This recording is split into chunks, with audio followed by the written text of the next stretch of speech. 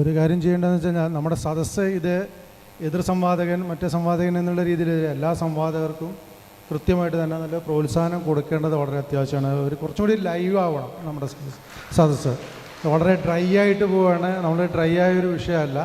അതുകൊണ്ട് തന്നെ വളരെ ലൈവായിട്ട് രണ്ടുപേർക്കും നല്ല രീതിയിലുള്ള പ്രോത്സാഹനം കൊടുത്ത് ഒരു പാസീവായിട്ട് ഇരിക്കാതെ വളരെ ആക്റ്റീവായിട്ടുള്ളൊരു പാർട്ടിസിപ്പേഷനാണ് സദസ്സിൻ്റെ ഭാഗത്തുനിന്ന് നമ്മൾ പ്രതീക്ഷിക്കുന്നത്.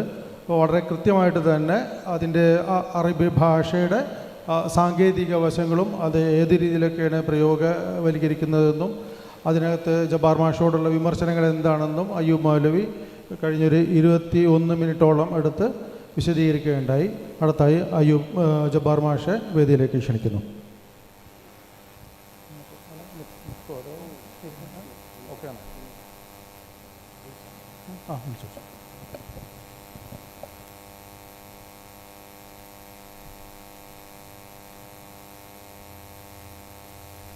അത് അവിടുത്തെ മൂളിച്ചയാണ് കേട്ടോ, നമ്മുടെ മൂളിച്ചയല്ല.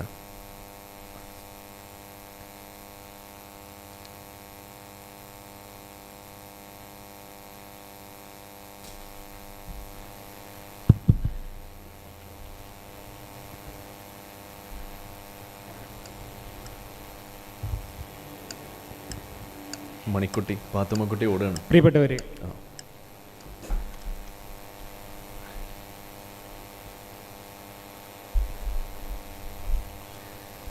സമയം വളരെ പരിമിതമാണ് എന്നതുകൊണ്ട് തന്നെ മറ്റു ആമുഖ ഉപചാരമൊന്നുമില്ലാതെ വിഷയത്തിലേക്ക് കടക്കുകയാണ്. അയ്യൂബ് നേരത്തെ ഒരു സംസാര ശകലത്തിൽ ഉന്നയിച്ച 2-3 ആരോപണങ്ങൾ അല്ലെങ്കിൽ 2-3 വിമർശനങ്ങൾക്കാണ് എനിക്ക് മറുപടി പറയേണ്ടത് അല്ലെങ്കിൽ പ്രതികരിക്കേണ്ടത്. അതിന് ഞാൻ 2-3 പാർട്ടാക്കിയിട്ട് തിരിച്ചിട്ടുണ്ട്. ഈ 2-3 ഭാഗങ്ങൾക്കും വിശദമായ ഒരു പ്രതികരണം അല്ലെങ്കിൽ ഒരു മറുപടി നൽകണമെങ്കിൽ എനിക്ക് ചുരുങ്ങിയത് 2 മണിക്കൂർ വേണം. ആ 2 മണിക്കൂർ പറയേണ്ട സംഗതിയെ 20 മിനിറ്റിലേക്ക് ചുരുക്കുമ്പോൾ ഉണ്ടാകുന്ന എല്ലാ പ്രശ്നങ്ങളും ഞാനിപ്പോൾ അഭിമുഖീകരിക്കുന്നുണ്ട്. പക്ഷേ അതിന് ഞാനൊരു പരിഹാരം നിങ്ങളുടെ മുമ്പിൽ പറയുകയാണ്. ഇതിന് വിശദമായ ഒരു മറുപടി 1, 2, 3 പാർട്ടായിട്ട് വീഡിയോ രൂപത്തിൽ ചെയ്ത് ഞാൻ എൻ്റെ യൂട്യൂബിൽ ഇന്നോ നാളെയോ അപ്ലോഡ് ചെയ്യുന്നതായിരിക്കും. യഥാർത്ഥത്തിൽ അയ്യൂബ് ഉന്നയിച്ച വാദങ്ങൾക്കും ഇവിടെ ഉന്നയിക്കപ്പെട്ടിട്ടുള്ള വാദങ്ങൾക്കുമെല്ലാമുള്ള എൻ്റെ വിശദീകരണം ആ വീഡിയോയിലായിരിക്കും നിങ്ങൾക്ക് കേൾക്കാൻ കഴിയുക. ഇവിടെ ഞാൻ അതിൻ്റെ വളരെ ചുരുക്കം ചില പോയിൻ്റുകൾ മാത്രം പറയാനാണ് ഉദ്ദേശിക്കുന്നത്. ഒന്ന്, അറബി എഴുതാനോ വായിക്കാനോ അറിയാത്ത ആൾ എന്നാണ് അദ്ദേഹം പറയുന്നത്. അത് ശരിയല്ല. ഞാൻ 10ാം ക്ലാസ്സിൽ അറബി പാസ്സായ ആളാണ്. അറബി സ്കൂളിൽ 50% മാർക്ക് കിട്ടിയിട്ടുണ്ട്. അപ്പോൾ എഴുത്തും വായനയും അറിയാത്ത ഒരാൾക്ക് 50% മാർക്ക് 10ാം ക്ലാസ് പരീക്ഷയിൽ കിട്ടില്ലല്ലോ. അപ്പോൾ എഴുതാനും വായിക്കാനൊക്കെ അറിയാം, പക്ഷേ ബാക്കി കാര്യങ്ങളൊക്കെയാണ്. പക്ഷേ അറബി ഭാഷ അറിയാത്ത ഒരാൾക്ക് ഖുർആൻ മനസ്സിലാവില്ല എന്ന് പറയുന്നത് ഇസ്ലാം എന്ന മതത്തിൻ്റെ അടിസ്ഥാന വേരിനെ വെട്ടുന്ന ഒരു സെൽഫ് ഗോളാണ്. ഇതാണ് എനിക്ക് ആദ്യമായിട്ട് ഇതിനെക്കുറിച്ച് പറയാനുള്ള ഒരു പോയിന്റ്.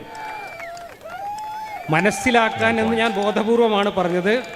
മനസ്സിലാക്കിയ കാര്യങ്ങൾ മറ്റുള്ളവർക്ക് പറഞ്ഞ് മനസ്സിലാക്കി കൊടുക്കുന്നതിനാണ് ക്ലാസ് എന്ന് പറയാം. എനിക്ക് ഖുർആൻ വായിച്ചപ്പോൾ മനസ്സിലായ കാര്യങ്ങൾ ഞാൻ ഈ സമൂഹത്തിന് എനിക്ക് പറ്റുന്ന രീതിയിൽ ലളിതമായിട്ട് പറഞ്ഞ് മനസ്സിലാക്കി കൊടുക്കാനാണ് ഞാൻ ഖുർആൻ ക്ലാസ് നടത്തുന്നത്. ആ അർത്ഥത്തിൽ എനിക്ക് മനസ്സിലായ കാര്യങ്ങൾ പറഞ്ഞു കൊടുക്കാൻ എനിക്ക് കഴിയുന്നുണ്ട്. ആ മനസ്സിലാക്കലുകളിൽ തെറ്റുണ്ടായിരിക്കാം, അത് ഓക്കെ. അത്തരം വിമർശനങ്ങളൊക്കെ നമുക്ക് തുടർന്ന് ചർച്ച ചെയ്യാം. അത് തന്നെയാണ് ചർച്ചയും സംവാദം കൊണ്ടൊക്കെ ഉദ്ദേശിക്കുന്നത്. പക്ഷേ ഇവിടെ ഇത് സെൽഫ് ഗോളാണ് എന്ന് ഞാൻ പറയാൻ കാരണം, ഇന്ന് ആധുനിക ഇസ്ലാമിൻ്റെ ദഅ്വാക്കാരൊക്കെ പുതിയ തലമുറയിൽപ്പെട്ട ചെറുപ്പക്കാരോട് ഖുർആൻ പരിചയപ്പെടുത്തിക്കൊണ്ട് പറയുന്ന ഒരു വിശേഷണമുണ്ട്. ഖുർആൻ പടച്ചോൻ എന്ന നമ്മുടെ സ്രഷ്ടാവ് അദ്ദേഹം നിർമ്മിച്ചു വിട്ട ഈ സാധനത്തിൻ്റെ മുമ്പിലേക്ക് കൊടുത്തയച്ചിട്ടുള്ള കാറ്റലോഗാണ് എന്നാണ്, അല്ലെങ്കിൽ യൂസർ മാനുവലാണെന്നാണ്. കാറ്റലോഗ് അല്ലെങ്കിൽ യൂസർ മാനുവൽ എന്ന നിലക്ക് ഒരു ഉടമസ്ഥൻ, ഒരു നിർമ്മാതാവ് അയാൾ നിർമ്മിച്ച ഒരു പ്രോഡക്റ്റിൻ്റെ മുമ്പിലേക്ക് വെച്ചു കൊടുക്കുന്ന കാറ്റലോഗ് പോലെ പടച്ചോൻ എന്ന് പറയുന്ന മനുഷ്യൻ്റെ നിർമ്മാതാവ് മനുഷ്യൻ്റെ മുമ്പിലേക്ക് വെച്ച് തന്നിട്ടുള്ള യൂസർ മാനുവലാണ്, കാറ്റലോഗാണ് ഖുർആൻ എന്നാണ് പറയുന്നത്. അങ്ങനെയാണെങ്കിൽ അറബി ഭാഷ അറിയാത്തവർക്ക് ആ കാറ്റലോഗ് മനസ്സിലാക്കാൻ കഴിയില്ല എന്നാണ് വാദമെങ്കിൽ പടച്ചോന് വേറെ വല്ല പണി ചെയ്യുന്നതാവും നല്ലതെന്നാണ് എനിക്ക് പറയാനുള്ളത്. ചൈനയിൽ ഉൽപ്പാദിപ്പിക്കുന്ന ഒരു ഉൽപ്പന്നം, ഇപ്പോൾ ചൈനയിൽ നിന്ന് ലോകത്തിൻ്റെ നാനാഭാഗത്തേക്കും ഒരുപാട് ഉപകരണങ്ങൾ ഉണ്ടാക്കി കൊടുത്തേക്കുന്നുണ്ട്.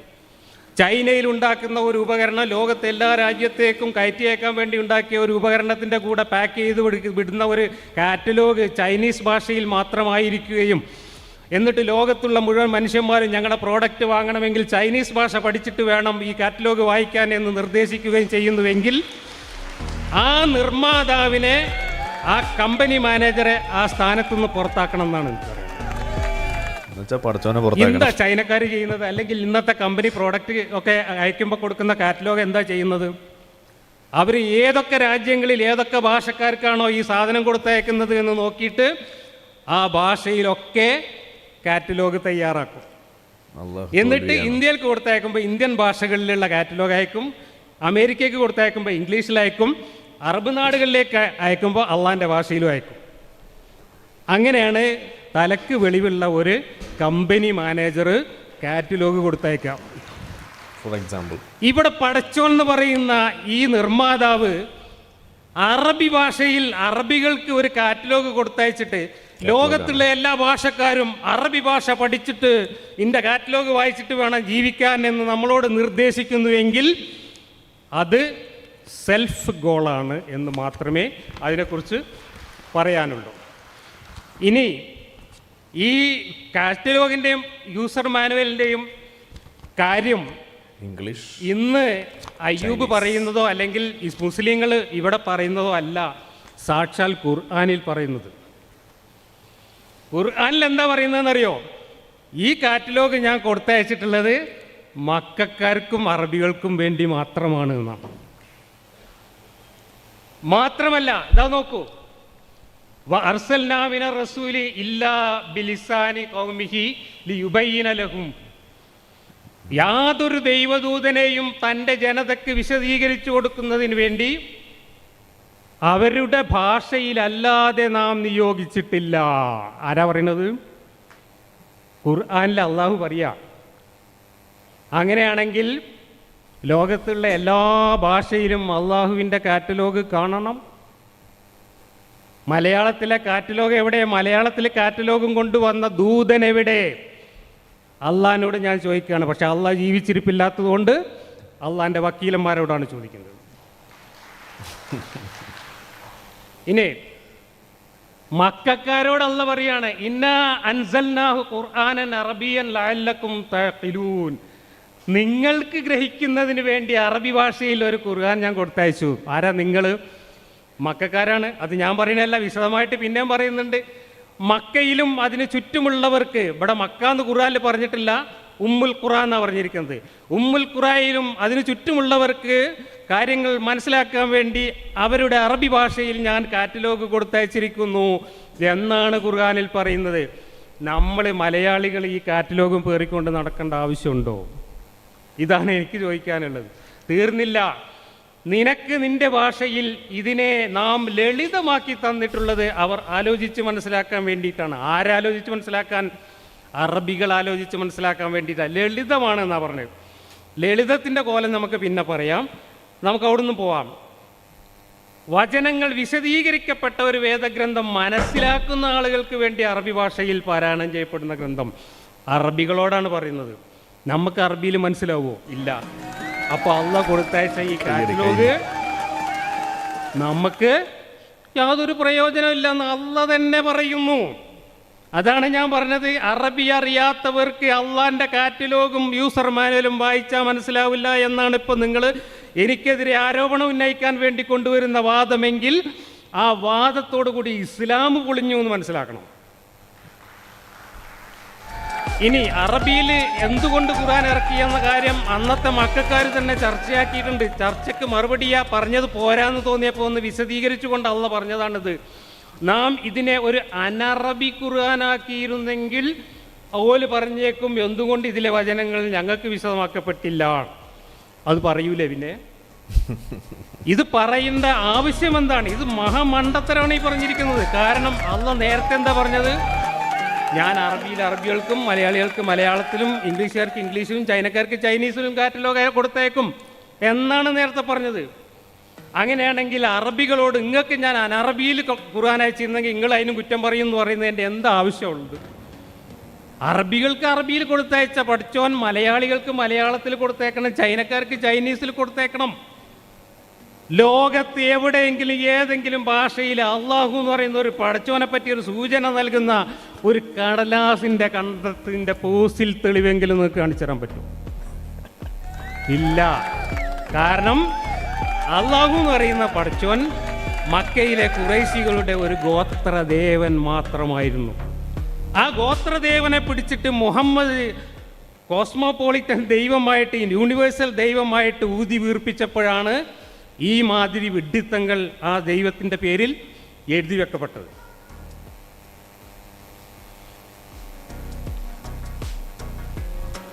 ഇത് ലളിതമായിട്ടാണ് പറഞ്ഞതെന്ന് പറഞ്ഞു. എന്നിട്ട് ലളിതമായിട്ട് കാറ്റലോഗ് കൊടുത്തയച്ചിട്ട് ആ കാറ്റലോഗ് വായിച്ചിട്ട് മനസ്സിലാക്കാതെ തിരിഞ്ഞുത്തിപ്പോയി എന്ന് മക്കാരെ കുറിച്ച് നിരന്തരം 13 കൊല്ലം പയ്യരം പറയുമായിരുന്നു പഠിച്ചോൻ്റെ പണി. കാറ്റലോഗ് മനസ്സിലാവാഞ്ഞിട്ടേ ലളിതമായിട്ട് പറഞ്ഞു കൊടുത്തൊരു കാറ്റലോഗ് നമുക്കല്ല, അറബികൾക്ക് മനസ്സിലായിട്ടില്ല. അറബികൾക്ക് മനസ്സിലായിട്ടില്ല എന്നുള്ളതിൻ്റെ തെളിവുകൾ തരാം. എന്ന് മാത്രമല്ല, ലളിതമായിട്ടാണ് ഞാൻ ഇത് കൊടുത്തയച്ചത് എന്ന് പറയുന്ന അതേ പഠിച്ചോൻ പറയാണ് എൻ്റെ കിതാബിൽ എല്ലാവർക്കും മനസ്സിലാവുന്ന മുഹക്കമാത്തും ഉണ്ട്, ഒരു മനുഷ്യനും മനസ്സിലാവാത്ത മുത്തസാബിഹാത്തും ഉണ്ട്. യൂസർ മാനുവലിൽ മുത്തസാബിഹാത്ത് തിരികെ വെക്കുന്ന ഒരു പഠിച്ചോനെ പറ്റി എന്താ നിങ്ങൾക്ക് പറയാനുള്ളത്? യൂസർ മാനുവലെ കൊടുത്തേക്കുന്നത് എന്തിനാണ്? കണക്കുണ എഴുതിയിട്ട് മുത്തസാബിയാത്താണ്, ആർക്കും മനസ്സിലാവില്ല, അള്ളാഹ്ക്ക് മാത്രമേ മനസ്സിലാവുള്ളൂ എന്നാ പറഞ്ഞത്. അള്ളാഹ്ക്ക് മാത്രം മനസ്സിലാവുന്ന ഒരു കണകുണ വർത്താനം ഈ കാറ്റലോഗിൽ ഉൾപ്പെടുത്തി കൊടുത്തേക്കേണ്ട വല്ല കാര്യം അള്ളാഹ്ക്കുണ്ട്? അത് അള്ളാഹിൻ്റെ കസേരൻ്റെ ചോട്ടിൽ അവിടെ വെച്ചാൽ പോരെ? എന്തിനാ ജിബ്രീൽ അതും താങ്ങിക്കൊണ്ട് ഇങ്ങോട്ട് വന്നത്? ഖുർആൻ നിറയെ മുത്തസാബിഹാത്താണ്, ആർക്കും മനസ്സിലാവാത്തത്, അള്ളാഹ്ക്ക് മാത്രം മനസ്സിലാവുന്ന കണകുണ വർത്തമാനം ഞാൻ എൻ്റെ കാറ്റലോഗിൽ തിരികെ വെച്ചിരിക്കുന്നു എന്ന് തലക്ക് വെളിയുള്ള ഒരു പഠിച്ചം പറയോ? ഇതാണ് ഖുർആന്റെ അവസ്ഥ. ഇനി ഖുർആൻ വളരെ ലളിതവും വ്യക്തവും വിശദീകരിക്കപ്പെട്ടതുമൊക്കെയാണ് എന്ന് പറഞ്ഞു. അറബി ഭാഷയിൽ ഇറക്കിയ ഖുർആൻ പരിഭാഷപ്പെടുത്തിയാൽ ആർക്കും മനസ്സിലാവില്ല എന്ന് പറഞ്ഞു. അറബി ഭാഷയിൽ ഇറക്കിയ കാറ്റലോഗ് അറബി ഭാഷയിൽ ജീവിച്ച് പഠിച്ച ഖുർആന്റെ വ്യാഖ്യാതാക്കളായ പണ്ഡിതന്മാർക്ക് മനസ്സിലായിട്ടില്ല കൂട്ടരെ. അതിൻ്റെ കാരണമാണ് അയ്യൂബ് തന്നെ പറഞ്ഞു അള്ളാഹ്ക്ക് അറബി അറിയില്ല എന്ന് ഞാൻ പറഞ്ഞു എന്ന്. അത് തന്നെയാണ് എനിക്കിപ്പോഴും പറയാനുള്ളത്. അള്ളാഹ്ക്ക് അറബി മാത്രമല്ല, അള്ളാഹ്ക്ക് ഒരു ഭാഷയുടെയും യൂണിവേഴ്സൽ ഗ്രാമർ അറിയില്ല. കാരണം ഓരോ ഭാഷയ്ക്കും ആ ഭാഷയുടെ എല്ലാ ഭാഷയ്ക്കും പൊതുവായ ഒരു ഗ്രാമർ ഉണ്ട്. ഭാവി, ഭൂതം, വർത്തമാനം പോലെയുള്ള ടെൻസൊക്കെ എല്ലാ ഭാഷയിലും വേണം, എന്നെങ്കിൽ ആശയവിനിമയം നടക്കൂ. അതിനാണ് യൂണിവേഴ്സൽ ഗ്രാമർ എന്ന് പറയുക. അള്ളാഹ്ക്ക് ഒരു ഭാഷയും സംസാരിക്കാൻ അറിയില്ല എന്നതിൻ്റെ തെളിവാണ് അള്ളാഹിൻ്റെ ഖുർആൻ. കാരണം അള്ളാഹിൻ്റെ ഖുർആനിൽ 900 ബ്രാക്കറ്റ് ഇട്ടിട്ടാണ് അറബികൾ തന്നെ ഖുർആനെ വിവരിക്കുന്നത്, വിശദീകരിക്കുന്നത്. ഏറ്റവും കൂടുതൽ ബ്രാക്കറ്റുള്ള പുസ്തകത്തിന് ഗിന്നസ് റെക്കോർഡ് ഉണ്ടെങ്കിൽ അത് ഖുർആന്റെ പരിഭാഷകൾക്ക് മാത്രമേ കിട്ടുള്ളൂ. എന്നിട്ട് ഒരായത്ത് അള്ളാഹ് ഒരു കാര്യം പറയാൻ വേണ്ടി ഒരു വാചകം പറയാം, എന്നിട്ട് ആ വാചകത്തിൻ്റെ തുടക്കത്തിലൊരു ബ്രാക്കറ്റ്, നടുവിലൊരു ബ്രാക്കറ്റ്, ഒടുക്കത്തിലൊരു ബ്രാക്കറ്റ്, എന്നിട്ട് ബ്രാക്കറ്റിൽ ഇത് വ്യാഖ്യാനിക്കുന്ന പണ്ഡിതന്മാർ ഓൽക്ക് തോന്നിയതൊക്കെ എഴുതി കയറ്റുക. നമ്മളെ MT വാസുദേവൻ നായർ കഴിഞ്ഞ ദിവസം, അടുത്ത ദിവസം നമ്മുടെ മുസ്തഫ മൗലവി ഖുർആൻ അകമ്പൊരുൾ എന്ന് പറയുന്ന അദ്ദേഹത്തിൻ്റെ ഖുർആൻ വ്യാഖ്യാനത്തിൻ്റെ 4ാം വോളിയം പ്രകാശനവുമായി ബന്ധപ്പെട്ട് പുറത്തിറക്കിയ ഒരു സുവനീറാണിത്. ആ സുവനീറിലേക്ക് ഒരു ആശംസ ചോദിച്ചുകൊണ്ട് MT വാസുദേവൻ നായരെ സമീപിച്ചു. MT നല്ല 1.5 ഒരു ട്രോൾ അങ്ങോട്ട് എഴുതി കൊടുത്തു. നിങ്ങൾ സ്ക്രീനിൽ കാണണ്ടേ വായിച്ചു നോക്കി. എന്താ MT പറഞ്ഞതെന്നറിയോ? അതാ പുറം ചട്ടയിൽ തന്നെ പ്രസിദ്ധീകരിച്ചിട്ടുണ്ട്. കാണുന്നില്ല. ബ്രാക്കറ്റുകളില്ലാത്ത തെളിമലയാളത്തിലുള്ള ഖുർആൻ എന്നെങ്കിലും കിട്ടുകയാണെങ്കിൽ ഒന്ന് വായിക്കാൻ ആഗ്രഹമുണ്ടായിരുന്നു. MT വാസുദേവൻ നായർ എന്ന മലയാള സാഹിത്യത്തിൻ്റെ കുലപതിക്ക് പോലും ഖുർആൻ എന്താണ് സാധനം എന്ന് മനസ്സിലായിട്ടുണ്ട്. കാരണം എന്താണെന്നറിയോ? MT പണ്ട് NP മുഹമ്മദിൻ്റെ വലിയ സുഹൃത്തായിരുന്നു. മൂപ്പര് ഇങ്ങനെ ഇസ്ലാം പഠിപ്പിച്ചിരുന്നു. ആ കാലത്ത് MT ഖുർആനൊക്കെ ഒന്ന് എടുത്ത് വായിച്ചു നോക്കിയിട്ടുണ്ട്. 2 പേജ് വായിച്ചിട്ട് മൂപ്പര് വലിച്ചെറിഞ്ഞിട്ടുണ്ടാവും. കാരണം അതിനകത്ത് ഒരു വാചകം പോലും പൂർണ്ണമല്ല. ഓരോ വാചകവും ബ്രാക്കറ്റുകളിൽ ഓരോരുത്തർക്കും തോന്നിയത് മാതിരി തിരികെ വെച്ചിരിക്കുകയാണ്. എൻ്റെ ശിവനെ, കാറ്റലോഗ് ഇറക്കുന്ന ഒരു നിർമ്മാതാവ് യൂസർ മാനുവലിൻ്റെ അകത്ത് ഇങ്ങനെയാണോ ഭാഷ ഉപയോഗിക്കുക? ലളിതമായ ഭാഷയിൽ പൂർണ്ണതയുള്ള വാക്യങ്ങളിൽ ലോകത്താർക്കും മനസ്സിലാവുന്ന രീതിയിൽ, ഒരു ഭാഷാ പാണ്ഡിത്യം ഇല്ലാത്തവർക്ക് മനസ്സിലാവുന്ന രീതിയിൽ കാര്യങ്ങൾ എഴുതി കൊടുത്തയക്കുന്നതിനാണ് വെള്ളം അതിനെ നമുക്കിവിടെ ഈ യൂസർ മാനുവൽ എന്ന് പറയാം. മാഷ് വെള്ളം കുടിക്കണം. വെള്ളം കുടിച്ചു എന്ന് പറഞ്ഞ ഫോട്ടോ എടുത്തോളി. ക്ലിക്ക്. നാളെ ഫ്രണ്ട് പേജിൽ മാഷ് വെള്ളം കൊണ്ടവരളുന്നുണ്ട്. അങ്ങനെ ആരെങ്കിലും കാറ്റലോഗ് കൊടുത്തേക്കോ? ഇല്ല. അപ്പോൾ ഖുർആൻ യൂസർ മാനുവലാണ്, കാറ്റലോഗാണ്. അള്ളാഹു എന്ന നിർമ്മാതാവ് തൻ്റെ സൃഷ്ടികൾക്ക് കാര്യങ്ങൾ എങ്ങനെയാണ് ജീവിക്കേണ്ടത് എന്ന് പഠിപ്പിക്കാൻ വേണ്ടി കൊടുത്തയച്ച മാനുവലാണ് എന്ന് പറഞ്ഞാൽ അത് ലോകത്തെ എല്ലാ ഭാഷയിലും ഓരോ കോപ്പി ഇറക്കണം. അള്ളാഹ്ക്ക് കഴിയാത്ത കാര്യമൊന്നുമല്ല. നിങ്ങൾ പറയാം അതൊക്കെ ബുദ്ധിമുട്ടല്ലേ എന്നാണ് പറയുന്നതെങ്കിൽ നിങ്ങൾ അള്ളാഹിനെ പിന്നെയും ചെറുതാക്കുകയാണ്. കാരണം ഒരു കുൻ അങ്ങോട്ട് വെച്ച് കാച്ചാൽ മതി. ഉറക്കനാണ്ട് വെച്ച് കാച്ചിയാൽ എന്തും സാധ്യമാകുന്ന ആളാണ് പഠിച്ചോൻ. അങ്ങനെയാണെങ്കിൽ മൂപ്പര് ലോകത്തുള്ള എല്ലാ ഭാഷയിലും എൻ്റെ ഈ കാറ്റലോഗിൻ്റെ ഒരു കോപ്പി വരട്ടെ എന്നാണ് പറഞ്ഞാൽ പോരെ. എന്തേ പഠിച്ചോന് ലോകത്തെ എല്ലാ ഭാഷയിലും ഒരേ സമയത്ത് കാറ്റലോഗ് ഇറക്കാൻ പറ്റാതിരുന്നത്? ഇനി അതൊക്കെ പോട്ടെ, ഈ കാറ്റലോഗിൽ വേറൊരു കുഴപ്പമുണ്ട്. ആർക്കാ ഈ കാറ്റലോഗ് കൊടുത്തേക്കൽ? സാധാരണ ഒരു പ്രോഡക്റ്റ് വാങ്ങുന്ന കസ്റ്റമർക്കാണ് കാറ്റലോഗ് കൊടുത്തേക്കുക. ഇവിടെ പ്രോഡക്റ്റിൻ്റെ മുമ്പിലേക്കാണ് കൊടുത്തയച്ചിരിക്കുന്നത്. എടാ പ്രോഡക്റ്റ് ഇത് വായിച്ചു നോക്കിയിട്ട് ഇതുപോലെ പ്രവർത്തിക്കുമെന്ന് വെളിവുണ്ടെങ്കിൽ ഏതെങ്കിലും നിർമ്മാതാവ് പണി ചെയ്യുമോ? ഒരു AI റോബോട്ട് ഉണ്ടാക്കുന്ന ഒരു ചൈനീസ് കമ്പനി ആ റോബോട്ടിൻ്റെ മുമ്പിലേക്ക് ചൈനീസ് ഭാഷയിൽ ഒരു കാറ്റലോഗ് എഴുതിയിട്ട് റോബോട്ടേക്ക് ഇങ്ങനെ പ്രവർത്തിച്ചോ എന്ന് പറയല്ല ചെയ്യാം. റോബോട്ട് എങ്ങനെ പ്രവർത്തിക്കണം എന്നുള്ളത് റോബോട്ടിൻ്റെ ഉള്ളിൽ പ്രോഗ്രാം ചെയ്യാണ് ചെയ്യുക. ഈ റോബോട്ട് വാങ്ങിക്കൊണ്ടുപോയി പ്രവർത്തിപ്പിക്കുന്ന കസ്റ്റമറാണ് കാറ്റലോഗ് വായിച്ചു നോക്കുക. ഇവിടെ കാറ്റലോഗ് കൊടുത്തയച്ചത് ആർക്കാ? സ്വന്തം നിർമ്മിച്ച പ്രോഡക്റ്റിൻ്റെ മുമ്പിലേക്ക്. അതതിനേക്കാളും വലിയ അബദ്ധം. എന്നിട്ട് ഈ പ്രോഡക്റ്റിനോട് പറയാണ് ഈ കാറ്റലോഗ് വായിച്ചിട്ട് നീ അതുപോലെ ചെയ്തോ. അതിൻ്റെ വല്ല ആവശ്യം അള്ളാഹ്ക്കുണ്ടോ? അള്ളാഹ്ക്ക് അതിൻ്റെ ഒന്നും ആവശ്യമില്ല. അള്ളാഹു തേനീച്ചക്ക് വഹിയിറക്കി കൊടുത്തത് ഖുർആനിൽ പറയുന്നുണ്ട്. അല്ല തേനീച്ച ഈ മനുഷ്യന്മാർ കെട്ടിപ്പൊക്കുന്ന സാധനത്തിൻ്റെ മുകളിലും മരത്തിൻ്റെ മുകളിലൊക്കെ കൂടുണ്ടാക്കിക്കോ എന്ന് അള്ളാഹു തേനീച്ചക്ക് വഹി കൊടുത്തു എന്ന് ഖുർആനിലുണ്ട്. അടിപൊളി.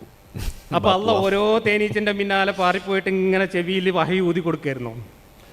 അതല്ലെങ്കിൽ ഓരോ തേനീച്ചക്കൂട്ടിലും അള്ള പോയിട്ട് ആ തേനീച്ചക്കൂട്ടിലെ റാണീനെ അങ്ങോട്ട് വിളിച്ചിട്ട് റാണി ജിൻ്റെ പ്രവാചകത്തിയാണ് എന്ന കാറ്റലോഗ് ജൻ്റെ തേനീച്ചകൾക്ക് ഇതൊക്കെ ഒന്ന് പറഞ്ഞു കൊടുത്താളാ എന്ന് പറഞ്ഞിട്ട് കൂടുണ്ടാക്കാൻ പറഞ്ഞു കൊടുക്കുകയാണോ ചെയ്തത്? അല്ല. അവിടെ അള്ള എന്താ ചെയ്തറിയും? അവിടെ തേനീച്ചയുടെ ജന്മവാസനയായി തേനീച്ചയുടെ ജനിതകത്തിൽ പ്രോഗ്രാം ചെയ്തിട്ട് തേനീച്ചനാണ് പടച്ചുകൂടുകയാണ് പ്രകൃതി ചെയ്തത്. ആ പ്രകൃതിൻ്റെ പേരാണ് അള്ള എങ്കിൽ അള്ള ചെയ്തത്. മനുഷ്യന്റെ കാര്യത്തിലും അങ്ങനെ ചെയ്താൽ മതി. ഉത്തരം കൂടിയാണത്. പശു പ്രസവിച്ച ഉടനെ പശുവിന്റെ കുട്ടിക്ക് പാല് കൊടുക്കണമെന്ന് ഏതെങ്കിലും ഒരു കാളപ്രവാചകൻ വന്നിട്ട് കാറ്റലോഗ് കാണിച്ചു കൊടുത്തിട്ട് ഇങ്ങനെ ചെയ്തോ എന്ന് പറഞ്ഞിട്ടല്ല പശു കുട്ടിക്ക് പാല് കൊടുക്കുന്നത്. പശുവിന്റെ ഉള്ളിൽ പ്രകൃതി പ്രോഗ്രാം ചെയ്യപ്പെട്ട ജന്മവാസന എന്ന് പറയുന്ന ജനിതക കോഡിംഗ് ഉണ്ട്. ആ കോഡിങ്ങിലൂടെയാണ് പശു എങ്ങനെ ജീവിക്കണം എന്ന് പശുവിനെ അള്ളാഹ് പഠിപ്പിച്ചതെങ്കിൽ മനുഷ്യൻ എങ്ങനെ ജീവിക്കണം എന്ന് പഠിപ്പിക്കാൻ മനുഷ്യന് യുക്തിയും ബുദ്ധിയും കൊടുത്ത പടച്ചോനോ എന്താണ് മനുഷ്യനെ കൊണ്ട് പ്രയോജനം എന്ന് കൂടി ചിന്തിച്ച് മനസ്സിലാക്കാനുള്ള ഒരു പ്രോഗ്രാമിങ് തലച്ചോറിൽ നടത്തിയെങ്കിൽ ഈ മാതിരി ഏടാകൂടങ്ങളൊക്കെ നടത്തിയിട്ട് നമ്മളെപ്പോലുള്ള ആളുകളുടെ പരിഹാസം കേൾക്കേണ്ടി വരുമായിരുന്നു പടച്ചോന്. ഇതാണ് എനിക്ക് പറയാനുള്ളത്. നിങ്ങൾ സെൽഫ് ഗോളടിച്ച് നിങ്ങൾ ഈ മതത്തിനെ വല്ലാണ്ട കോലം കെടുത്തി കേരളത്തിൽ. മിണ്ടാതെ ഇരിക്കുകയാണെങ്കിൽ നിങ്ങളെ മതം കുറച്ചാലും കൂടെ ഒക്കെ നിലനിൽക്കും. അതാണ് എനിക്ക് അയ്യൂബ് മൗലവിയോടും കൂട്ടുകാരോടും പറയാനുള്ളത്. നിങ്ങൾ ഇങ്ങനെ വടി തന്ന് തല്ലുവാങ്ങരുത്. മിണ്ടാതിരുന്നാൽ വിശ്വാസികളായ ആൾക്കാർ അങ്ങനെ വിശ്വസിച്ചും നിസ്കരിച്ചും പോയിക്കോളും. പക്ഷേ ഈ ജാതിരി വിഡ്ഢിത്തങ്ങളുമായിട്ട് നിങ്ങൾ മനുഷ്യന്മാരുടെ മുമ്പിലേക്ക് വന്നാൽ അതിനൊക്കെ കുട്ടികളെ കയ്യിൽ നിന്ന് മറുപടി കിട്ടും. നിങ്ങൾ ഇതുപോലെ കിടന്നിടങ്ങാറാവേണ്ടി വരും. അതാണ് എനിക്ക് ഇതിന് പറയാനുള്ളത്. ഒരു വാക്യം പോലും ഈ ഖുർആനിൽ മര്യാദക്ക് പറഞ്ഞു തന്നിട്ടില്ല അള്ളാഹ്. അതുകൊണ്ടാണ് ഞാൻ ഖുർആൻ എഴുതിയ പഠിച്ചവന് ഭാഷ അറിയില്ല എന്ന് പറഞ്ഞത്. എത്ര പോലും ബ്രാക്കറ്റുകൾ. ഞാൻ ചോദിക്കുന്നു, ഖുർആനിൻ്റെ പരിഭാഷകളിലും വ്യാഖ്യാനങ്ങളിലും ഏറ്റവും കൂടുതൽ അച്ചടിച്ചിട്ടുള്ള വാചകം ഏതാണെന്നറിയുള്ളൂ? ഇതിൽ പണ്ഡിതന്മാർക്കിടയിൽ അഭിപ്രായ ഭിന്നതയുണ്ട്. ഖുർആനിൽ ഈ പണ്ഡിതന്മാർക്കിടയിൽ അഭിപ്രായ ഭിന്നതയില്ലാത്ത എത്ര വാക്യങ്ങളുണ്ട് എന്ന് കണ്ടെത്താൻ നിങ്ങൾ പോയിട്ട് ഒരു ഗവേഷണം നടത്തുക. പിന്നെയാണ് ബാക്കി മുഴുവൻ പണ്ഡിതന്മാർക്ക്. എന്തിനാണ് ഇത്രയധികം വ്യാഖ്യാനങ്ങൾ? ഇത് ലളിതമായി കൊടുത്തയച്ച കാറ്റലോഗ് ആണെങ്കിൽ എന്തിനാണ് കൂട്ടരെ 10,000 വ്യാഖ്യാനങ്ങൾ ഇന്നും കുത്തിയിരുന്ന് വ്യാഖ്യാനിക്കുകയാണ്? ഇത് കേരളത്തിൽ എൻ്റെ അറിവിൽ ഞാൻ അറിയുന്ന 4 ആൾ ഇപ്പോഴും കുത്തിയിരുന്നിട്ട് ഖുർആൻ വ്യാഖ്യാനിക്കുന്നുണ്ട്, മുസ്തഫ മൗലവി ഉൾപ്പെടെ. ഒരു കാറ്റലോഗിൻ്റെ ഗതികേടാണിത്. ലോകത്തെ ഏതെങ്കിലും കമ്പനി ഒരു കാറ്റലോഗ് ഇറക്കിയിട്ട് ഈ കാറ്റലോഗിന് വ്യാഖ്യാനങ്ങൾ എഴുതുകയും കാറ്റലോഗിൽ ബ്രാക്കറ്റ് ഇട്ടിട്ട് ലോകാവസാനം വരെ കാറ്റലോഗിന് വ്യാഖ്യാനം എഴുതുകയും ചെയ്യേണ്ട ഗതികേടുണ്ടായിട്ടുണ്ടോ എന്ന് നിങ്ങൾ ആലോചിച്ച് നോക്കുക. അതാണ് ഒന്ന് പടച്ചോൻ ഇങ്ങനെ കാറ്റലോഗ് കൊടുത്തയച്ച് മനുഷ്യനെ ജീവിക്കാൻ പഠിപ്പിച്ചു എന്ന് പറയുന്നത് തന്നെ പടച്ചോൻ്റെ മാന്യതക്കും അന്തസ്സിനും നിരക്കുന്ന കാര്യമല്ല. പടച്ചോൻ്റെ മാന്യതയ്ക്ക് നിരക്കുന്ന രീതിയിൽ എങ്ങനെയാണോ പശു കുട്ടിക്ക് മുല കൊടുക്കണമെന്ന് പടച്ചോൻ പഠിപ്പിച്ചു കൊടുത്തത്, എങ്ങനെയാണോ മനുഷ്യനെ സ്നേഹിക്കണമെന്ന് പഠിപ്പിച്ചു കൊടുത്തത്, നിങ്ങൾക്ക് വേദന തോന്നുമ്പോൾ, നിങ്ങൾക്ക് സങ്കടം വരുമ്പോൾ നിങ്ങളുടെ സഹജീവിയെ സഹായിക്കണമെന്ന് നിങ്ങളോട് നിങ്ങളുടെ മനസ്സാക്ഷി എങ്ങനെയാണോ പറയുന്നത്, അതിനാണ് ജന്മവാസന എന്ന് പറയുന്നത്. അതാണ് സഹജമായിട്ടുള്ള മനുഷ്യൻ്റെ പ്രകൃതം എന്ന് പറയുന്നത്. ആ പ്രകൃതത്തിൽ കോഡ് ചെയ്തുകൊണ്ട് തനിക്ക് പറയാനുള്ളത് പറയുക എന്നതാണ് തലക്ക് വെളിവുണ്ടെങ്കിൽ ഒരു പടച്ചോൻ ചെയ്യേണ്ടിയിരുന്നത്. അല്ലാതെ ഈ മാതിരി മുതശാബിഹാത്ത് കുത്തി നിറച്ചിട്ടും സാഹിത്യം കുത്തി നിറച്ചിട്ടും കാറ്റലോഗ് കൊടുത്തേക്കുക എന്നത് ഒരിക്കലും നിങ്ങൾ പടച്ചോന്റെ പേരിൽ പറയരുത്. പടച്ചോൻ പാവാണ് അവിടെ ഒരു ഭാഗത്ത് മൊബൈലിൽ വെക്കാലോ ഒരു ബെല്ല്.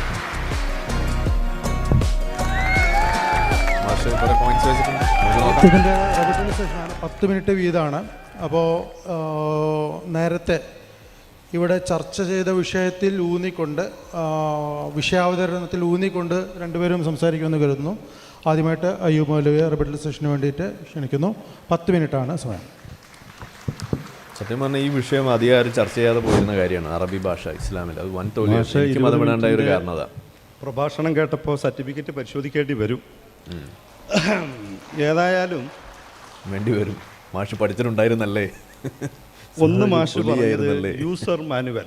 ഏതൊരു ഫാക്ടറി, ഇപ്പോൾ ചൈനയുടെ ഒരു പ്രോഡക്റ്റ് ലോകത്തെല്ലായിടത്തും വിൽക്കാൻ ആ മാനുവൽ വായിച്ചാൽ മതി. പക്ഷെ മാനുവൽ പോലും മാഷ് തെറ്റിച്ചാണ് വായിക്കുന്നതുകൊണ്ടാണ് ഈ പ്രശ്നം. വേറെ കുഴപ്പമൊന്നുമില്ല. അത് വേണ്ട. പിന്നെ ഖുർആൻ എന്ന് പറയുന്നത് എല്ലാ രാജ്യത്തേക്കും എല്ലാവർക്കും തിരിയുന്ന ഭാഷയിൽ അവതരിപ്പിച്ചാൽ പോരെ? ഒരു മക്കത്ത് അറബി രാജ്യത്ത് മുഹമ്മദ് നബി അറബിയാണ്, മുഹമ്മദ് നബിയുടെ ശ്രോതാക്കൾ അറബിയാണ്, അറബിയിൽ ഇറക്കിയിട്ട് പിന്നെ ലോകത്തെല്ലാവർക്കും കൂടി ഈ ഖുർആനാണെന്ന് പറയുന്നതിൽ എന്ത് യുക്തിയാണുള്ളത്? ആ ചോദ്യം തിരക്കടില്ല. നിങ്ങൾ ആലോചിച്ച് നോക്കൂ. ഇനിയിപ്പോൾ അത് വേറൊരു ഭാഷയിൽ ഇറക്കിയാലും ചോദ്യം വരുമെന്ന്. ഫ്രഞ്ച് ഭാഷയിൽ ഇറക്കി നോക്കുക, ഏത് ഭാഷയിൽ ഇറക്കിയാലും. അന്ന് ഹിബ്രു ഉണ്ടായിരുന്നു, അപ്പോൾ ഈ ചോദ്യം വരൂലേ? ചോദ്യം വരും. എല്ലാ ഭാഷയിലും ഇറക്കണം, അതാണ് നമ്മുടെ ആവശ്യം. അങ്ങനെ ആവട്ടെ. മാഷ് പറഞ്ഞ മാതിരി ചിന്തിച്ചു തന്നെ കൂട്ടുക. അറബിയിൽ ഇറങ്ങിയ ഖുർആൻ 1400 വർഷം മുമ്പ് 7-ാം നൂറ്റാണ്ടിൽ ഉണ്ടായ ഖുർആൻ ഇന്ന് ലോകത്തിൻ്റെ എല്ലാ ഭാഷയിലും എല്ലാ ജനങ്ങളും ഇന്ന് ലോകത്തിലെ 4ാമത്തെ ഒരു ഭാഷയാണ് അറബി. ലോകത്തിലെ 4ാമത്തെ ഭാഷയിലേക്ക് ഉയർത്തിയത് ഖുർആന്റെ ഭാഷ അറബി ആയതുകൊണ്ടാ. അല്ലെങ്കിൽ ഓരോ മലയാളികൾക്ക് തന്നെ 100 നാട്ടിൽ 100 ഭാഷയാണ്. അങ്ങനെ അറബിയിലുണ്ട്, ഈജിപ്ത്, ലബനാനിലൊക്കെ പല ഭാഷ ഉണ്ട്. പക്ഷേ ഖുർആനിന്റെ ഭാഷ അറബി ആയതുകൊണ്ട് എല്ലാവരെയും സ്വാധീനിക്കുന്ന ഒരു ശൈലിയും രൂപവും ഒരു സർവത്രമായി അല്ലെങ്കിൽ എല്ലാവരെയും ഉൾക്കൊള്ളുന്ന വിധത്തിൽ ഖുർആൻ നിലനിൽക്കുന്നതുകൊണ്ടാണ് അത് വന്നത്. ഖുർആനിന്റെ അതേ 1400 ഇന്ന് സ്വാഗതം പിന്നെ മോഡറേറ്റർ പ്രസംഗിച്ചപ്പോൾ പറഞ്ഞു 100 കൊല്ലം മുമ്പ് മലയാള മനോരമയിൽ പത്രത്തിൽ വരുന്ന ഒരു വാർത്ത ഇന്ന് കൗതുകമാണെന്ന്. 1400 വർഷം മുമ്പ് ഉപയോഗിച്ച അതേ ഖുർആൻ, അതേ ഭാഷ, അതേ ശൈലി, ഒരു മാറ്റമല്ല. പിന്നെ മാഷ് പറഞ്ഞ മാതിരി 40-70ഓളം വ്യത്യസ്ത തരം മാഷ്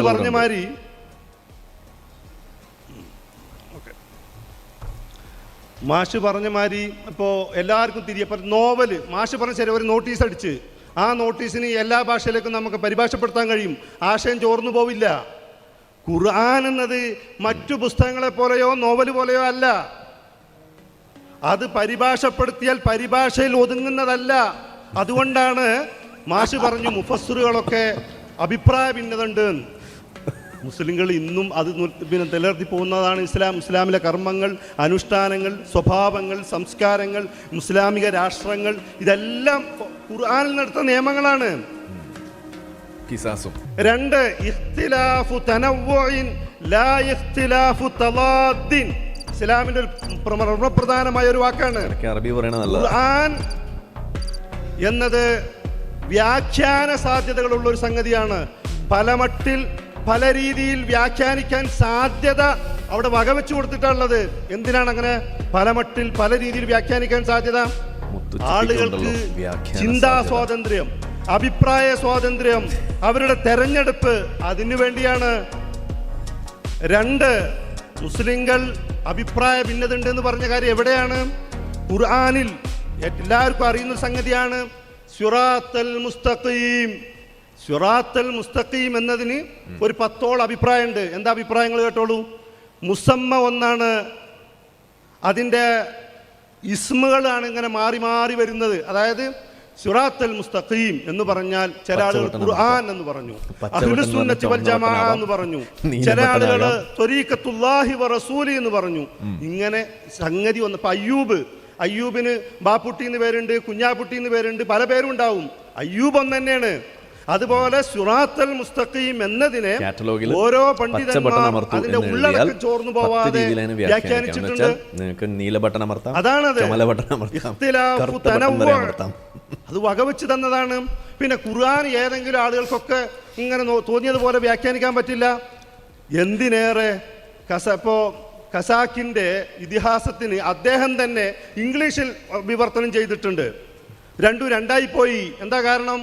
ഒരു സാഹിത്യ ഗ്രന്ഥം, മലയാളത്തിലുള്ള ഒരു സാഹിത്യ ഗ്രന്ഥം വേറെ ഭാഷയിലേക്ക് പരിഭാഷപ്പെടുത്തിയാൽ മലയാളികൾ ആസ്വദിച്ചതുപോലെ അതിനെ സ്വീകരിച്ചതുപോലെ അതിൻ്റെ സാഹിത്യവും അതിൻ്റെ സൗന്ദര്യവും ഒക്കെ മറ്റു ഭാഷക്കാർ വേറെ രീതിയിലാണ് അത് സ്വീകരിക്കുക. ഖുർആൻ എന്നത് വെറുതെ മുഫസ്സിറാവൂല. അപ്പൊ മാഷ് പറഞ്ഞു ഞാൻ മനഃപൂർവ്വം പിന്നെ മനസ്സിലാക്കുക എന്ന് പറഞ്ഞു. ഖുർആൻ ക്ലാസ് എടുക്കുന്നതിനെ കുറിച്ചാണ് ഇവിടെ പറയുന്നത്, മനസ്സിലാക്കുന്നതിനെ കുറിച്ചല്ല. പരിഭാഷകൾ കേരളത്തിൽ എന്നാ ഉണ്ടായത്? 1960-കൾക്ക് മുമ്പ് മലയാള പരിഭാഷകൾ കേരളത്തിലില്ല. ഫ്രഞ്ചിൽ എന്നാണ് ഖുർആൻ പരിഭാഷ ഉണ്ടായത്, ഇംഗ്ലീഷിൽ എന്നാണ് ഖുർആൻ പരിഭാഷ ഉണ്ടായത്. അതിനു മുമ്പ് ലോകത്താരും മുസ്ലിങ്ങളല്ലേ? ഖുർആനിന്റെ മദ്മൂന് മനസ്സിലാക്കിയാൽ മതി. വൽഹാസിൽ ഖുർആൻ അങ്ങനെ മനസ്സിലാക്കിയ പണ്ഡിതന്മാർ മറ്റുള്ളവർക്ക് പഠിപ്പിച്ചു. ഖുർആൻ പഠിക്കാതെയും ഒരാൾക്ക് മുസ്ലിമാകാം. ഖുർആൻ പഠിച്ചാലേ മുസ്ലിമാകൂ എന്ന് പറയുന്നില്ല. ഖുർആനിൽ ഉൾക്കൊണ്ട ആശയങ്ങൾ അപ്പുറത്തേക്ക് ഇസ്ലാമിന്റെ ഒരു പ്രധാനമാണ്. ഒരു അധ്യാപകൻ കുട്ടിയൊക്കെ ചൊല്ലിക്കൊടുക്കും, അയാൾ അങ്ങോട്ട് അങ്ങനെയാണ് ഇവിടെ ഇസ്ലാം നിലനിന്നു പോകുന്നത്. പക്ഷെ അറിവില്ലാത്ത ആളുകളും കൂടി ഇസ്ലാം കൈകാര്യം ചെയ്യാൻ വരുന്നതുകൊണ്ടാ ഈ പരിഭാഷ ഉള്ളത് കൊണ്ടാണ്. പരിഭാഷ എഴുതിയവർ അതിന്റെ പരിമിതിയും അതിന്റെ ന്യൂനതയും അവര് തന്നെ പറഞ്ഞു. മാഷ് ചോദിച്ചു, എല്ലാ പരിഭാഷക്കാരും അവരെ കഴിയുമ്പോൾ ഒരു ആശയം പറയുമ്പോൾ വല്ലാഹു അലം എന്ന് പറയും. എന്താ അതിന്റെ അർത്ഥം? എൻ്റെ അറിവിന് പരിധിയുണ്ട്, ഞാൻ മനസ്സിലാക്കിയതിന് പരിധിയുണ്ട്. എൻ്റെ മനസ്സിലാക്കലിനും എൻ്റെ അറിവിനും അപ്പുറം ഇനിയും കാര്യങ്ങളുണ്ടാവും. ഓരോ പ്രാവശ്യം വായിക്കും തോറും പുതിയ പുതിയ ആശയങ്ങൾ, പുതിയ ചിന്തകൾ രൂപപ്പെടും. അത് നിങ്ങളാണ് കണ്ടെത്തേണ്ടത്. വല്ലാഹു അലം എന്ന് പറഞ്ഞാൽ എൻ്റെ അറിവിൻ്റെ പരിധി എനിക്ക് ബോധ്യമുണ്ട് എന്നാണ് മാഷ് വിചാരിക്കുന്നത്. ആണ്ടോ വിഡിത്തം പൊട്ടത്തരം പറഞ്ഞിട്ടില്ലേ? ഇതല്ല, ഇതാണ്. പിന്നെ ഖുർആനിൽ മുഹ്കം മുത്തശാബിഹ് ഉണ്ട് എന്നാണ്. എന്താണ് മുഹ്കം, എന്താണ് മുത്തശാബിഹ്?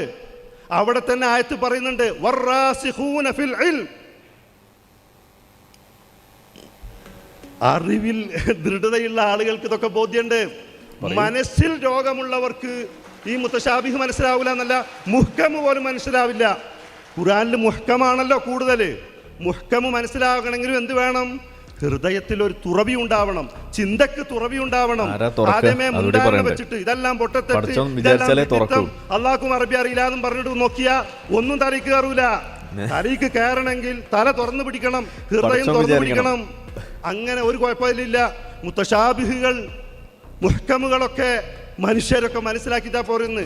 എന്തൊക്കെ മനസ്സിലാക്കിയാലും അവസാനത്തൊരു അന്വേഷണമുണ്ട്, അത് നമുക്കറിയില്ല എന്നവർ പറയും. അല്ലമഹു മാ ലം യഅലം. മുഹമ്മദ് നബിക്ക് ആദ്യം ഇറങ്ങിയ വചനത്തിന്റെ അവസാനത്തെ വാക്കിതാണ്, അല്ലമഹു മാ ലം യഅലം. അറിവില്ലായ്മ ദുശാഠ്യമുണ്ടാക്കും, സമൂഹത്തിൽ ചിത്രതയുണ്ടാക്കും, സമൂഹത്തിൽ ഭിന്നതയുണ്ടാക്കും. എന്നാ അറിയും തോറുമോ ഇനിയും കുറെ അറിയാനുണ്ടെന്ന് തോന്നും, ഇനിയും അതിന്റെ അപ്പുറം അറിയാനുണ്ടെന്ന് തോന്നും. അറിഞ്ഞ് തീരലില്ല, അറിഞ്ഞുകൊണ്ടിരിക്കാനേ പറ്റൂ. അതുകൊണ്ടാണ് ഖുർആനിന്റെ പേര് അൽ മജീദ് എന്നുള്ളത്. ഖുർആൻ എന്നെന്നും ജീവിച്ചിരിക്കുന്നത് അതുകൊണ്ടാണ്. മാഷ പോലുള്ള ആളുകളൊക്കെ എന്നൊക്കെ വിമർശിച്ചുകൊണ്ടിരുന്നു. ഏതെല്ലാം നൂറ്റാണ്ടുകൾ വിമർശിച്ചു, ആക്ഷേപിച്ചു, അധിക്ഷേപിച്ചു. എന്നിട്ടൊന്നും ഖുർആൻ നിലനിൽക്കുന്നില്ലേ? എന്തുകൊണ്ട് അത് ഇല്ലാതായി പോയില്ല? ഇല്ലാതായി പോവില്ല. അതുകൊണ്ട് അറബി ഭാഷയുടെ ഒരു പ്രത്യേകത കൂടി ഞാൻ പറയാം. മറ്റു ഭാഷകൾക്കും അതിൻ്റെതായ പ്രത്യേകത ഉണ്ട്. അറബി ഭാഷയിൽ 10ാം ക്ലാസ് സർട്ടിഫിക്കറ്റ് ഉള്ള ഒരാൾ മനസ്സിലാക്കട്ടെ, അറബി ഭാഷ ഒരക്ഷരത്തിന് അർത്ഥം കിട്ടും. ഇപ്പോ ഫി എന്ന് പറഞ്ഞാൽ ഒരു അർത്ഥമുണ്ട്. വഫായ ഫി ഫി, വആയ ഇ, വകായ ഖി, ഒറ്റ ഹർഫുൻ വാഹിദ് ജുംലത്തുൻ കാമില. ഒരൊറ്റ അക്ഷരം, ആശയ സമ്പുഷ്ടം. പണ്ട് ടെലിഗ്രാം എന്നൊരു സംഗതി ഇവിടെ ഉണ്ടായിരുന്നു. നമ്മൾ ഇങ്ങനെ മെസ്സേജ് അയച്ചാൽ ഓരോ മെസ്സേജിനാണ് അന്ന് പൈസ പിടിച്ചിരുന്നത്. അന്ന് അറബി ആയിരുന്നു ചുരുങ്ങിയ വാക്കുകൾ ആശയവിനിമയം ചെയ്യാൻ പറ്റുക. ചുരുങ്ങിയ വാക്കുകളിൽ വലിയ ആശയം പറയാൻ പറ്റും. ഇപ്പൊ ഖുർആൻ ആകെ എത്രേ ഉള്ളൂ? 630 പേജ്. അതിന്റെ വ്യാഖ്യാനം ഈ റൂമിൽ കൊള്ളാത്തത്ര ഉണ്ട്, ഇന്നും നിലനിൽക്കുന്നതാണ്. ഇതിന്റെ ആശയ സമ്പുഷ്ടമാണത് കാണിക്കുന്നത്. മലയാളത്തിലാണ്, പണ്ട് ടെലഗ്രാം അയച്ചിരുന്നതാണ്. പിന്നെ മലയാളത്തിൽ ഏത് ഭാഷയായാലും ആ ഭാഷയുടെ പരിമിതി ഉണ്ടെന്ന്. ഇപ്പൊ നമ്മൾ നാട്ടിൽ പറയുന്ന പഴഞ്ചൊല്ലുകൾ ഇംഗ്ലീഷിലേക്ക് മാറ്റിയാൽ കാക്ക കുളിച്ചാ കൊക്കാകുമോ എന്ന് ഇംഗ്ലീഷിൽ അത് പരിഭാഷപ്പെടുത്തിയാൽ അവർക്ക് ഈ പഴഞ്ചൊല്ലായിട്ട് ഉൾക്കൊള്ളാൻ കഴിയില്ല. ഖുർആനിനെ ഇങ്ങനെ വിമർശന വിധേയമാക്കേണ്ട ആൾ ആരാണ്? ഖുർആനിലെ കേവലം പരിഭാഷ വായിച്ചിട്ട്. മാഷ എന്ന് മുതലാണ് മുഹ്കമും മുത്തശാബിയും വായിക്കുന്നത്? ഖുർആനിന്റെ ടെസ്റ്റ് നോക്കിയിട്ടല്ല, മുസ്ലിങ്ങൾ തന്നെ എഴുതിയ പരിഭാഷ നോക്കിയിട്ടാണ്. മാഷ് അതിന്റെ മൂലഗ്രന്ഥത്തിലേക്ക് പോയിട്ട് പറയല്ല. അങ്ങനെയാണെങ്കിൽ മാഷ് ബിസ്മില്ലാഹിർ റഹ്മാൻ റഹീം ഒരു തർക്കമില്ലാത്ത കാര്യമാണല്ലോ. അത് മാഷ് ഒന്ന് പറയട്ടെ, പരിഭാഷ ഇല്ലാതെ പറയാൻ കഴിയില്ല. 10ാം ക്ലാസ് പോയ മാഷ് പറയട്ടെ ബിസ്മില്ലാഹിർ റഹ്മാൻ റഹീമിന്റെ അർത്ഥം. ഇവിടുത്തെ 3ാം ക്ലാസ് കുട്ടിക്ക് അറിയുന്ന സംഗതിയാണത്.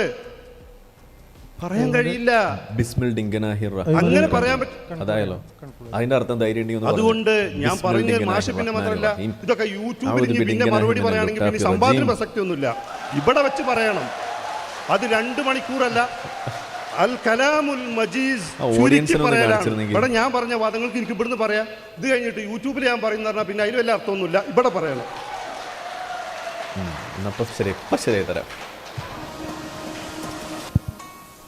ജബാർ മാഷിൻ്റെ 10 മിനിറ്റ് റിപ്പീറ്റിലാണ്. ജബാർ മാഷ്,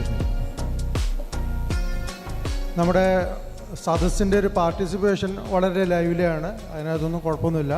പക്ഷെ അതൊരു പരിധി വിടരുത് എന്ന് മാത്രമേ ഉള്ളൂ.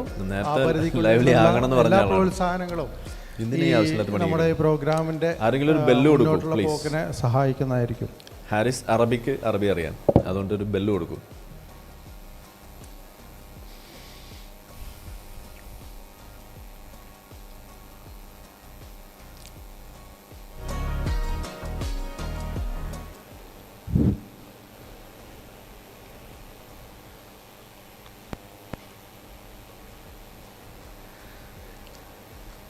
ഞാൻ അയ്യൂബ് അവസാനം പറഞ്ഞ കാര്യത്തിന് ഓട് മാത്രം പ്രതികരിക്കുക. 10 മിനിറ്റ് സമയമേ ഒന്ന് മനസ്സിലാക്കലും ക്ലാസ് എടുക്കലും രണ്ടാണെന്നാണ് ഒന്ന് പറഞ്ഞത്. മറ്റൊന്ന് പരിഭാഷ നോക്കിയിട്ട് അങ്ങനെ വിമർശിക്കാൻ പാടില്ല എന്നാണ്. ഈ പറഞ്ഞ വാദം ഇസ്ലാമിൻ്റെ ആളുകൾക്ക് ഖുർആൻ ക്ലാസ് എടുത്ത് ലോകം മുഴുവൻ അണ്ടകടാഹം മുഴുവൻ ചുറ്റി നടക്കുന്നതിന് ബാധകമല്ലേ? വിശ്വാസം കച്ചവടം ചെയ്യാൻ വേണ്ടി അണ്ടകടാഹം മുഴുവൻ മണ്ടി നടന്നുകൊണ്ട് ഖുർആൻ ക്ലാസ് എടുക്കുന്ന സാക്കിർ നായിക്കിന് ഇത് ബാധകമല്ലേ? സാക്കിർ നായിക്ക് ഖുർആൻ ക്ലാസ് എടുക്കുക മാത്രമല്ല ചെയ്യുന്നത്, ഖുർആനിൽ മുങ്ങിത്തപ്പി ഗവേഷണം നടത്തി ഒട്ടകമുട്ട കണ്ടെടുത്ത് ഇതാ ഖുർആനിലെ ഭൂമി ഉരുണ്ടിരിക്കുന്നു എന്ന് ലോകം മുഴുവൻ പാഞ്ഞു നടന്ന് പ്രചരിപ്പിച്ച ആളാണ് സാക്കിർ നായിക്ക്. ഖുർആനിൽ ഗവേഷണം നടത്താനും ഖുർആൻ ഓതിക്കൊണ്ട് ക്ലാസ് എടുത്തുകൊണ്ട് നടക്കാനും ലോകം മുഴുവൻ ചുറ്റി നടന്ന് 10,000-കണക്കിന് മനുഷ്യരെ മതം മാറ്റാനും നടക്കുന്ന സാക്കിർ നായിക്കിന് ഈ പറഞ്ഞത് ബാധകമല്ലേ? അല്ല. നമ്മുടെ നാട്ടിൽ ഏറ്റവും വലിയ ദഅ്വാ പ്രചരണം നടത്തി 10,000-കണക്കിന് ആളുകളെ മതപരിവർത്തനം നടത്തി ഈ മതം വിറ്റ് കോടികൾ സമ്പാദിച്ച ദഅ്വക്കാരുണ്ട്, അക്ബറിനെ പോലെയുള്ള ദഅ്വക്കാർ. ഇവർക്കൊന്നും ബാധകമല്ല. ഇവരും ഖുർആൻ ക്ലാസ് എടുക്കുന്നു. മാത്രമല്ല ഖുർആനിൽ ഗവേഷണം നടത്തിയിട്ട് ഇവർ ശാസ്ത്രം കണ്ടെത്തിയിട്ടാണ് പറയുന്നത് അല്ലേ? ആ 7 ആകാശങ്ങളുണ്ട് എന്നതിന് തെളിവായിട്ട് അന്തരീക്ഷ വായുവിൻ്റെ പാളികൾ സ്റ്റാറ്റോസ്ഫിയറും ട്രോപ്പോസ്ഫിയറും പറഞ്ഞ് നടന്ന ആൾക്കാരാണ് ഇവിടെ 10-25 കൊല്ലം.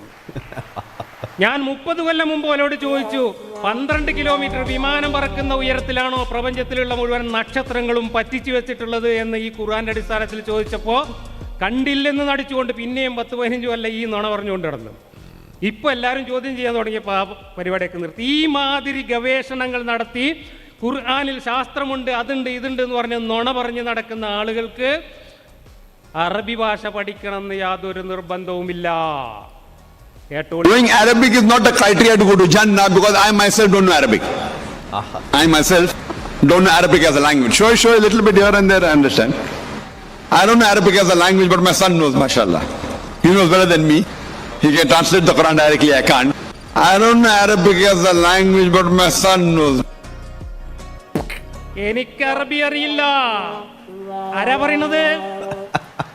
ഞാനൊരു ഹാഫിദ് അല്ല, ഖുർആൻ കാണാപ്പാഠം പഠിച്ച ആളല്ല. സ്വർഗത്തിൽ പോകാൻ അറബിയൊന്നും അറിയണ്ട എന്നാണ് ആദ്യം പറഞ്ഞത്. നിങ്ങൾക്ക് മനസ്സിലായോന്ന് അറിയില്ല. സ്വർഗത്തിൽ പോകാൻ അറബിയൊന്നും അറിയണ്ട, എനിക്ക് അറബി അറിയില്ല, ഞാൻ ഹാഫിദ് അല്ല. എൻ്റെ മകന് മാഷാ അല്ലാഹ് അറബി അറിയാം, ഓനാണ് പരിഭാഷപ്പെടുത്തി തരുന്നത്. ആരാ പറഞ്ഞത്? ലോകം മുഴുവൻ ചുറ്റി നടന്നിട്ട് ഈ ഖുർആൻ ക്ലാസ് എടുക്കുന്ന ആളെ, ഖുർആൻ ക്ലാസ് എടുക്കുന്ന ആള് എന്താ പറയാനുള്ള സാഹചര്യം എന്നറിയോ? ഞാൻ ഇദ്ദേഹത്തിൻ്റെ പല വീഡിയോകളിലും കണ്ടിട്ടുണ്ട്, പല ഇൻസിഡൻറ്റുകളും. ഇദ്ദേഹത്തിന് അറബി അറിയില്ല എന്ന് പറഞ്ഞുകൊണ്ട് ഇദ്ദേഹത്തെ സദസ്സിലുള്ള ആളുകൾ എഴുന്നേറ്റ് നാണം കെടുത്തുന്ന രംഗങ്ങൾ ഇദ്ദേഹത്തിൻ്റെ പഴയ വീഡിയോകളിലുണ്ട്. ഒരിക്കൽ ഒരാൾ സദസ്സിൽ നിന്ന് എഴുന്നേറ്റിട്ട് ഒരു ഖുർആൻ ആയത്തങ്ങോട്ട് ഓതി. ആയത്തണ്ട് ഓതിയിട്ട് ആ ഖുർആൻ ആയത്തിനെ കുറിച്ച് ഇദ്ദേഹത്തോട് സംശയം ചോദിച്ചു. ഇദ്ദേഹം സ്റ്റേജിൽ നിന്നിട്ട് ചാപ്റ്റർ നമ്പർ, വേഴ്സ് നമ്പർ എന്ന് ചോദിക്കുകയാണ്. അപ്പോൾ ഈ ചങ്ങാതി വീണ്ടും ഖുർആൻ ആയത്തങ്ങോട്ട് ഓതി, ചാപ്റ്റർ നമ്പർ കൊടുത്തില്ല. ഇദ്ദേഹത്തിന് ആ ഖുർആൻ ആയത്ത് ഏതാണ്, അതിൻ്റെ അർത്ഥം എന്താണെന്ന് പറഞ്ഞു കൊടുക്കാൻ അറിയാതെ ഇദ്ദേഹം സ്റ്റേജിൽ ബബ്ബ പേടിക്കുന്ന രംഗം ആ വീഡിയോയിൽ ഞാൻ കണ്ടത്. ശ്രീലങ്കയിൽ ഒരിക്കൽ ഇദ്ദേഹത്തെ മൂല്യന്മാരെല്ലാവരും കൂടെ വളഞ്ഞിട്ട് പിടിച്ചിട്ട് നിങ്ങൾ ഈ അറബി വാക്കിന് കൊടുത്ത അർത്ഥം ശരിയല്ല, അങ്ങനെയല്ല അറബി എന്ന് പറഞ്ഞിട്ട് തർക്കിക്കുകയും അവസാനം ഇദ്ദേഹം അത് ബോധ്യപ്പെട്ട് ദേഷ്യം പിടിച്ച് ഇറങ്ങിപ്പോവുകയും ചെയ്യുന്ന വീഡിയോ യൂട്യൂബിൽ ഇപ്പോഴും ഉണ്ട്. ആ ഒരു സാഹചര്യത്തിലാണ് അവസാനം ഇദ്ദേഹം എനിക്ക് അറബി അറിയില്ല, ഞാൻ ഹാഫിദല്ല, ഞാനൊന്നും പഠിച്ചിട്ടില്ല, സ്വർഗത്തിൽ പോകാൻ അറബീൻ്റെ ഒന്നും ആവശ്യമില്ല എന്ന് പരസ്യമായിട്ട് പറയുന്നത്. Knowing Arabic is not a criteria to go to ഞാൻ സത്യത്തിൽ ഔദ്യോഗികമായി മദ്രസ KNM-ന്റെ 5ാം ക്ലാസ് മദ്രസയാണ് എൻ്റെ ഇസ്ലാമിക വിദ്യാഭ്യാസം എന്ന് പറഞ്ഞാൽ. പഠിക്കുന്ന കാലത്ത് ഞാൻ ഡിഗ്രി ഫിസിക്സ് ആണ്. പഠിക്കുന്ന കാലത്ത് തമാശക്ക് പോലും അറബി കോളേജുകളൊന്നും കയറി പോകാൻ എനിക്ക് അവസരം ഉണ്ടായിട്ടില്ല. അപ്പോൾ അത് ആണ് എൻ്റെ ഇസ്ലാമികമായെങ്കിലും അല്ലെങ്കിലും ആളുകൾക്ക് ഇത് ഇത്രയും ഉജ്ജ്വലമായ പ്രോഡക്റ്റ് നമ്മുടെ കയ്യിൽ ഉണ്ടായിട്ട് അത് പ്രസന്റ് ചെയ്യാതിരിക്കുന്നത് ഒരു ശരിയല്ലോ എന്നുള്ളൊരു ബോധ്യത്തിൽ നിന്നാണ് സത്യത്തിൽ ഇസ്ലാമിക പ്രബോധന രംഗത്ത് ചെറിയ രൂപത്തിലുള്ള സംവാദങ്ങൾ ചെയ്യാനുള്ള ഒരു പ്രചോദനമാണ്. അത് പിന്നീട് നിച്ച് ഓഫ് ട്രൂത്ത് അരീക്കോട് ഉണ്ടായത്. പിന്നെ നിച്ച് ഓഫ് ട്രൂത്തായിട്ട് ബന്ധപ്പെട്ട് പ്രവർത്തിക്കുവാൻ ആരംഭിച്ചു. അപ്പൊ അത് കൂടുതൽ ബാധ്യതയായി മാറി. അങ്ങനെയാണ് ഈ പ്രബോധന രംഗത്ത് ഇങ്ങനെ കയറുന്നത്. ഉജ്ജ്വലമായ ഒരു പ്രോഡക്റ്റാണ് ഇത്. അത് കച്ചവടം ചെയ്താൽ പൈസ ഉണ്ടാക്കാമെന്ന് മനസ്സിലാക്കിയിട്ടാണ് ഞാൻ ഇവിടേക്ക് ഇറങ്ങിയത് എന്നാണ് ആ പറഞ്ഞതിൻ്റെ മലയാളം. 5ാം ക്ലാസ് വരെ മദ്രസയിൽ അറബി പഠിച്ചിട്ടുള്ളൂ എന്നാണ് ഇദ്ദേഹം പറയുന്നത്. ഞാൻ 5ാം ക്ലാസ് വരെ മദ്രസയിലും 10ാം ക്ലാസ് വരെ ഇംഗ്ലീഷിലും ഈ സ്കൂളിലും അറബി പഠിച്ചിട്ടുണ്ട്. ആർക്കാ യോഗ്യത കൂടുതൽ? അതാണ്. MM അക്ബറിനെക്കാളും സാക്കിർ നായിക്കിനെക്കാളും അറബി ഭാഷയിൽ യോഗ്യത ഉണ്ട്. സർട്ടിഫിക്കറ്റ് ഉണ്ട് എൻ്റെ കയ്യിൽ. 50% മാർക്കിൽ SSLC പാസ്സായത് അറബി മാത്രം. അപ്പൊ ഈ ലോകം മുഴുവൻ മണ്ടി നടന്നിട്ട് ഇസ്ലാമിന്റെ ഖുർആൻ ക്ലാസ് എടുക്കാൻ, ഖുർആൻ ക്ലാസ് എടുക്കുക മാത്രമല്ല കൂട്ടരെ, ഖുർആന്റെ നിരൂപണം എഴുതിയ ആളാണ് MM അക്ബർ. ഖുർആനിന്റെ മൗലികത എന്ന് പറഞ്ഞിട്ട് ഖുർആനിനോളം കട്ടിയുള്ള പുസ്തകം എഴുതിയ ആളാണ് MM അക്ബർ. 5ാം ക്ലാസ് വരെ മദ്രസയിൽ പഠിച്ച ആളെ. ഈ സാക്കിർ നായിക്കിന്റെയും MM അക്ബറിന്റെയും അത്ര ആധുനിക ലോകത്ത് ഖുർആൻ ക്ലാസ് എടുത്ത ആൾക്കാർ ദുനിയാവിലുണ്ടാവില്ല. അപ്പോൾ ഈ മതം കച്ചവടം ചെയ്യുന്നവർക്ക് ഈ പറഞ്ഞ യോഗ്യത ബാധകമല്ല എങ്കിൽ, ഞാൻ പറഞ്ഞല്ലോ ഞാൻ ക്ലാസ് എടുക്കുന്നത് എന്തിനാണെന്നൊക്കെ ഞാൻ ഖുർആൻ ക്ലാസ്സിൽ വ്യക്തമായിട്ട് പലതവണ പറഞ്ഞതാ. ഞാൻ ഖുർആൻ ക്ലാസ് എടുക്കുന്നത് തജ്വീദ് പഠിപ്പിക്കാനല്ല. എന്താ തജ്വീദ് എന്നറിയോ? ഖുർആനെ എങ്ങനെ നീട്ടി ഓതണം, എങ്ങനെ മണിച്ചോതണം, എവിടെ നിർത്തണം, എവിടെ മെല്ലെ നിർത്തണം, എവിടെ സുജൂദ് ചെയ്യണം, എവിടെ വരക്കണം എന്നൊക്കെ പഠിപ്പിക്കുന്ന ശാസ്ത്രമാണ് തജ്വീദ്. അത് പഠിപ്പിക്കുന്ന ദർസിൽ ക്ലാസ് എടുക്കാനല്ല ഞാൻ പോണത്. അത് പഠിപ്പിക്കാൻ അറബി അറിയണം, ശരിയാ. ഞാൻ ഹിഫ്ളിന്റെ സ്കൂളിൽ പഠിപ്പിക്കാൻ പോകുന്നില്ല. ഹിഫ്ള് പറഞ്ഞാൽ ഖുർആൻ മനപ്പാഠം പഠിപ്പിക്കുക, ഖുർആൻ ഓതാൻ പഠിപ്പിക്കുക. ആ സ്കൂളിലും ഞാൻ ക്ലാസ് എടുക്കുന്നില്ല.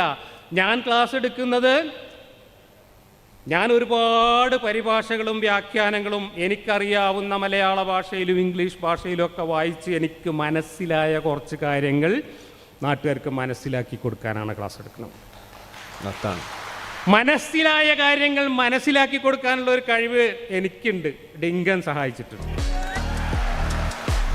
എനിക്ക് വേറെ ഒരു കഴിവുമില്ല. ഞാൻ ഒരുപാട് കഴിവുകേടുകളുള്ള വ്യക്തിയാണ്. പക്ഷേ എനിക്ക് മനസ്സിലായ ഒരു കാര്യം ലളിതമായിട്ട് നാട്ടുകാർക്ക് പറഞ്ഞു കൊടുക്കാനുള്ള ഒരു കഴിവ് എനിക്കുണ്ട്. കാരണം പഴയ മെത്തേഡിൽ കുട്ടികളെ പഠിപ്പിച്ച മാഷാണ് ഞാൻ.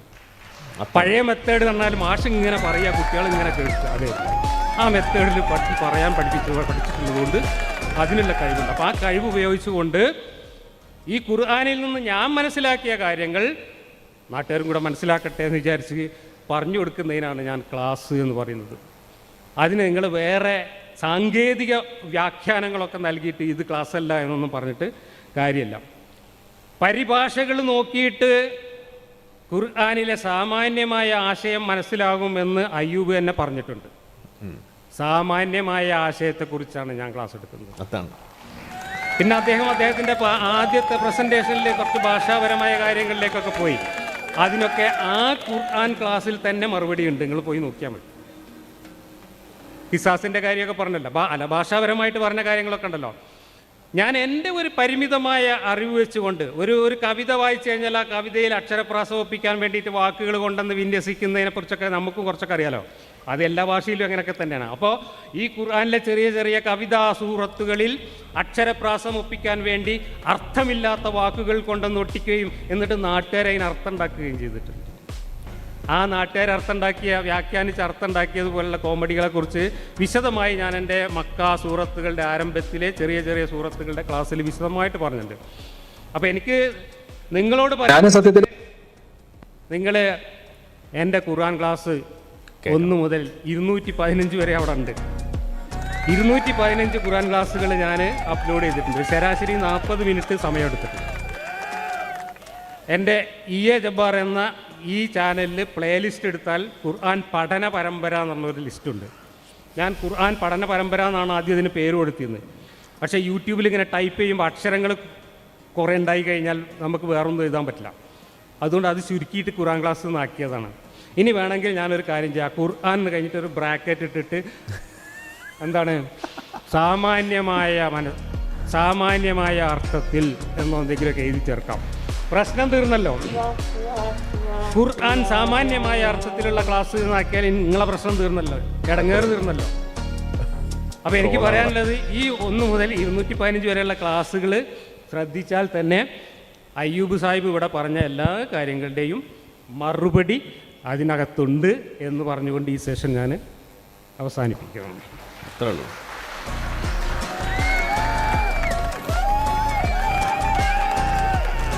അയ്യോ മൗലവി വെള്ളം കുടിക്കാനുണ്ട്. എല്ലാവരും ഫോക്കസ്. വെള്ളം കുടി.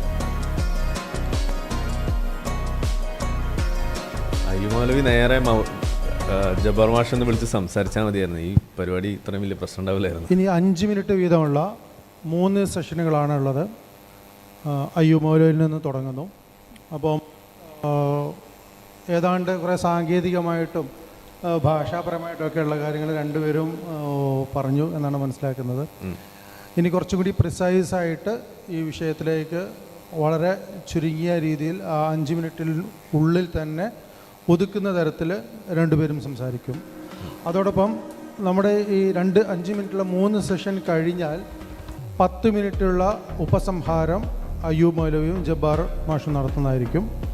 അതിനുശേഷം 5 വീതം ചോദ്യങ്ങൾ 2 ഭാഗത്തു നിന്നും എഴുതി തയ്യാറാക്കി മോഡറേറ്റർ ഏൽപ്പിക്കേണ്ടതാണ്. അതിന് നമ്മുടെ സംഘാടകരും വളണ്ടിയേഴ്സിനോടും പ്രത്യേകം അഭ്യർത്ഥിക്കുന്നു. ആ ചോദ്യങ്ങൾ ഇപ്പോൾ തന്നെ തയ്യാറാക്കിക്കൊണ്ടിരിക്കണം. അപ്പോൾ ഈ ഉപസംഹാര സെഷൻ കൂടി കഴിഞ്ഞാൽ ആ ചോദ്യങ്ങൾക്ക് മറുപടി പറയുന്നതായിരിക്കും. അപ്പോൾ അയ്യൂബ് മൗലവിയെ ഞാൻ ക്ഷണിക്കുകയാണ്. 5 മിനിറ്റ്.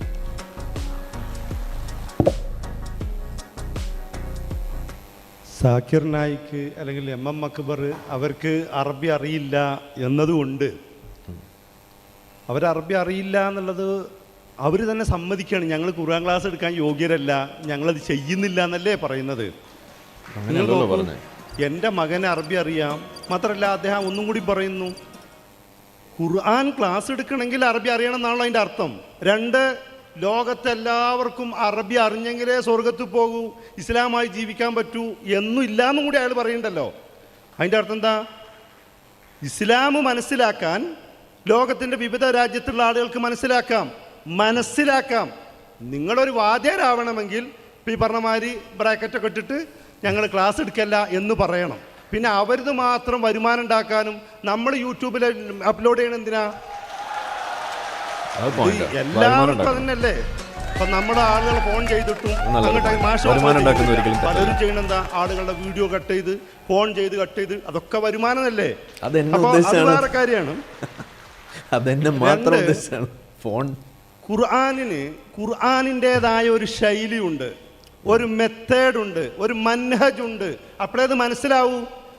എനിക്ക് മനസ്സിലായത്, നമുക്ക് മനസ്സിലായത് നമ്മൾ പറയാന്ന് പറയുമ്പോൾ കൃത്യമായി ഒരാളോട് പറയുകയാണല്ലത്. ലോകത്തിൻ്റെ വിവിധ ഭാഗത്തുള്ള ആളുകൾ മാഷിൻ്റെ ഖുർആൻ ക്ലാസ് കേട്ടിട്ട് ഇത് നേരാണെന്ന് വിശ്വസിക്കുകയാണ്. മാഷ് ഇങ്ങനെ ഒരു വാക്കും കൂടി പറയണം, ഞാൻ മനസ്സിലാക്കിയതിൽ എൻ്റെ മനസ്സിലാക്കലാണ്, തെറ്റും കുറ്റം ഉണ്ടാവാം എന്നെല്ലാം അവർ പറയുന്നത്. ഒരു ഇതര മതസ്ഥയിൽപ്പെട്ട ഒരു സുഹൃത്തിനോട് ചോദിച്ചു, മാഷ് പറഞ്ഞ ആ മലയാള ഖുർആൻ, ഞാൻ പറഞ്ഞു മലയാളത്തിൽ ഖുർആനില്ല. അല്ല വേറെ ഖുർആൻ ഇല്ല, അങ്ങനെ ഖുർആനില്ല, ഖുർആൻ അറബി മാത്രമേ ഉള്ളൂ, മലയാളത്തിൽ എന്നൊരു ഖുർആൻ ഇല്ല. പക്ഷെ അവരങ്ങനെ തെറ്റിദ്ധരിക്കുകയാണ്. അതാണ് ഇതിൻ്റെ ഒരു കുഴപ്പം, തെറ്റിദ്ധരിപ്പിക്കലാണ്. ഇപ്പം മാഷ് എൻ്റെ ഒരു ഖുർആൻ ക്ലാസ് എന്താണ് നിങ്ങൾ നോക്കൂ. മാഷിൻ്റെ പറഞ്ഞു, വലിൽ മുത്തല്ലഖാത്തി മതാഉം ബിൽ മഅറൂഫി ഹഖ്ഖൻ അലൽ മുത്തഖീൻ. വിവാഹമോചിതക്ക് ഇവിടെ ശാബാനുബിയത്തിൻ്റെ കേസിൻ്റെ കാലത്ത് തന്നെ മത്താവ് ഭയങ്കര ചർച്ചയായിരുന്നു. അവളെ വെറുതെ ഒഴിവാക്കരുത്, എന്തെങ്കിലും വിഭവങ്ങൾ, വസ്തുക്കൾ, അവരുടെ ജീവനാംശം നൽകണമെന്നാണ്. മാഷ് അതിന് അർത്ഥം കൊടുക്കണം എന്താണെന്നറിയോ? വ്യഭിചാരിക്ക് കൊടുക്കുന്ന സംഖ്യ എന്നാണ് മാഷ് അർത്ഥം പറയുന്നത്. ഇത് എവിടെ നിന്ന് കിട്ടി? ഞാൻ മനസ്സിലാക്കിയത് അങ്ങനെയാണെന്ന് പറഞ്ഞുകൊണ്ട് പറയാല. ഈ ലോകത്തുള്ള മുസ്ലിങ്ങളൊക്കെ അങ്ങനെയാണോ ചെയ്യുന്നത്?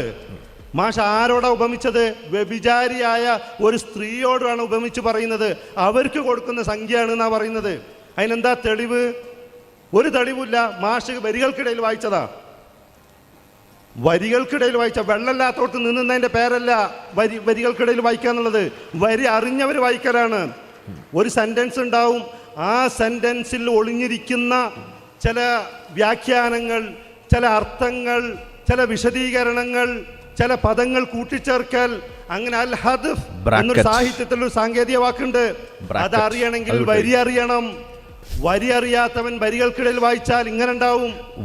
വെറുതെ ഏതെങ്കിലും കാര്യമില്ല. ഈ ലോകത്തുള്ള മുസ്ലിങ്ങളൊക്കെ ആക്ഷേപിക്കുകയും തരം താന്ന ഭാഷയിൽ ആക്ഷേപിക്കുക ചെയ്യുന്നത്. ഞാൻ മനസ്സിലാക്കിയത് ഇങ്ങനെയെന്നാണ് പറയുന്നത്. അങ്ങനെയുണ്ട് ഒരു മനസ്സിലാക്കൽ. അപ്പുറപ്പുറമുള്ള അവനവനാൻ്റെ സുഹൃത്തുക്കളോടെങ്കിലും ചോദിക്കണ്ടേ, അങ്ങനെയുണ്ടോ മത്തായിനർത്ഥം? മത്തായിന് അങ്ങനത്തെ ഒരു അർത്ഥമേ ഇല്ല. ഇനി മാഷ് തെളിവായിട്ടുണ്ട് വരട്ടെ, അപ്പം ഞാൻ പറയും മാഷ് എന്താ അവിടെ കൃത്രിമം കാണിച്ചതെന്നുള്ളത്. ആ വീഡിയോയിലുണ്ടല്ലോ. അപ്പോൾ മാഷ ഓരോരോ ക്ലാസ്സിൻ്റെയും തംലൈനുകൾ ഉണ്ടല്ലോ, അതിൻ്റെ അത് വായിച്ചു നോക്കിയാൽ എന്തിനാ അങ്ങനത്തെ പേരിടുന്നത്? അള്ളാഹു വ്യഭിചാരിക്ക് ഉള്ള പ്രതിഫലം അങ്ങനെ നോക്കൂ. ഓരോരോ തംലൈനുകൾ ഇടുന്നത് എന്തിനാ ഇങ്ങനത്തെ പേര്? മുസ്ലിങ്ങളെ പ്രകോപനം ഉണ്ടാക്കാനും മുസ്ലിങ്ങളെ കുറിച്ചിട്ട് മറ്റുള്ളവർ തെറ്റായി മനസ്സിലാക്കാനും വേണ്ടിയാണ് അങ്ങനത്തെ ഹെഡിങ് തന്നെ ഇടുന്നത്. അല്ലെങ്കിൽ വേറൊക്കെ ഹെഡിങ് ഇട്ടൂടെ? ആ ഹെഡിങ്ങിന്റെ ദുരുദ്ദേശം അതാണ്, അർത്ഥം അതാണ്. ഹെഡിങ് മാറ്റണം. മറ്റുള്ളവർ മുസ്ലിങ്ങളെ കുറിച്ചിട്ട് എന്തോ ഒരു മോശപ്പെട്ട വാക്കാണ് പറയുന്നത്. അറബി ഭാഷക്ക് ഇപ്പൊ മുസ്ലിം പണ്ഡിതന്മാർ പറഞ്ഞു പോയ ക്ലാസ്സുകളൊക്കെ ഉണ്ട് എന്ന് പറഞ്ഞു. എന്താണ് ആ ക്ലാസ്സുകൾ? ഞാനും കേട്ടിട്ടുണ്ട്. മാഷ് പറഞ്ഞ ക്ലാസ്സുകളൊക്കെ ഞാനും കേട്ടു. അറബി ഭാഷയിൽ ഒരു വാക്കിന് ധാരാളം അർത്ഥങ്ങളുണ്ട്. ആ അർത്ഥം ഇപ്പൊ മാഷിന്റെ ഒരു ഫിത്തിന എന്ന് പറഞ്ഞൊരു വീഡിയോ ഉണ്ട്. വീഡിയോ കണ്ടിരിക്കുന്ന ആളുകൾ ലൈക്ക് ചെയ്തിട്ടില്ല, ലൈക്ക് ചെയ്യണം, നിർബന്ധമായിട്ടും ലൈക്ക് ചെയ്യാം. ഓക്കെ, 1000-ലധികം ആൾ കണ്ടുകൊണ്ടിരുന്നിട്ട് ലൈക്ക് വീണിട്ടില്ല. അതിൻ്റെ അർത്ഥം മിക്കവാറും വിശ്വാസികളാണ്. വാക്ക് ഖുർആനിൽ 10 അർത്ഥത്തിന് ഉപയോഗിച്ചിട്ടുണ്ട്. ഏതർത്ഥമാണ് ഇവിടെ ഉപയോഗിക്കുന്നത്? ഖുർആനിലെ ആയത്ത് എന്ന് പറഞ്ഞൊരു വാക്കുണ്ട്. ആയത്ത് എന്ന് പറഞ്ഞാൽ എന്താ? സൂക്തം എന്ന് പറയും. അതിന് വേറെയും അർത്ഥമുണ്ട്. അൽ ബിൻ അൽ അസർ എന്ന അർത്ഥം കൊടുത്തിട്ടുണ്ട്. മുഅ്ജിസ എന്ന അർത്ഥത്തിലുണ്ട്. അജീബ എന്ന അർത്ഥത്തിലുണ്ട്. ധാരാളം മാനക്കുണ്ട്. ഒരു വാക്കിൻ്റെ അർത്ഥം കേൾക്കുമ്പോഴേക്ക് ഇതന്നെയാണ് ഖുർആനിൽ ആകെ എന്ന് പറയാനല്ല. ഖുർആനെ മനസ്സിലാക്കേണ്ടത് ടോട്ടലാണ്. ഒരു സ്ഥലത്ത് മുഫസ്സലായിട്ട് പറയും, ചില സ്ഥലത്ത് മുജ്മലായിട്ട് പറയും, ഒരു സ്ഥലത്ത് മുത്തലക്കായിട്ട് പറയും, സ്ഥലത്ത് മുക്കയ്യതായിട്ട് പറയും. ഖുർആനിൽ ഒരു സ്ഥലത്ത് ചുരുക്കി പറയും, വേറെ സ്ഥലത്ത് വിശദീകരിക്കും. അതുകൊണ്ട് ഖുർആനെ വ്യാഖ്യാനിക്കേണ്ടത് എങ്ങനെ എന്ന രീതിയുണ്ട്. ഫമാ അഹ്സനു തുർഖി തഫ്സീർ, ഖുർആൻ വ്യാഖ്യാനിക്കേണ്ടത് എങ്ങനെ? ഫൽ ജവാബ് അയ്യുഫസ്സറൽ ഖുർആന ബിൽ ഖുർആൻ. മാഷ ഒറ്റ ക്ലാസ്സിലും അത് ഉണ്ടാവില്ല. നിങ്ങൾ ശ്രദ്ധിച്ചു നോക്കിക്കോളൂ. എന്തായാലും ഒരു കാര്യത്തിൽ എനിക്ക് അയ്യൂമൗലവിയുടെ ഒരു നന്ദിയുണ്ട്. കാരണം എൻ്റെ തംബ്നെയിൽ ഭയങ്കര മോശമാണെന്ന് പറയുന്നത്. പ്രചരിപ്പിക്കാനാണെന്ന് കഴിഞ്ഞ സെഷനിൽ പറഞ്ഞു. എൻ്റെ ഖുർആനിൽ ഞാൻ പറഞ്ഞുകൊണ്ടിരിക്കുന്നത് ഖുർആൻ പടച്ചോൻ എഴുതിയതല്ല എന്നാണ്. ഖുർആൻ പടച്ചോൻ എഴുതിയതല്ല എന്ന് കേട്ടാൽ മുസ്ലിങ്ങൾ ആരെങ്കിലും വന്ന് തല്ലുമോ? അങ്ങനെയാണെങ്കിൽ ബൈബിളിൽ പറയുന്ന യേശു ദൈവമല്ല എന്ന് പറയുന്നതുകൊണ്ട് ക്രിസ്ത്യാനികളെ നാട്ടുകാരെല്ലാവരും പോയി തല്ലണ്ടേ? ഇല്ല. ഖുർആൻ ക്ലാസ്സിൽ ഞാൻ മുസ്ലിങ്ങൾക്കെതിരെ വെറുപ്പൊന്നും പ്രചരിപ്പിക്കുന്നില്ല. അത് ഇവർക്ക് വേറൊന്നും പറയാനില്ലാത്തതുകൊണ്ട് കൊണ്ടുവരുന്ന അതന്നല്ലേ എനിക്കെതിരെ പറയണത് ഒരു വാദം മാത്രമാണ്. ഞാൻ കൂടുതൽ വിശദമായിട്ട് പറയുന്നില്ല. ഖുർആൻ ക്ലാസ് കേട്ട് ആളുകൾ തെറ്റിദ്ധരിക്കുന്നു ഞാൻ ഖുർആനെ കുറിച്ച് തെറ്റിദ്ധാരണ പരത്തുന്നു അല്ല. ഖുർആനെ കുറിച്ച് നിങ്ങൾ ആധുനിക കാലത്ത് മുസ്ലിം ദഅ്വാക്കാർ പ്രചാരകർ ഉണ്ടാക്കിയിട്ടുള്ള തെറ്റിദ്ധാരണകളെ മാന്തി പൊളിച്ചിട്ട് ഇതല്ല എന്ന് പറയുകയാണ് ഞാൻ ചെയ്യുന്നത്. ഖുർആനിന് ഇന്ന് അർത്ഥം മാറ്റിയിട്ട് വ്യാഖ്യാനം മാറ്റിയിട്ടും വളച്ചൊടിച്ചിട്ടും ചരിത്രത്തെ മറച്ചു പിടിച്ചിട്ടും സബബുന്നുസൂലിനെ ഒളിപ്പിച്ചു വെച്ചിട്ടും തെറ്റിദ്ധാരണകൾ പരത്തേണ്ട ഗതികേട് ആധുനിക കാലത്ത് ഏറ്റവും കൂടുതൽ അനുഭവിക്കുന്നത് ഇസ്ലാമിൻ്റെ ആളുകളാണ്. കാരണം 6-ാം നൂറ്റാണ്ടിലെ ഒരു ഗോത്ര മനുഷ്യൻ ആ ഗോത്ര സമൂഹത്തിന് വേണ്ടി അദ്ദേഹത്തിൻ്റെ വിവരമില്ലായ്മയുടെയും സംസ്കാരമില്ലായ്മയുടെയും പശ്ചാത്തലത്തിൽ നിന്നുകൊണ്ട് വിളിച്ചു പറഞ്ഞ വാചകങ്ങൾ മാത്രമേ ഭാഷയറിയാത്ത ആ മനുഷ്യൻ, സ്കൂളിൽ പോയിട്ടില്ലാത്ത ആ മനുഷ്യൻ കൊളോക്കിയൽ ഭാഷ ഉപയോഗിച്ചുകൊണ്ട് വാമൊഴിയായിട്ട് പറഞ്ഞ കാര്യങ്ങൾ മാത്രമാണ് ഈ ഖുർആനിലുള്ളത് എന്ന് പഠിപ്പിക്കാനാണ് ഞാൻ ക്ലാസ് നടത്തുന്നത്. തെറ്റിദ്ധാരണകൾ നീക്കാനാണ്. ഇന്ന് നിങ്ങൾ തെറ്റിദ്ധരിപ്പിച്ചുകൊണ്ടിരിക്കുകയാണ്. ആ തെറ്റിദ്ധരിപ്പിക്കലിൻ്റെ ഒരു ഭാഗമാണ് നേരത്തെ നിങ്ങൾ ഖിസാസിൻ്റെ കാര്യത്തിലും പിന്നെ സഫാ മർവയുടെ കാര്യത്തിലൊക്കെ കേട്ടത്. വിശദമായി ഞാൻ എൻ്റെ വീഡിയോയിൽ അതിനൊക്കെ തെളിവ് പറഞ്ഞിട്ടുണ്ട്. എൻ്റെ ഖുർആൻ ക്ലാസ്സിലും പറഞ്ഞിട്ടുണ്ട് സഫാ മർവ എന്താ സാഹചര്യം എന്ന്. സഫാ മർവനെ നമ്മളെന്തിനാണ് തവാഫ് ചെയ്യാൻ പോകണമെന്ന് എന്നുള്ളത് സഹാബികൾ ചോദിച്ചപ്പോഴാണ് ആയത്തിറങ്ങിയത്. സഹാബികൾ ചോദിക്കാൻ കാരണം എന്താണ്? മറ്റൊരു നടത്തിയിരുന്ന ശിർക്കിൻ്റെ ആരാധനയാണല്ലോ അത് നമ്മൾ എന്തിനാ ചെയ്യണത് എന്ന് നബിനോട് ചോദിച്ചപ്പോഴാണ് അതും അള്ളാഹിൻ്റെ സഹായരാണെന്ന് പറഞ്ഞത്. അള്ളാഹിൻ്റെ അടയാളം എന്ന് പറഞ്ഞാൽ വിഗ്രഹം തന്നെയാണ് അർത്ഥം. ഒരു ദൈവത്തിൻ്റെ അടയാളങ്ങൾ വെച്ചുകൊണ്ട് അതിനെ ചുറ്റും തവാഫ് ചെയ്യുകയും കോയാക്കോളയും കൃത്യം 5 മണിക്ക് ബലി അർപ്പിക്കുകയും അവിടെ പല കർമ്മങ്ങൾ നടത്തുകയും ചെയ്യുന്നതിനാണ് സാമാന്യമായ അർത്ഥത്തിൽ വിഗ്രഹാരാധന എന്ന് പറയുന്നത്. ലോകത്തെ ഏറ്റവും കൂടുതൽ വിഗ്രഹാരാധന നടക്കുന്ന സ്ഥലം മക്കയിലെ കഅബയാണ്. ആ വിഗ്രഹങ്ങളുടെ കൂട്ടത്തിൽ ഒന്നാണ്, 2 എണ്ണമാണ് സഫാ മർവ എന്ന് പറയുന്ന 2 കുന്നുകൾ. അത് തന്നെയാണ് ഖുർആനിൽ പറഞ്ഞിരിക്കുന്നത്. ശആഇറില്ലാഹ് എന്ന് പറഞ്ഞാൽ അള്ളാഹുവിൻ്റെ വിഗ്രഹങ്ങൾ തന്നെയാണ് അർത്ഥം. അടയാളങ്ങൾ, പ്രതീകങ്ങൾ, വിഗ്രഹങ്ങൾ ഇതൊക്കെ ഒന്ന് തന്നെയാണ് കൂട്ടരെ. മാഷിന് എനർജി രക്ഷയില്ല കേട്ടോ. മറ്റൊന്ന്, ഞാൻ എൻ്റെ അവസാനത്തെ ഖുർആൻ ക്ലാസ്സിൽ പ്രോസ്റ്റിറ്റ്യൂട്ടിന് കൊടുക്കുന്ന കൂലിയാണത് എന്ന് പറഞ്ഞു. ഞാൻ നുണ പറഞ്ഞു എന്ന് പറഞ്ഞു. ഞാൻ അതിൻ്റെ തെളിവ് കൊടുത്തിട്ടുണ്ടല്ലോ. ഇബ്നു അബ്ബാസ് പച്ചയായിട്ട് എഴുതി വെച്ചിട്ടുണ്ട്. പ്രോസ്റ്റിറ്റ്യൂട്ടിൻ്റെ സേവനത്തിന് ഓൾക്ക് കൂലി കൊടുക്കുന്നതിന് പുറമെ സർപ്ലസ് ആയിട്ട് കൊടുക്കുന്ന കാര്യമാണ് ഈ പറഞ്ഞതെന്ന് ഇബ്നു അബ്ബാസാണ് എഴുതി വെച്ചിരിക്കുന്നത്. ഞാനത് എടുത്തുദ്ധരിച്ചിട്ടുള്ളൂ. ഇതൊക്കെ നിങ്ങൾ മറച്ചു വെച്ചിട്ട് തെറ്റിദ്ധരിപ്പിച്ച കാര്യങ്ങളാണ്.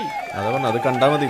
ഇങ്ങനെയുള്ള ഈ കാലത്ത് മനുഷ്യരോട് പറയാൻ പറ്റാത്ത കാര്യങ്ങൾ, ഈ ഗോത്രകാലത്തെ വൃത്തികേടുകൾ ഈ ഖുർആനിൽ എഴുതി വെച്ചത് ഇന്ന് മനുഷ്യർ മനസ്സിലാക്കാതിരിക്കാൻ വേണ്ടിയിട്ട് തെറ്റിദ്ധാരണ പരത്തുന്ന വിധത്തിൽ അർത്ഥം മാറ്റിയും വ്യാഖ്യാനങ്ങൾ മെനതും സബബുൻ നുസുൽ അതായത് അവതരണ സന്ദർഭം മറച്ചു വെച്ചുകൊണ്ടും നിങ്ങൾ നടത്തുന്ന ഈ പൊറാട്ട് നാടകം അവസാനിപ്പിക്കാൻ വേണ്ടി തന്നെയാണ് ഖുർആൻ ക്ലാസ് നടത്തുന്നത്.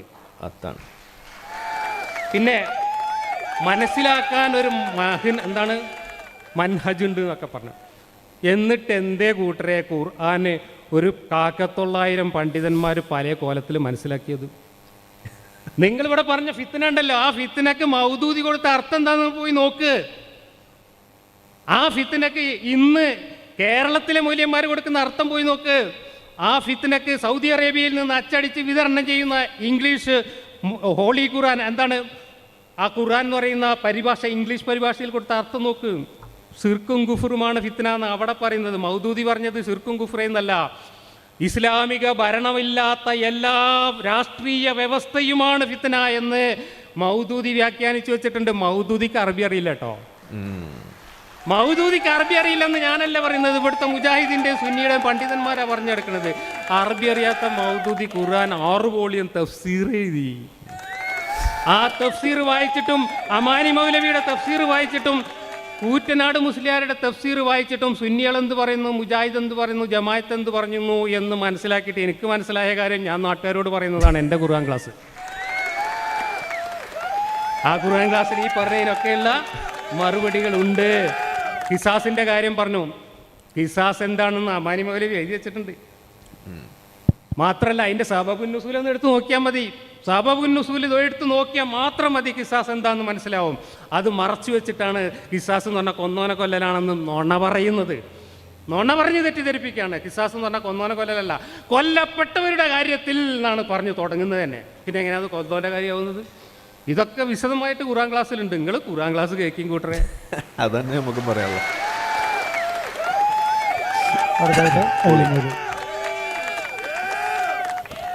മാഷിന്റെ എനർജി ഒരു രക്ഷയില്ല. ഖിസാസ് ഞാൻ മൗദൂദിയെ കുറിച്ച് പറഞ്ഞു. അതൊരു ആരോപണമാണ്. ആരോപണത്തെക്കുറിച്ച് മൗദൂദിക്ക് അറബി അറിയില്ല എന്നുള്ളത് മറ്റുള്ളവർ ആരോപിച്ച ആരോപണമാണ്. അതങ്ങ് പോട്ടെ. ജബ്ബാർ മാഷിക്ക് അറബി അറിയില്ല എന്നുള്ളത് ഒരു ആരോപണമല്ലേ? ഈ ആയത്തിൽ ഞാൻ നുണ പറയല്ല. നിങ്ങൾ അമാനി മൗലവിൻ്റെ നിങ്ങളെടുത്ത് വായിക്കി. ഇപ്പം നിങ്ങളുടെ കയ്യിലുണ്ടല്ലോ മൊബൈല്. അമാനി മൗലവിൻ്റെത് ഓൺലൈൻ പരിഭാഷയുണ്ട്. ഇപ്പം വായിക്കൂ, ആളുകൾ കേട്ടോട്ടെ. ഞാൻ കള്ളം പറഞ്ഞു ഞാൻ അപ്പം സമ്മതിക്കും. അമാനി മൗലവിൻ്റെത് പിന്നെ ഇല്ലാത്തതാണെങ്കിൽ ഒന്ന് വായിച്ചു കൊടുക്കൂ അടുത്ത 5 മിനിറ്റിൽ. കുത്തിബ അലൈക്കുമുൽ ഖിസാസു ഫിൽ ഖത്ല അൽ ഹുർറു ബിൽ ഹുർരി വൽ അബ്ദു ബിൽ അബ്ദി എന്നുള്ളടത്ത് ഫിൽ ഖത്ല എന്ന് പറഞ്ഞിട്ട് ഒരു അലിഫ്ലാം ഉണ്ടായിട്ടാണ് ആ പറയുന്നത്. ഫിൽ ഖത്ല, കൊലകുറ്റം സ്ഥാപിക്കപ്പെടണം. വെറുതെ അല്ല, ഏതെങ്കിലും രാജ്യത്തൊരു കൊല നടക്കുകയല്ല. ഒരാൾക്ക് ഇസ്ലാമിൽ ഒരു കൊലയാളിയെ തീരുമാനിക്കണമെങ്കിൽ അന്വേഷണ ഉദ്യോഗസ്ഥന്മാർ തീരുമാനിച്ച് കോടതിയിൽ സമർപ്പിക്കണം. ഇന്ന ആൾ കുറ്റം ചെയ്തിട്ടുണ്ട് എന്നുള്ളത് കുറ്റാന്വേഷണം. അങ്ങനെ കിട്ടിയ കാത്തിൽ, കൊലയാളി, അതാണ് അൽ ഹുർ, അൽ ഹുറുൽ ഖാത്തിൽ. ബിൽ ഹുരി, ബി എന്ന് പറഞ്ഞ മുബാദല എന്നാണ്. ആ ബായിന്റെ അർത്ഥം തന്നെ എന്താണെന്നറിയോ? കൊന്നോനെ കൊല്ല എന്നാണ്. മുബാദലയാണത്, ഇവളിന്റെ ബാ ആണ്. ബിൽ ഹുരി, കൊല്ലപ്പെട്ടവൻ ഇവിടെ ഉണ്ട്. ആ കൊല്ലപ്പെട്ടവന് മുസാവയാകുന്ന വിധത്തിലാണ് കാത്തിൽ നടക്കേണ്ടത് എന്നാണ്. ഇതിനെതിരെ അറബി ഭാഷാ നിയമമാണ്. മസലും ബി മസൽ, ഇതിനെതിരെ അമാനി മൗലവി പറഞ്ഞിക്കണോ? ഇനി ഇതിന്റെ സബബുൻ നുസൂൽ എന്താ? ഇതിന്റെ സബബുൻ നുസൂൽ ജാഹിലിയ കാലത്ത് അല്ലെങ്കിൽ ഖുർആൻ ഇറങ്ങുന്ന ആ സാഹചര്യത്തിന് മുമ്പ് രണ്ട് ഗോത്രങ്ങൾ തമ്മിൽ എൻ്റെ വീട്ടിലെ പെണ്ണിനെ കൊന്നാൽ നിങ്ങളെ വീട്ടിലെ ആണിനെ കൊല്ലും, ഞങ്ങളെ വീട്ടിലെ ഇങ്ങനെ പറഞ്ഞപ്പോഴാണ് ഇവിടെ ഒരാളെ കൊന്നാൽ നിങ്ങളിൽ നിന്ന് രണ്ടാളെ കൊല്ലും, ഇങ്ങനെ ഓരോ ഗോത്രങ്ങളും വീമ്പ് പറഞ്ഞപ്പോഴാണ് അനീതിപരമായ ഈ നിലപാടിനെയാണ് ഖുർആൻ ചോദ്യം ചെയ്തുകൊണ്ട് വചനമിറങ്ങുന്നത്. രണ്ടാളെ കൊല്ലണ്ട, ഒരാളെ കൊന്നാൽ മതി. അല്ലാതെ വേറെ ഒരു രീതിയിലുമല്ല. അമാനി മൗലവിൻ്റെതല്ല, ആരെ പരിഭാഷയായാലും നിങ്ങളതും വായിച്ചിട്ട് കൊന്നവനെ കൊല്ലലല്ല, തോന്നിയവനെ കൊല്ലലാണ്. ഇപ്പം ഞാൻ എൻ്റെ വീട്ടിൽ നിന്ന് പോയിട്ട് വേറൊരു വീട്ടിലെ ഒരു പെണ്ണിനെ കൊന്നാൽ എന്നെ കൊല്ലേണ്ടതില്ല, എൻ്റെ വീട്ടിലെ പെണ്ണിനെയാണ് കൊല്ലേണ്ടത്. അത് ഇനി ഗോത്രമായാലും രാജ്യമായാലും ഇങ്ങനെയാണ് ചെയ്യേണ്ടതെന്ന് പറയാൻ ഖുർആനിൽ ഒരു തെളിവുമില്ല, അമാനി മൗലവിൻ്റെ പരിഭാഷയിലും അതില്ല. രണ്ട്, ഇബ്നു അബ്ബാസ് പറഞ്ഞു. എന്താ ഇബ്നു അബ്ബാസിൻ്റെ തഫ്സീറുൽ വാഹിദിയിൽ അതുണ്ട്. ഫൗക്ക എന്നുള്ള വാക്ക് ജബ്ബാർ മാഷ് മനഃപൂർവ്വം വിട്ടുകളയാണ്. ഫൗക്ക എന്നൊരു അറബി വാക്ക് അവിടെ ഉണ്ട്, അത് ചേർന്നാൽ വിഷയം തീർന്നു. ഇബ്നു അബ്ബാസിനെ കുറിച്ചിട്ട് മാഷത്ത് എത്രങ്ങാനും മലയാള വ്യാഖ്യാനമുണ്ട്, ആ വ്യാഖ്യാനമൊക്കെ ഒന്ന് എടുത്ത് നോക്കിക്കൂടെ? ആ വ്യാഖ്യാനത്തിൽ പിന്നെ അവിടെ മഹർ എന്നുള്ള വാക്ക് ഖുർആൻ ഉപയോഗിച്ചിട്ടുമില്ല. അതും കൂടി കേൾക്കണം. ഖുർആനിൽ ഒരു ഭാര്യനെ വിവാഹം കഴിക്കുമ്പോൾ കൊടുക്കുന്ന സംഖ്യക്ക് മഹർ എന്ന് പ്രയോഗത്തിൽ മാത്രമാണ്, ഖുർആൻ അത് ഉപയോഗിച്ചിട്ടില്ല. സ്വദാക്ക എന്നാണ് ഉപയോഗിച്ചത്. മഹർ എന്നുള്ള വാക്ക് പല തെറ്റായ രീതിയിൽ വ്യാഖ്യാനിക്കാൻ സാധ്യത ഉണ്ടാവുകയും ഇസ്ലാം വരുന്നതിന് മുമ്പ് മഹർ എന്നുള്ളത് ഈ പറഞ്ഞ ബഗീന് ഉപയോഗിച്ചിട്ടുണ്ട്. മഹറുൽ ബഗീ, വ്യഭിചാരിക്ക് കൊടുക്കുന്ന സംഖ്യ എന്ന് ജാഹിലിയ കാലത്തുള്ള വാക്ക് അവിടെ ഉള്ളത് കൊണ്ട് ആ വാക്ക് ഖുർആൻ ഉപയോഗിച്ചില്ല. സ്വദാക്ക എന്ന വാക്ക ഖുർആൻ ഉപയോഗിച്ചത്. അവിടെ അത് മാത്രമല്ല ഇബ്നു അബ്ബാസ് പറഞ്ഞത്, നിങ്ങൾ തോന്നിയ പോലെ ഏതെങ്കിലും പെണ്ണിൻ്റെ അടുത്ത് പോയിട്ട് തോന്നി ഒരു വേശ്യക്ക് കൊടുക്കും പോലെ കൊടുക്കാന്നല്ല, ഫൗക മഹിരിൽ ബഗീ എന്ന് തന്നെയുള്ളത്. അതിൻ്റെ കൃത്യം ഇംഗ്ലീഷ് പരിഭാഷയിലും ഈ ഫൗക്കൻ്റെ അർത്ഥം ചേർത്തിട്ടാണുള്ളത്. പക്ഷെ മാഷു ആ ഇംഗ്ലീഷ് വാക്ക് വായിക്കുന്നുണ്ട്, ഫൗക്കിൻ്റെ ഇംഗ്ലീഷ് പിന്നെ ആ ക്ലാസ്സിൽ അദ്ദേഹം വായിക്കുന്നുണ്ട്. പക്ഷെ മലയാളത്തിൽ ഇങ്ങോട്ട് പറയുമ്പോൾ മൂപ്പര ഉള്ളിൽ നിന്നുള്ളത് തേട്ടിങ്ങിട്ട് വരികയാണ്. രണ്ട്, സബബുൻ നുസൂൽ ജബ്ബാർ മാഷ് പറയുന്നുണ്ട്. പിന്നെ വലീദ് ബിനുൽ മുഗൈറത്തിൽ മഖ്സൂമി എന്ന ഒരാളെ മുഹമ്മദ് നബി ചാക്കിട്ട് നോക്കൂ, ഇതൊക്കെ സബബുൻ നുസൂൽ ഉണ്ട് എന്നാ മൂപ്പര് പറയുന്നത്. ചാക്കിട്ട് പിടിക്കാൻ വേണ്ടിയിട്ട് പോയി, എന്നിട്ട് മുഹമ്മദ് നബി അവരെ വീട്ടിൽ ചെന്ന് ഖുർആൻ ഓതി. അങ്ങനെയൊന്നും വാഹിദിയിലില്ല. അദ്ദേഹം അബൂബക്കറിൻ്റെ വീട്ടിൽ വരികയാണ്. അവിടെ ഇരിക്കുമ്പോൾ മുഹമ്മദ് നബി സല്ലല്ലാഹു അലൈഹി വസല്ലം ഖുർആൻ ഓതുന്നത് അയാൾ കേൾക്കുകയാണ്. അല്ല ഇപ്പം മാഷ് പറയട്ടെ, എല്ലാ പരിഭാഷകളിലും നമുക്ക് വായിക്കാമല്ലോ. അങ്ങനെ ഓതുമ്പോൾ അദ്ദേഹത്തിൻ്റെ ദക്ക കൽബു, അദ്ദേഹത്തിൻ്റെ മനസ്സിനൊരു ചാഞ്ചല്യം ഉണ്ടാവുകയാണ്. അദ്ദേഹം അറബി സാഹിത്യകാരനാണ്, കവിയാണ്. അദ്ദേഹം തന്നെ പറഞ്ഞു, ഇദ്ദേഹത്തെക്കുറിച്ച് ഇങ്ങനെ പറയാണ്. ഞാൻ ആ സബബുൻ നുസൂൽ വായിക്കുക.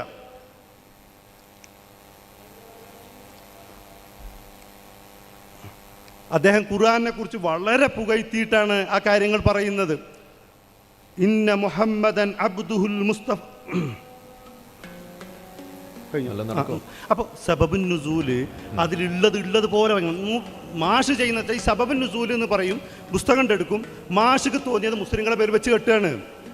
അബദ്ധവും തെറ്റൊക്കെ പറ്റും, പക്ഷെ ഒരു സമൂഹത്തിന്റെ പേരിൽ വെച്ച് കെട്ടരുത്. നിങ്ങൾക്ക് വിമർശിക്കാനുള്ള സ്വാതന്ത്ര്യമുണ്ട്, നിരൂപണം ചെയ്യാനുള്ള സ്വാതന്ത്ര്യമുണ്ട്, പക്ഷെ ഒരു സമൂഹത്തെ ഇങ്ങനെ ചെയ്യരുത് എന്നേ പറയാനുള്ളൂ. അതെ, ഇതൊക്കെ ശ്രദ്ധിക്കണ്ടേ മാഷേ.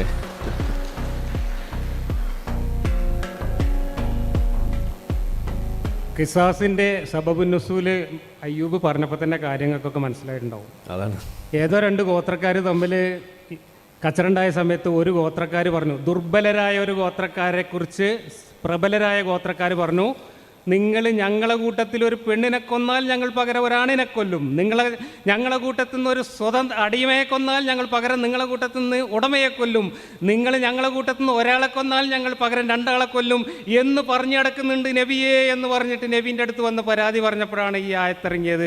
അങ്ങനെ പറ്റൂല, പെണ്ണിന് പകരം പെണ്ണും സ്വതന്ത്രന് പകരം സ്വതന്ത്രനും അടിമക്ക് പകരം അടിമയും കൊല്ലപ്പെടാനേ പാടുള്ളൂ എന്ന്. ഈ പറഞ്ഞതിൻ്റെ മലയാളം എന്താ ചങ്ങായിമാരെ? ആരാ തെറ്റിദ്ധരിപ്പിക്കുന്നത്? ആരാണ് വളച്ചൊടിക്കുന്നത്? തെറ്റിദ്ധരിപ്പിച്ചുകൊണ്ട് യഥാർത്ഥാർത്ഥം മറച്ചു വെച്ചുകൊണ്ട് ഖുർആനിന് ആധുനിക കാലത്ത് പുട്ടിയടിക്കുക, പുട്ടിക്ക് ശേഷം പെയിന്റ് അടിക്കുക, എന്നിട്ട് വെള്ള പൂശുക എന്ന പണിയാണ് ഏറ്റവും മിനിമം. ആ 34 കോടി രൂപ നമ്മൾ പിരിച്ചെന്തിനാണെങ്കിലും ഒന്ന് ആലോചിച്ചാൽ പോരെ. ഇന്ന് കേരളത്തിലൊക്കെയുള്ള ഇസ്ലാമിസ്റ്റുകൾ ചെയ്തുകൊണ്ടിരിക്കുന്നത്. ആ പുട്ടി മാന്തി പൊളിക്കുന്ന പണിയാണ് നമ്മൾ ചെയ്തുകൊണ്ടിരിക്കുന്നത്. അതെ. ഇനി അദ്ദേഹം നേരത്തെ പറഞ്ഞൊരു കാര്യം, അറബി ലോകത്താകെ എത്തിച്ചത് ഖുർആനാണെന്ന്. എന്താ ഇപ്പോൾ അറബി ലോകത്താകെ എത്തിച്ചുകൊണ്ടൊരു ഗുണമുള്ളത്? എന്താ ഇപ്പോൾ ഈ അറബിക്കൊരു വലിയ പ്രത്യേകത ഉള്ളത്? അറബികൾ സംസാരിക്കുന്ന ഭാഷ. നമ്മളെ മലയാളത്തിന് ഇപ്പോൾ എന്താ കുഴപ്പമുള്ളത്? എന്താ ഇപ്പോൾ ഇംഗ്ലീഷിന് കുഴപ്പമുള്ളത്? എന്താ ചൈനീസിന് മനുഷ്യനുണ്ടാക്കിയതാണ് ഭാഷകൾ. അതുകൊണ്ടാണ് ഈ ഇടങ്ങേറൊക്കെ ഉണ്ടായത്. അള്ളാഹ്ക്ക് എന്തേ ആദം നബീനെ ഒരു ഭാഷ പഠിപ്പിച്ചു എന്നൊക്കെയുള്ള പറയുന്നത്. എല്ലാ കാര്യങ്ങളും പഠിപ്പിച്ചു. ആ പഠിപ്പിച്ചപ്പോൾ ഒരു ഭാഷ കൊണ്ട് കൊടുത്തിട്ട് ആദം നബീൻ്റെ എല്ലാ മക്കൾക്കും ഒരു ഭാഷയായിരുന്നെങ്കിൽ ഈ ഇടങ്ങേറൊന്നും ഉണ്ടാവില്ല. അതാണ് ഭാഷയുടെ പരിമിതി. ഉണ്ടായില്ല. ഭാഷയുടെ പരിമിതി കാരണം പടച്ചോന്റെ പരിമിതിയാണ്. അള്ളയല്ല ഇതൊന്നും പറഞ്ഞത്, ഇതൊക്കെ മുഹമ്മദ് പറഞ്ഞ വിഡ്ഢിത്തങ്ങളാ. അതുകൊണ്ടാണ് വന്നത്. ലോകത്ത് ഇത്രയും ഭാഷകൾ ഉണ്ടാവാൻ കാരണം മനുഷ്യര് ലോകത്താകെ വ്യാപിച്ച് കുറെ കാലം കഴിഞ്ഞതിന് ശേഷമാണ് ഭാഷ ഡെവലപ്പ് ചെയ്ത് വന്നത്. ലക്ഷക്കണക്കിന് വർഷം മനുഷ്യൻ ഭാഷ ഉപയോഗിക്കാതെ ജീവിച്ചിട്ടുണ്ട്. പടച്ചോൻ ആദം നബിയിലൂടെ മനുഷ്യരാശിയെ ഉണ്ടാക്കിയാണ്ട് കൊടുത്തയച്ചതാണെങ്കിൽ ആദം നബിയെ പഠിപ്പിച്ച ഭാഷയായിരിക്കണം ലോകത്തെല്ലായിടത്തും ഉണ്ടാവേണ്ടത്. അപ്പോൾ അറബി ഖുർആൻ കൊണ്ട് ലോകത്താകെ അറബി പ്രചരിച്ചു. ഖുർആൻ കൊണ്ട് ലോകത്താകെ അറബിയല്ല പ്രചരിച്ചത്. മനുഷ്യന്റെ സമാധാന ജീവിതം കെടുത്തുന്ന ആധുനിക മാനവിക മൂല്യങ്ങൾക്കെതിരായിട്ട് നിൽക്കുന്ന അക്രമത്തിൻ്റെയും ഭീകരതയുടെയും ഒരു പ്രത്യയശാസ്ത്രം ഈ ഖുർആനിൻ്റെ കൂടെ ലോകത്താകെ വ്യാപിപ്പിച്ചു എന്നതാണ് ഖുർആൻ മനുഷ്യരാശിയോട് ചെയ്ത ഏറ്റവും വലിയ അബദ്ധം. അതാണ്. അല്ലാതെ ഭാഷയുടെ വ്യാപനമല്ല പ്രശ്നം. ഉള്ളടക്കം ചോരാതെ ആളുകൾ വ്യാഖ്യാനിച്ചിട്ടുണ്ട് എന്നാണ് പറഞ്ഞത്.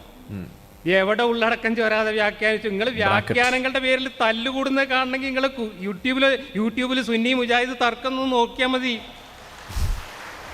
മൗദൂദി വ്യാഖ്യാനിച്ചതൊക്കെ തെറ്റാണെന്ന് സുന്നി മുജാഹിദും പറയുന്നത് കേട്ടാൽ മതി. ഉള്ളടക്കം ചോർന്നിട്ടില്ലേ? ഉള്ളടക്കമൊക്കെ അട്ടിമറിച്ചുകൊണ്ടാണ് ഓരോരുത്തരും വ്യാഖ്യാനിച്ചിട്ടുള്ളത്. കാരണം എന്താണ്? അള്ളാഹ്ക്ക് ഒരു കാര്യം മനുഷ്യന് മനസ്സിലാവുന്ന രീതിയിൽ പറഞ്ഞു കൊടുക്കാൻ അറിയില്ല. അതിൻ്റെ കാര്യം അതാണ്. 1,000 ഗ്രൂപ്പുകളായി മുസ്ലിങ്ങൾ ലോകാവസാനം വരെ തമ്മിൽ തല്ലുന്നതിന്റെ കാരണം അള്ളാഹ്ക്ക് ഭാഷ അറിയില്ല എന്നുള്ളത് തന്നെയാണ്. ഒരു കാറ്റലോഗ് കൊടുത്തയക്കുമ്പോൾ അത് മര്യാദക്ക് പറഞ്ഞു കൊടുക്കാൻ പറ്റുമെങ്കിൽ ഇങ്ങനെ ഉള്ളടക്കം ചോരാതെ വ്യാഖ്യാനിക്കേണ്ട ആവശ്യമുണ്ട്. വ്യാഖ്യാനം തന്നെ ആവശ്യമില്ല. എന്തിനാണ് ഈ യൂസർ മാനുവൽ വ്യാഖ്യാനിക്കുന്നത്? അത് വ്യക്തമായിട്ടും ലളിതമായിട്ടും അങ്ങനെയുള്ള അവകാശപ്പെടുന്നത് അതങ്ങനെ പറഞ്ഞു കൊടുത്താൽ പോരെ. ക്ലാസ് എടുക്കലിനെ പിന്നെയും അദ്ദേഹം പറഞ്ഞു പരിഭാഷ നോക്കി വിമർശിക്കാം, പക്ഷേ ക്ലാസ് എടുക്കാൻ പറ്റില്ല എന്ന്. ഞാൻ അത് തന്നെ പറഞ്ഞത്. ഖുർആൻ ക്ലാസ് എടുത്തുകൊണ്ട് നടക്കുന്ന സാക്കിർ നായിക്കിനും MM അക്ബറിനും ഖുർആൻ അറബി പഠിക്കേണ്ട ആവശ്യമില്ലെങ്കിൽ ഇവരൊക്കെ എഴുതി വെച്ച കാര്യങ്ങൾ മനസ്സിലാക്കിയിട്ട് എനിക്ക് മനസ്സിലായ കാര്യങ്ങൾ ക്ലാസ് എടുക്കാൻ എനിക്കും അറബിയൊന്നും പഠിക്കേണ്ട ആവശ്യമില്ല. നിങ്ങൾ ആദ്യം സാക്കിർ നായിക്കിനെ പോയി അറബി പഠിപ്പിക്ക്, MM അക്ബറിനെ പോയിട്ട് അറബി പഠിപ്പിക്ക്, അള്ളാഹിനെ പോയിട്ട് അറബി പഠിപ്പിക്ക്. അള്ളാന്റെ റസൂലിന് എഴുത്തും വായന അറിയില്ല എന്ന് അഭിമാനപൂർവ്വം പറയുന്നത് നിങ്ങൾ. എഴുത്തും വായന അറിയാത്ത ഒരാളുടെ തൊള്ളയിൽ കൂടെയാണോ അള്ളാഹു ഈ ഗതികെട്ടൊരു വെളിപാട് ഇറക്കിയത്? ആദ്യം എഴുത്തും വായനയും അറിയുന്ന ഒരു മനുഷ്യനെ തിരഞ്ഞെടുക്കാൻ പോലും കഴിയാത്ത ആളായി പോയി അള്ളാഹു. അതുകൊണ്ടാണ് ഇതൊക്കെ വന്നത്. എഴുത്തും വായനയും അറിയുമായിരുന്നത് സ്റ്റാൻഡേർഡ് ഭാഷയിൽ ലോകത്തെല്ലായിടത്തേക്കും വ്യാഖ്യാനമില്ലാതെ കൊടുത്തയക്കാൻ പറ്റുന്ന വെളിപാടുകൾ ഇറങ്ങുമായിരുന്നു. പക്ഷേ നാടോടിയായി ജീവിച്ച മുഹമ്മദിന് കൊളോക്കിയൽ ഭാഷയിലുള്ള വാമൊഴി വഴക്കം മാത്രമേ ഉണ്ടായിരുന്നുള്ളൂ എന്നതുകൊണ്ടാണ് ഖുർആനിലെ ഓരോ വാചകത്തിനും 1,000 ബ്രാക്കറ്റ് എഴുതിക്കൊണ്ട് വായി തോന്നിയതൊക്കെ തിരികെ ചേർക്കേണ്ട ഗതികേട് ഈ മതത്തിൻ്റെ പ്രചാരകർക്കുണ്ടായത് എന്നാണ് എനിക്ക് പറയാനുള്ളത്. പിന്നെ മഹറിൻ്റെ കാര്യമൊക്കെ അദ്ദേഹം പറഞ്ഞു. മഹറിൻ്റെ നിർവചനമൊന്നും എന്നെ കൊണ്ട് മൈക്കിൽ കൂടെ പറയിപ്പിക്കണ്ട, എനിക്ക് പറയാനുള്ളത്. അതൊക്കെ ഫേസ്ബുക്കിലും മറ്റേ ക്ലബ് ഹൗസിലൊക്കെ ഒരുപാട് ചർച്ച ചെയ്ത ഞാനൊക്കെ ചെവിയും പൊത്തി പോകലാ. യോനിക്കൂലി അത്രേ ഉള്ളൂ. എന്താ ഇസ്ലാമിലെ ലൈംഗിക സദാചാരം? അതൊക്കെ ഒന്ന് പഠിക്കണം, നിങ്ങൾ മനസ്സിലാക്കണം. നിങ്ങൾ ആധുനിക കാലത്ത് ഇവർ പുട്ടിയടിച്ച് എഴുതി വെച്ച സാധനം മാത്രം വായിച്ചാൽ പോരാ, With bracket. കുറച്ച് പഴയ കിതാബൊക്കെ വായിച്ചു നോക്കണം. നിങ്ങൾ ഫത്തുൽ മുഈനൊക്കെ ഒന്ന് വായിച്ചു നോക്കി. 400 കൊല്ലത്തെ പഴക്കമുണ്ടായിന്. എന്തൊക്കെയാ എഴുതി വെച്ചിരിക്കണം, മഹർ എന്താണെന്നൊക്കെ എഴുതി വെച്ചിട്ടുണ്ടായില്. അത് ഫോളോ ചെയ്തിട്ടാണ് ഇവിടുത്തെ മഹാഭൂരിപക്ഷം മുസ്ലിങ്ങളും ദീന് പഠിപ്പിക്കുന്നത്. അതാണ് ഇസ്ലാമിൻ്റെ കഥ. ഈ കള്ളത്തരങ്ങളൊക്കെ പൊളിഞ്ഞിരിക്കുന്നു. ഇതിപ്പോൾ ഞാൻ ക്ലാസ് നിർത്തിയാലും ഇനി ക്ലാസ് എടുക്കാൻ ഇവിടെ നൂറുകണക്കിന് ആൾക്കാർ ഇവിടെ തന്നെ ഉണ്ട്. ബേജാറാവേണ്ട ഞങ്ങളെ കാര്യം നോക്കാണ്. ഈ കച്ചവടം പൂട്ടുന്നതാണ് MM അക്ബർ പൂട്ടിക്കെട്ടി എന്നാണ് പറയുന്നത്. MM അക്ബറിൻ്റെ ജൂനിയേഴ്സായിട്ട് കച്ചവടം ഏറ്റെടുത്തവർക്കും അധികം താമസിയാതെ പൂട്ടിക്കെട്ടേണ്ടി വരും തന്നെയാണ് എനിക്ക് പറയുന്നത്. 5 മിനിറ്റിൻ്റെ ഇനി റിബട്ടൽ സെഷൻ്റെ 5 മിനിറ്റിൻ്റെ ആ ഭാഗത്തിൻ്റെ അവസാന സെഷനാണ്. അതുപോലെ നമ്മൾ ചോദ്യം എഴുതി കൊടുക്കണമെന്ന് പറഞ്ഞിരുന്നു. അപ്പോൾ ചോദ്യങ്ങൾ 6 ചോദ്യങ്ങളാണ് 2 സെഷനിലും അഡ്രസ്സ് ചെയ്യാൻ നമ്മൾ ഉദ്ദേശിക്കുന്നത്. അപ്പോൾ 6-ൽ കൂടുതൽ തന്നെ ചോദ്യങ്ങൾ ലഭിച്ചു കഴിഞ്ഞിട്ടുണ്ട്. അതുകൊണ്ട് ഇനിയിപ്പോൾ കൂടുതൽ ചോദ്യങ്ങൾ ആരും നൽകേണ്ടതില്ല. 6 ചോദ്യങ്ങൾ കൂടുതൽ ലഭിച്ചിട്ടുണ്ട് 2 ഭാഗത്തും. അയ്യുമലുവേഷൻ നമ്മളെ ആനമയിലൊട്ടകം ടീമിൻ്റെ ചാനലിൽ ഏതാണ്ട് 10,000 ആൾ കാണുന്നുണ്ടെന്നാണ് പറയുന്നത്. നല്ല സൈനാണ്, മുസ്ലിങ്ങൾ കാണണം. മുഹമ്മദ് നബിക്ക് എഴുത്തും വായനയും അറിയില്ല. എഴുത്തും വായനയും അറിയാത്തതൊരു പോരായ്മയായി ഒരു കുറവായിട്ടാണ് മാഷ് അവതരിപ്പിക്കുന്നത് അല്ലേ? പല വേദാന്തങ്ങളുടെയും ആചാര്യന്മാർ ഇങ്ങനെ തന്നെയായിരുന്നു. മാത്രമല്ല ഖുർആൻ അതിനെപ്പറ്റി പറയുന്നു. ഖുർആനിൽ ആ കാര്യം മുഹമ്മദ് നബി ഉമ്മിയാണ് എന്നതിന് ബഅസഫിൽ ഉമ്മിയീന റസൂലൻ എന്ന് പറയുന്നത് മുഹമ്മദ് നബി വേറെ ആരെങ്കിലും കേട്ടെഴുതിയതാണോ, ആരെങ്കിലും പഠിപ്പിച്ചു കൊടുത്തതാണോ? ഇതൊന്നും വരാതിരിക്കാനാണ് അന്ന് അറബി സാഹിത്യകാരന്മാർ ഉള്ള സമയത്ത് എഴുത്തും വായനയും വശമില്ലാത്ത ഒരാളെ തന്നെ തിരഞ്ഞെടുത്തത്. എന്നിട്ടതിൽ ഏറ്റവും സാഹിത്യഗ്രന്ഥം, വെറും സാഹിത്യഗ്രന്ഥമല്ല, മനുഷ്യൻ്റെ ഇഹപര ജീവിതത്തിൻ്റെ മോക്ഷത്തിന് വേണ്ടി ഒരു ഗ്രന്ഥം ഇറക്കുന്നത് തിരഞ്ഞെടുക്കപ്പെട്ട ആള് ഉമ്മിയാകുക എന്നുള്ളത് ഒരു അനുഗ്രഹമായിട്ടാണ്. വീഡിയോ ലൈക്ക് ചെയ്യാത്തവർ ലൈക്ക് ചെയ്യണേ. എത്രയോ കാലം മനുഷ്യർ വാമൊഴിയിലൂടെ കാര്യങ്ങൾ കൈകാര്യം ചെയ്തിട്ടുണ്ടെന്നറിയോ? പിന്നീടാണ് വരമൊഴി വരുന്നത്. മുഹമ്മദ് നബി അദ്ദേഹം എഴുത്തും വായന അറിയില്ല എന്ന് എഴുതിയിട്ടില്ല. മുസ്ലിങ്ങളോടൊന്നും എഴുത്തും വായന അറിയരുതെന്ന് പഠിപ്പിച്ചിട്ടില്ല. അദ്ദേഹത്തിൻ്റെ അനുചരന്മാരെ എഴുത്തും വായനയും പഠിപ്പിക്കുവാൻ പ്രോത്സാഹിപ്പിക്കുകയും അതിന് വേണ്ടിയിട്ട് അവരെ നിരന്തരം ആഹ്വാനം ചെയ്യുകയും ചെയ്തിട്ടുണ്ട്. അത് തന്നെയാണ് ഖുർആനിൻ്റെ ഏറ്റവും വലിയൊരു അമാനുഷികത. ചർച്ച വരുമ്പോൾ അപ്പം പറയാം. പിന്നെ ഞാൻ ഇവിടെയുള്ള മലയാള പരിഭാഷകളൊക്കെ പരിഭാഷപ്പെടുത്തിയപ്പോൾ ആശയം ചോർന്നു പോയി എന്നല്ല. സാധാരണ ഏത് പരിഭാഷയാണെങ്കിലും ഗ്രന്ഥകാരൻ ഉദ്ദേശിച്ച അതേ ലെവലിൽ, അതേ അളവിൽ, അതേ ഭംഗിയിൽ, സാഹിത്യ ഭംഗിയിൽ, അതിൻ്റെ ഘടനയിൽ തീർത്തും മറ്റൊരു ഭാഷയിൽ, പ്രത്യേകിച്ച് സാഹിത്യ ഗ്രന്ഥം പോലുള്ളത് പരിഭാഷപ്പെടുത്താൻ പരിമിതികളുണ്ട്. പിന്നെ അവർ ചെയ്യുന്ന എന്താണ്? നിലവിലുള്ള ഭാഷകൾ ഉപയോഗിച്ചുകൊണ്ട് മനസ്സിലാക്കി കൊടുക്കാനാണ് ശ്രമിക്കാറുള്ളത്. ഇത് ഖുർആന്റെ മലയാളം മാത്രമല്ല, അറബിയിലുള്ള ഖുർആൻ, അറബിയിൽ തന്നെ ധാരാളം തഫ്സീറുകളുണ്ട്. അവരും ചെയ്യുന്നത് തഖ്രീബുൽ ലിമഅനാഹു എന്നാണ്. ഖുർആനിന് ഈക്വലൻ്റായ സമാനമായ എല്ലാ അർത്ഥങ്ങളും ഖുർആനിൽ ഉപയോഗിച്ചൊരു വാക്കിൻ്റെ ഏതെല്ലാം തരത്തിലുള്ള അർത്ഥങ്ങളുണ്ടോ അതെല്ലാം ധ്വനിപ്പിക്കുന്ന മറ്റൊരു വാക്ക് കൊണ്ടുവരാൻ സാധ്യമല്ല, ഒരിക്കലും പറ്റില്ല. എഴുതാൻ പറ്റില്ല. തഫ്സീറുകളിൽ ചെയ്യുന്നത്, പരിഭാഷ അല്ല, തഫ്സീറുകളിൽ പോലും ചെയ്യുന്നത് കുറേ സമാനമായ വാക്കുകൾ എടുത്തുകൊണ്ട് വ്യാഖ്യാനിക്കലാണ്. ഇപ്പൊ വഹ്യ്, മാഷ് പറഞ്ഞു വഹ്യ്. വഹ്യ് എന്ന് പറഞ്ഞാൽ യഅലാം എന്നൊരർത്ഥമുണ്ട്. പിന്നെ അതിൻ്റെ അടുത്ത് ഖഫീഫ എന്നൊരർത്ഥമുണ്ട്, സുർഅ. ഇത് മൂന്നും കൂടി ചേരുമ്പോഴേ വഹ്യിൻ്റെ അർത്ഥമാവുള്ളൂ. അപ്പൊ ഏതെങ്കിലും മുഫസ്സിർ ഇങ്ങനെ പറയും, യൗമ തമൂറു സമാ, ആകാശം ചലിക്കും. എങ്ങനെ? തമൂറു. അവിടെ തമൂർ എന്ന് പറഞ്ഞാൽ യതഹറക് എന്നാണ് തഫ്സീറിലുള്ളത്. അപ്പോൾ പിന്നെ അല്യം യതഹറകു തഹറുക്കൻ എന്ന് പറയാൻ പറ്റുമോ? പറ്റില്ല. ആ വാക്ക് ഈക്വലൻ്റായ വാക്കാവില്ല. ഖുർആനിൽ ഏതൊരു വാക്കും, ഇപ്പൊ ഖുർആനിൽ ഉപയോഗിച്ച ഒരു വാക്ക് നസ്വറ, ഇതിനൊക്കെ വെച്ച സ്ഥലത്ത് ഉപയോഗിക്കാൻ കഴിയില്ല. അത് ഖുർആന്റെ ഒരു പ്രത്യേകതയാണ്. അല്ലെങ്കിൽ തന്നെ മുത്തറാദിഫ് പര്യായമെന്ന് പറയുന്നത് ഖുർആനിൽ ഇമ്മാ നാദിറുൻ ഔ മഅദൂം എന്നാണ്. ഇല്ലെന്ന് തന്നെ പറയണം, വളരെ കുറവാണ്. എന്നിട്ട് മുത്തറാദിഫ് പോലും ഇതിപ്പോ നമ്മളോടല്ലല്ലോ പറയേണ്ടത്. അറബിയിലുള്ള ഖുർആനിന്, അറബിയിലുള്ള തഫ്സീറിന് പോലും പരിമിതികളുണ്ട്. അടിപൊളി. അവര് ചെയ്യുന്നതന്നെ തഖരീബുൽ ലിമഅന, അതതിന്റെ ഒരു വാക്ക് ധ്വനിപ്പിക്കുന്ന ധാരാളം വാക്കുകൾ വെച്ചുകൊണ്ട് വ്യാഖ്യാനിക്കലാണ്. ഇബ്നു കസീറാണ് ഇപ്പൊ അവിടെ മലയാളത്തിൽ അമാനി മൗലവി തഫ്സീർ ചെയ്തത്. ഇബ്നു കസീറിന്റെ പരിമിതിയാണ് ഞാൻ പറഞ്ഞത്. ഇബ്നു കസീറിൻ്റെത് ഇങ്ങോട്ട് 30 വാള്യമുള്ളതിനെ 4 വാള്യത്തിൽ പരിഭാഷപ്പെടുത്തുമ്പോൾ എന്തുണ്ടാവും? പരിമിതി ഉണ്ടാവും. അറബിയിലുള്ള ഒരു ഗ്രന്ഥത്തിന് 30 വാള്യമുള്ള ഒരു ഗ്രന്ഥത്തിന് മലയാളത്തിൽ 4 വാള്യങ്ങളുള്ള ചെറിയൊരു പരിഭാഷ കൊണ്ടുവരുമ്പോൾ എത്ര പരിമിതി അതിലുണ്ടാവും? ഇതിപ്പോ ഉള്ള പരിമിതി വാള്യുണ്ട് ചെങ്ങായി, അതിനെ മലയാളത്തിൽ പരിഭാഷപ്പെടുത്തുന്നുണ്ട്. വളരെ ലഘു. അതുകൊണ്ടാണ് പരിഭാഷ അന്യൂന്യമാണ് എന്ന് പറയാൻ കഴിയാത്തത്. അതിന് അതിൻ്റെതായ പരിമിതികളുണ്ട്. പിന്നെ മനസ്സിൽ ഇത് പരിമിതി ഇല്ല, ഇത് പെർഫെക്റ്റ് ആണെന്ന് ഒരുവിധം തള്ളിമറിച്ചാണ് നമ്മുടെ ആനമയിലൊട്ടകമൊക്കെ നടക്കുന്നത്. അവിടെയാണ് ഈ ചെങ്ങായി വന്നത് പൊളിക്കുന്നത്. ഇങ്ങനെ ഇന്ന് തന്നെ ഡിസ്മിസ് ചെയ്യുന്ന തോന്നുന്നത് ആനമയിലൊട്ടകം. ാക്കണ്ടേ എന്തെങ്കിലും ഒന്ന്, അതിനു വേണ്ടിയിട്ട് അത് ഉപയോഗിക്കുന്നു. പരിഭാഷ എഴുതിയവരത് പറയുന്നുണ്ട്. അമാനി മൗലവി എത്രയോ സ്ഥലത്ത് പറയാണ്, ഞങ്ങൾ മനസ്സിലാക്കിയതാണ് ഈ പറയുന്നത്, അതിന്റെ പരിമിതികളുണ്ട് എന്ന്. മാഷ് അവസാനം ഒരു ഭീഷണി പോലെ, മഹറിന്റെ അർത്ഥം ഞാൻ ഇപ്പോൾ പറഞ്ഞാൽ മാഷ് പറയൂ, നമ്മൾ പഠിക്കല്ലേ. മഹർ എന്നുള്ള വാക്ക് ഞാൻ പറഞ്ഞത് ഖുർആനിൽ ഉപയോഗിച്ചിട്ടില്ല. ഒരു വാക്കിന് ധാരാളം അർത്ഥമുണ്ടാകും, അതിന് ലഘുവിയായ അർത്ഥമുണ്ടാകും. ഭാഷ യോനിക്കൂലി, ഇനി അതിന്റെ അർത്ഥം ആരും തപ്പി നടക്കണ്ട, അതാണ് അതിന്റെ അർത്ഥം.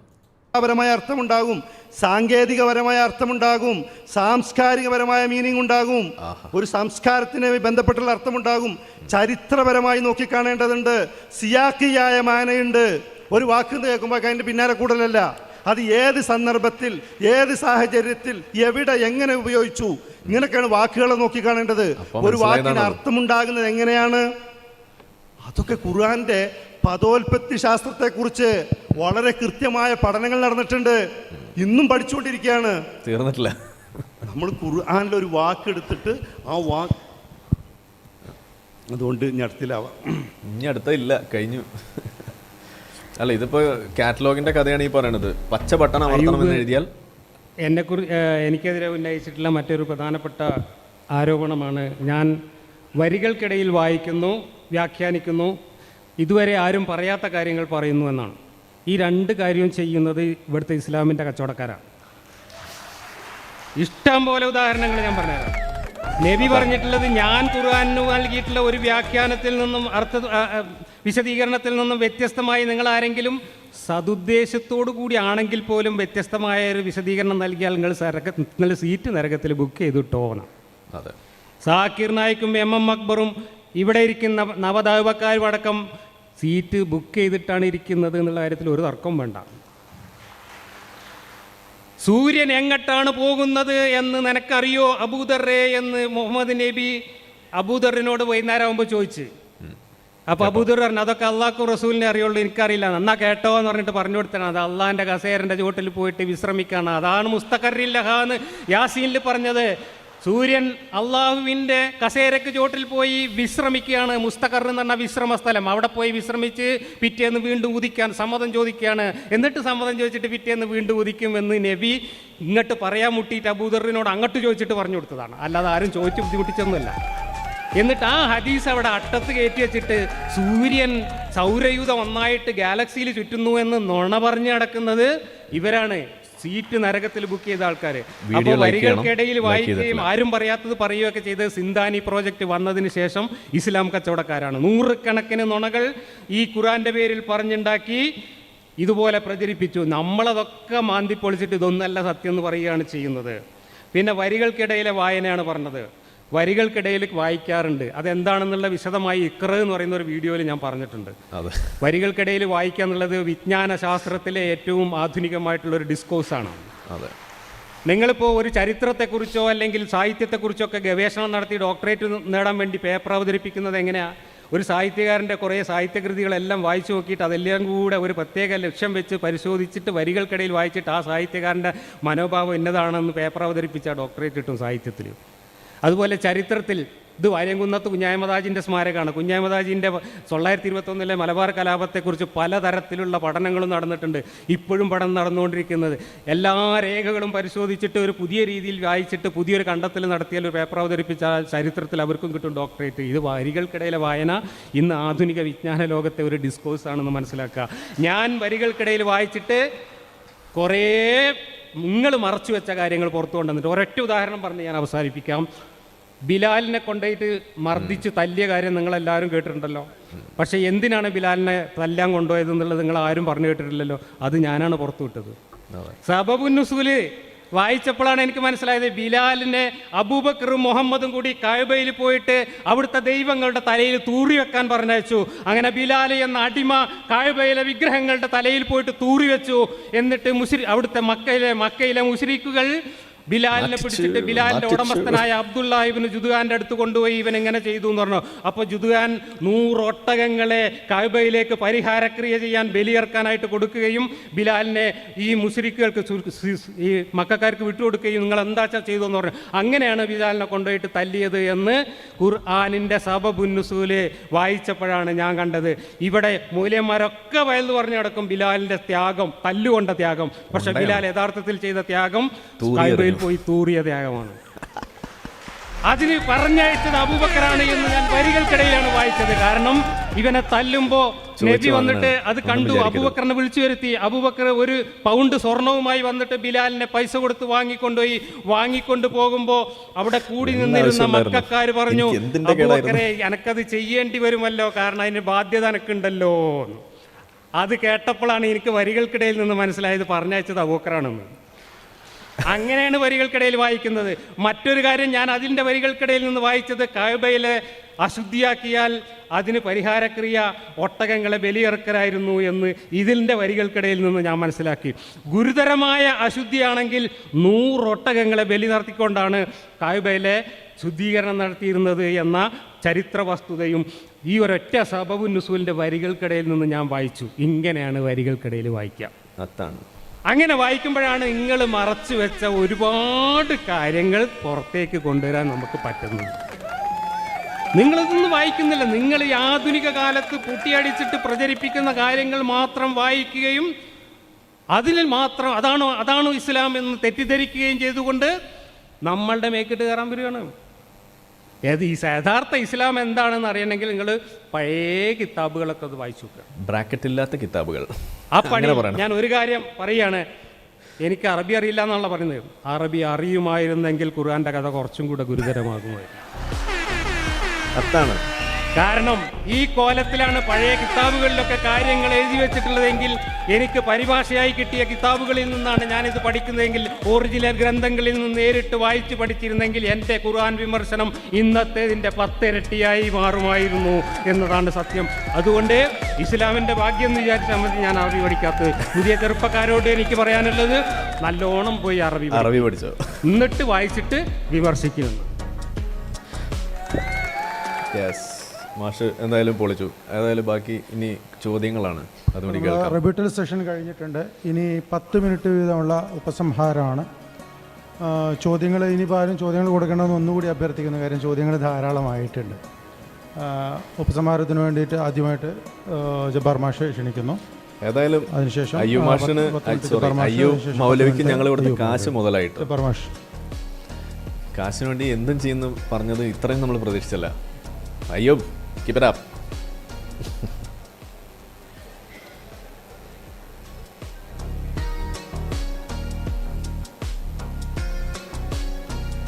അപ്പോൾ കൺക്ലൂഷൻ എന്നുള്ള 10 മിനിറ്റാണ് എനിക്ക് കിട്ടിയിട്ടുള്ളത്.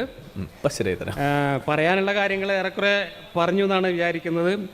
കൺക്ലൂഷനായിട്ട് എനിക്ക് പറയാനുള്ളത്, ഇതിലെ അയ്യൂബ് ഉന്നയിച്ച എല്ലാ ആരോപണങ്ങൾക്കും വ്യക്തവും ശക്തവുമായിട്ടുള്ള എൻ്റെ പ്രതികരണം ഞാൻ ഒരു 2 മണിക്കൂർ ദൈർഘ്യമുള്ള വീഡിയോ ആയിട്ട് ചെയ്യാൻ ഉദ്ദേശിക്കുന്നുണ്ട്. മിക്കവാറും ഇന്ന് തന്നെ, നേരത്തെ ഒന്ന് ചെയ്തു വെച്ചിട്ടുണ്ട്. അതിൽ കുറച്ച് മാറ്റങ്ങൾ കൂടെ വരുത്തിയിട്ട് ഇന്നോ നാളെയോ ആയിട്ട് ഞാനത് അപ്ലോഡ് ചെയ്യും. അപ്പോൾ നിങ്ങൾ ആ വീഡിയോ കൂടെ കണ്ടു കഴിഞ്ഞാൽ നിങ്ങൾക്ക് ഞാൻ ഖുർആൻ ക്ലാസ്സിൻ്റെ ഒരു ഇൻട്രൊഡക്ഷൻ എന്നുള്ള നിലയ്ക്ക് 1-2 വീഡിയോകൾ നേരത്തെ ചെയ്തിട്ടുണ്ട്. ഞാൻ എന്തിനാണ് ഖുർആൻ ക്ലാസ് നടത്തുന്നത്? ഞാൻ നേരത്തെ പറഞ്ഞു, ഞാൻ തജ്വീദ് പഠിപ്പിക്കാനോ ഹിഫ്ള് പഠിപ്പിക്കാനോ ഓത്ത് പഠിപ്പിക്കാനോ അല്ലെങ്കിൽ അറബി ഭാഷയുടെ സാഹിത്യം പഠിപ്പിക്കാനോ ഒന്നുമല്ല ഖുർആൻ ക്ലാസ് നടത്തുന്നത്. സാഹിത്യമൊക്കെ എന്തിനാണ് ഖുർആനിൽ? ഒരു പടച്ചോന് തൻ്റെ സൃഷ്ടികളായി ലോകത്ത് മുഴുവൻ വ്യാപിച്ചു കിടക്കുന്ന 1,900 ഭാഷയിൽ സംസാരിച്ചുകൊണ്ട് ജീവിക്കുന്ന മനുഷ്യർക്ക് എങ്ങനെയാണ് ജീവിക്കേണ്ടത്, എന്താണ് ധാർമ്മികത, എന്താണ് ഞാനും നിങ്ങളും തമ്മിലുള്ള ഇടപാട് എന്ന് പഠിപ്പിക്കാൻ വേണ്ടി കൊടുത്തയച്ച യൂസർ മാനുവലിൽ എന്തിനാ കുട്ടികളെ സാഹിത്യം? ഈ സാഹിത്യത്തിൽ എഴുതിയാൽ ആർക്കാ മനസ്സിലാവുക? ഇപ്പൊ ഇവിടെ ഇരിക്കുന്ന നിങ്ങൾക്ക് ഞാൻ ഈ പറയുന്ന മലയാളം മനസ്സിലാവും, പക്ഷേ നിങ്ങൾക്ക് ഒരു കടമ്മനിട്ടയുടെ കവിത കേട്ടാൽ അല്ലെങ്കിൽ ആനന്ദിന്റെ നോവൽ വായിച്ചാൽ നിങ്ങൾക്ക് മനസ്സിലാവില്ല. എന്താ കാരണം? അത് മനസ്സിലാവണമെങ്കിൽ സാഹിത്യം വേറെ പഠിക്കണം. അങ്ങനെ സാഹിത്യം പഠിച്ചിട്ട് സാഹിത്യകൃതികളൊക്കെ വായിച്ച് മനസ്സിലാക്കാൻ കഴിയുന്നവർ നമ്മുടെ പൊതുസമൂഹത്തിൽ എത്ര ശതമാനം ഉണ്ടാവും? 1% താഴെ ഉണ്ടാവുള്ളൂ. ആ 1% താഴെയുള്ള ആളുകൾക്ക് സാഹിത്യത്തിന്റെ കേമത്തരം പഠിപ്പിക്കുക എന്നുള്ളത് ദൈവത്തിന്റെ ലക്ഷ്യമാണെങ്കിൽ ആ ദൈവത്തിനെ കാര്യമായ ചികിത്സക്ക് കൊണ്ടുപോകണമെന്നാണ് എൻ്റെ അഭിപ്രായം. ദൈവം പുസ്തകം കൊടുത്തയച്ചത് എന്തിനാണ്? അത് ആദ്യം നിങ്ങൾ പറയൂ, വ്യക്തമാക്കൂ. ദൈവം പുസ്തകം കൊടുത്തയച്ചത് നിങ്ങൾ തന്നെ പറഞ്ഞു നടക്കുന്നത് മനുഷ്യർക്ക് ധാർമ്മിക ജീവിതം എങ്ങനെയെന്ന് പഠിപ്പിക്കാനാണെന്ന്. എന്നിട്ട് അത് വായിച്ചു നോക്കുമ്പോൾ അതിനകത്ത് സാഹിത്യത്തിൻ്റെ കടിച്ചാൽ പൊട്ടാത്ത കട്ടി കാരണം മനസ്സിലാവണില്ല. മനസ്സിലാവാഞ്ഞിട്ട് 1,900 വ്യാഖ്യാതാക്കൾ ഇരുന്നിട്ട് വ്യാഖ്യാനിക്കുക ലോകാവസാനം വരെ. അങ്ങനെയാണോ പടച്ചോൻ പുസ്തകം കൊടുത്തയക്കുക? സാഹിത്യം പഠിപ്പിക്കലോ കടിച്ചാൽ പൊട്ടാത്ത ഇനി അങ്ങനെ സാഹിത്യം പഠിപ്പിക്കുകയാണെങ്കിൽ തന്നെ അത് ലോകത്തെ ഏതെങ്കിലും ഒരു മൂലക്കലുള്ള ഒരു ഭാഷയിൽ സാഹിത്യം പഠിപ്പിച്ചാൽ മതി. പടച്ചോൻ എന്തൊരു അനീതിയാണത്. ഇത് കഴിഞ്ഞിട്ട് നമുക്ക് സാധനം ഉണ്ട് കേട്ടോ. അറബി എന്ന് പറയുന്ന ഒരു പ്രാദേശിക ഭാഷ വാടകയ്ക്ക് എടുത്തിട്ട് മനുഷ്യരോട് സംസാരിക്കേണ്ട ഗതികേട് ദൈവത്തിനുണ്ടായി എന്ന് പറയുന്നത് തന്നെ ദൈവത്തെ കൊച്ചാക്കലാണ്. ദൈവത്തിനൊരു പൊതുഭാഷ ഉണ്ടാക്കാം. ദൈവത്തിന് ദൈവത്തിൻ്റെതായ പ്രകൃതിയുടെ ഭാഷ ഉപയോഗിച്ച് മനുഷ്യരോട് കമ്മ്യൂണിക്കേറ്റ് ചെയ്യാം. അതല്ലെങ്കിൽ ദൈവത്തിന് ലോകത്തുള്ള എല്ലാ ഭാഷയിലും ഒരേ സമയത്ത് തൻ്റെ ആശയങ്ങൾ പ്രചരിപ്പിക്കാനുള്ള സാധന സാമഗ്രികൾ കൊടുത്തയക്കാം. ഇതൊന്നും ചെയ്യാതെ ലോകത്തിൻ്റെ ഒരു മൂലയിലുള്ള ഒരു പ്രാദേശിക ഭാഷയിൽ ഒരു സാഹിത്യ പുസ്തകം കൊടുത്തയച്ചിട്ട് ഇൻ്റെ സാഹിത്യത്തിൻ്റെ കേമത്തരം കണ്ടോങ്ങൾ ആ മനുഷ്യന്മാരെ ബോധ്യപ്പെടുത്തിയിട്ട് ലോകത്തുള്ള മനുഷ്യന്മാർക്ക് എന്താ പ്രയോജനവും? മനുഷ്യർക്ക് ധാർമ്മികത പഠിപ്പിക്കാൻ വേണ്ടി കൊടുത്തയച്ച പുസ്തകമാണെങ്കിൽ അത് ലളിതമായിരിക്കണം. അതിൽ മനുഷ്യർക്ക് ആവശ്യമുള്ള കാര്യങ്ങൾ ആർക്ക് ഏത് ഭാഷയിൽ വായിച്ചാലും മനസ്സിലാവണം, ഏത് കാലത്തും മനസ്സിലാവണം. കാലത്തിനനുസരിച്ച് ബാക്കി കേൾക്കണമെങ്കിൽ എല്ലാവരും ലൈക്ക് ചെയ്യും. വേഗം ലൈക്ക് ചെയ്തോ, ഇത് ലൈക്ക് വളരെ കുറവാണ്. ഇങ്ങനെ പുതിയ വ്യാഖ്യാനം ഉണ്ടാക്കുക എന്ന് പറഞ്ഞാൽ അതിനെന്തിനാ ഖുർആൻ? നമുക്ക് നമ്മളെ ബുദ്ധി ഉപയോഗിച്ചിട്ട് കാലത്തിനനുസരിച്ച് ജീവിച്ചാൽ പോരെ? നമ്മളൊക്കെ അങ്ങനെ ചെയ്യുന്നത്. ഈ ഖുർആനിൽ പറയുന്ന കാര്യങ്ങളൊന്നും ഇന്നത്തെ കാലത്ത് മനുഷ്യന് ഉപയോഗിക്കാൻ പറ്റാത്തതും മനുഷ്യനോട് പറയാൻ പറ്റാത്തതുമായിട്ടുള്ള പ്രാകൃതമായ കാര്യങ്ങളാണ് എന്ന് മനസ്സിലാക്കിയത് കൊണ്ടാണ് നമ്മൾ അത് വലിച്ചെറിഞ്ഞിട്ട് നമ്മൾ നമ്മുടേതായ യുക്തി ഉപയോഗിച്ച് ബുദ്ധി ഉപയോഗിച്ച് ഇവിടെ എങ്ങനെയാണ് ജീവിക്കേണ്ടത് എന്ന് പറയുന്നത്. ആ യുക്തിയും ബുദ്ധിയും മനുഷ്യർക്കുണ്ടെങ്കിൽ 1400 കൊല്ലം മുമ്പ് ആർക്കും മനസ്സിലാവാത്ത ഏതോ ഒരു ഭാഷയിൽ കൊടുത്തയച്ച ഒരു കാറ്റലോഗ് നോക്കിയിട്ട് ജീവിക്കേണ്ട യാതൊരു ഗതികേടും നമുക്കില്ല. നമുക്ക് ബുദ്ധി ഉണ്ടെങ്കിൽ ആ ബുദ്ധി ഉപയോഗിച്ച് ജീവിക്കാം. മനുഷ്യൻ്റെ ധാർമ്മികത എന്ന് പറയുന്നത് മനുഷ്യനും തമ്മിലുള്ള സാമൂഹിക ബന്ധവുമായി ബന്ധപ്പെട്ടതാണ്.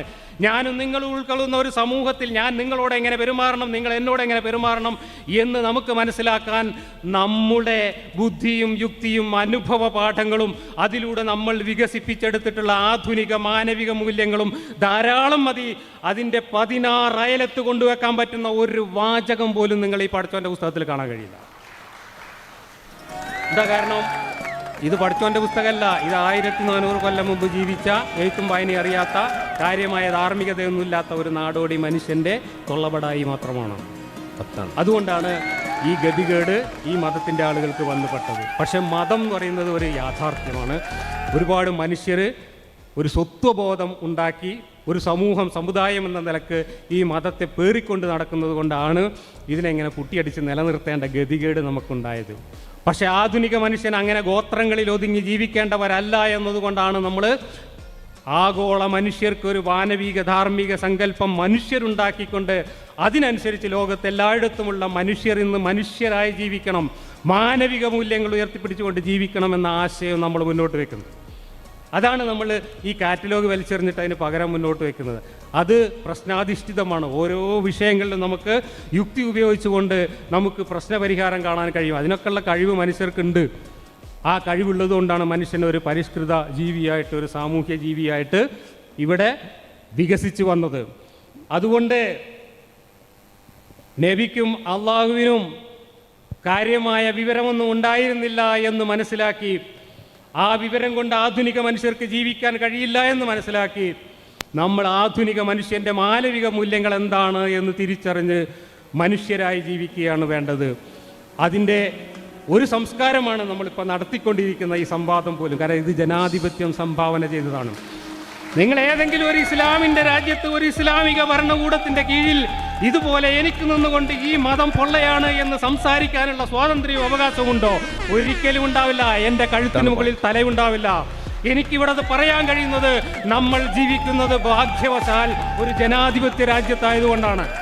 ജനാധിപത്യം എന്നത് നിങ്ങളുടെ ഖുർആനിലോ ബൈബിളിലോ ഏതെങ്കിലും ദൈവം കൊടുത്തയച്ച വെളിപാട് പുസ്തകത്തിൽ നിന്നോ കിട്ടിയ മൂല്യമല്ല. അത് ആധുനിക മനുഷ്യൻ സ്വതന്ത്ര ചിന്തയിലൂടെ വികസിപ്പിച്ചെടുത്ത മൂല്യമാണ്.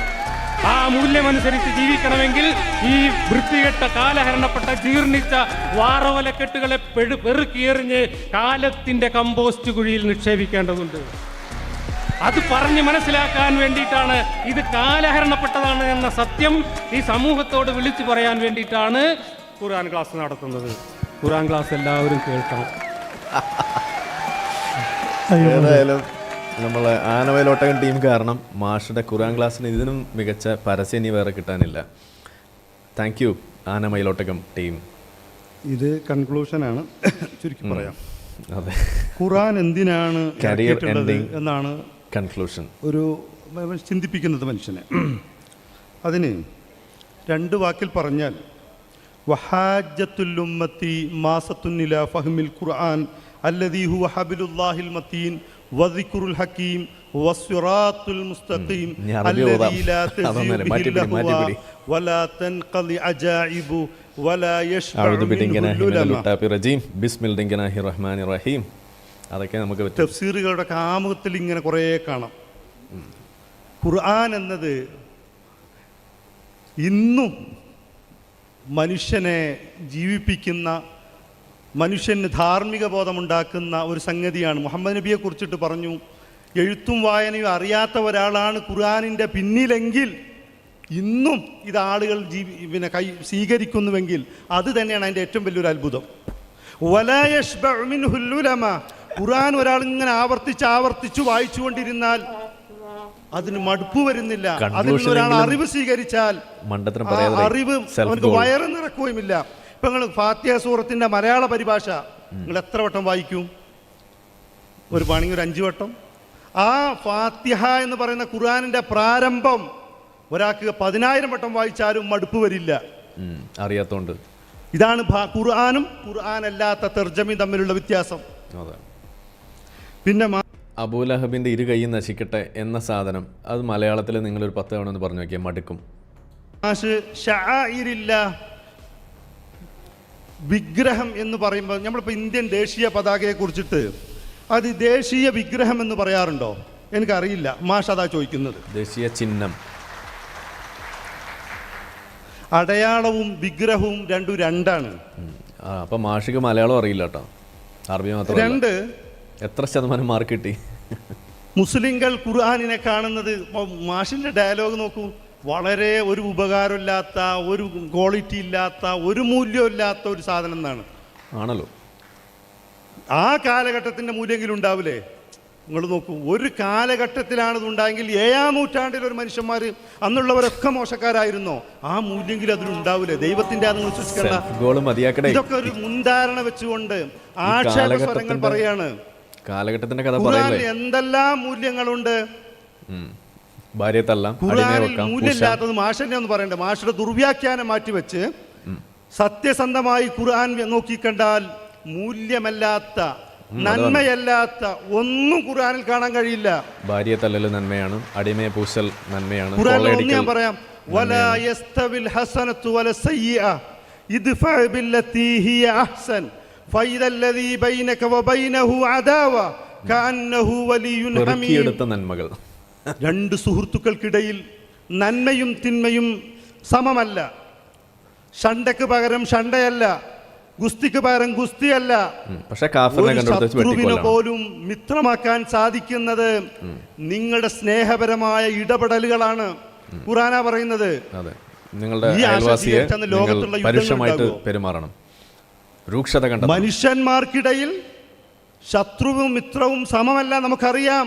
പക്ഷെ ശത്രുവിന് ശത്രുതയല്ല വേണ്ടത്. ആ ശത്രുവിനെ മിത്രമാക്കാൻ നിങ്ങളുടെ സ്വഭാവം, നിങ്ങളുടെ സംസ്കാരം, നിങ്ങളുടെ വാക്കുകൾ നന്നാക്കണമെന്നാണ്.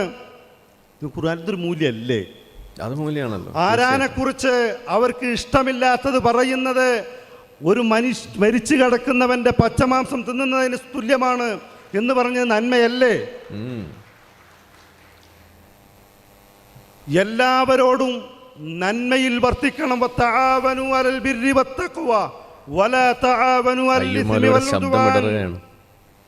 ഖുർആൻ പറയുന്നു, ഏത് മനുഷ്യരോടാണെങ്കിലും അവരോട് നല്ല രീതിയിലേ പെരുമാറാവൂ എന്ന്. അവിടെ മതം നോക്കിയിട്ടില്ല, ജാതി നോക്കിയിട്ടില്ല, ഒന്നും നോക്കിയിട്ടുണ്ടല്ലോ. മുഹമ്മദ് നബി സല്ലല്ലാഹു അലൈഹി വസല്ലം തന്റെ ഹജ്ജത്തുൽ വദാഇലെ അവസാനത്തെ പ്രസംഗത്തിൽ പറഞ്ഞു, നിങ്ങളെല്ലാവരും ഒരാണിന്റെയും പെണ്ണിന്റെയും മക്കളാണ്. നിങ്ങളെ വിവിധ ഗോത്രങ്ങൾ, വിവിധ വർഗങ്ങൾ, വിവിധ ഭാഷക്കാരാക്കിയത്, വിവിധ ദേശക്കാരാക്കിയത് നിങ്ങളെ പരസ്പരം തിരിച്ചറിയാനാണ്. വേറെ വഴിയൊന്നുമില്ലല്ലോ. പരസ്പരം ശത്രുത പാടില്ല. ഒരു കറുത്തവന് വെളുത്തവനേക്കാളോ വെളുത്തവന് കറുത്തവനേക്കാളോ ഒരു പ്രത്യേകതയുമില്ല. ദൈവബോധമാണ് നിങ്ങളിൽ ഉത്തമനാക്കുന്നത് എന്നാണ്. ഇത് നന്മയല്ലേ? നന്മയാണ്. പക്ഷെ മുഹമ്മദ് നബി നമ്മളിൽ നിന്നുണ്ടായിക്കൊണ്ടിരിക്കുന്ന വിദ്വേഷവും പകയും വെറുപ്പും ഒക്കെ കാരണം വാങ്ങിച്ച ആളാണ് നമ്മളുടെ ഈ സ്വഭാവം മാറ്റി അന്യനെ ഉൾക്കൊള്ളാൻ, അന്യനെ സ്വീകരിക്കുവാനുള്ള കഴിവുണ്ടാവണമെന്നാണ്. ഖുർആൻ ജനാധിപത്യത്തിനെതിരൊന്നല്ല, മനുഷ്യാവകാശങ്ങൾക്കെതിരല്ല.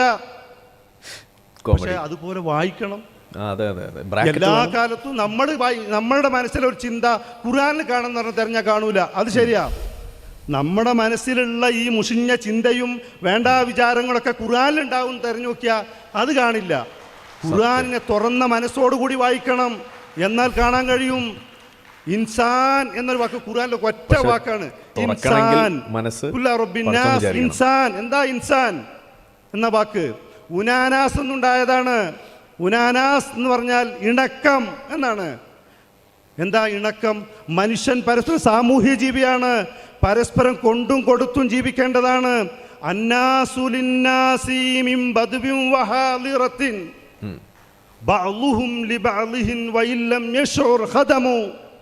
മനുഷ്യ, നിങ്ങൾ പരസ്പരം അങ്ങോട്ടും ഇങ്ങോട്ടും സേവനങ്ങളാണ് ചെയ്യുന്നത്. ഒരു ഡോക്ടർ അയാളെ വീട്ടിൽ ജോലി ചെയ്യുന്ന ഒരു ബദവിക്ക്, ഒരു ഗ്രാമീണന് നിങ്ങൾ അയാളുടെ കാലിലുള്ള മുറിവ് ഡ്രസ്സ് ചെയ്തു കൊടുക്കുന്നതും സേവനമാണ്. ഒരു ബദവി ഗ്രാമീണനായ അല്ലെങ്കിൽ നാട്ടിലുള്ള ഒരു ഡോക്ടർക്ക് ചെയ്യുന്ന സേവനമുണ്ടല്ലോ. അവിടെ ഭക്ഷണം വൃത്തിയാക്കി കൊടുക്കുന്നു, അവിടെ കാര്യങ്ങൾ ചെയ്തു കൊടുക്കുന്നു, സേവനവും അതും ഖിദ്മത്താണ്. നിങ്ങൾ മനുഷ്യർ അങ്ങോട്ടും ഇങ്ങോട്ടും സേവകരാണ്, ഖാദിമീങ്ങളാണ് എന്നൊരു ബോധമുണ്ടാവണം. ഇതിൽ നിന്നാണ് ഇൻസാൻ എന്ന വാക്കുണ്ടായത്. അല്ല, പണ്ഡിതന്മാർക്ക് 2-3 അഭിപ്രായം. കാക്കത്തൊള്ളായിരം സംഘടന എന്ന് പറഞ്ഞല്ലോ, വേറൊരു അഭിപ്രായം. ഇൻസാൻ എന്നെങ്ങനെ ഉണ്ടായി? അത് മറവി എന്ന നസിയിൽ നിന്നുണ്ടായതാണ്. എന്താ മനുഷ്യൻ? ഇപ്പം 2 വട്ടം സംസാരിച്ച് കുറച്ചേരം കഴിയുമ്പോൾ എന്താ നിങ്ങളെ പേര് ഓർമ്മയിലില്ല. മനുഷ്യനിങ്ങനെ വരിക്ക് നിൽക്കുകയാണ്. കറണ്ട് ബില്ലാണ് സ്വന്തം പേര്, എൻ്റെ പേര് എനിക്ക് ഓർമ്മയില്ലാതെ പോവുക. നിങ്ങൾ നോക്കൂ, മനുഷ്യൻ മറവി എന്ന് പറയുന്ന സംഗതി രോഗമൊന്നല്ല, പക്ഷെ അങ്ങനെ തന്നെ മനുഷ്യൻ സർവത്രമായി എല്ലാവർക്കും ഉണ്ട്. അതിൽ നിന്നാണ് ഇൻസാൻ ഉണ്ടായത്.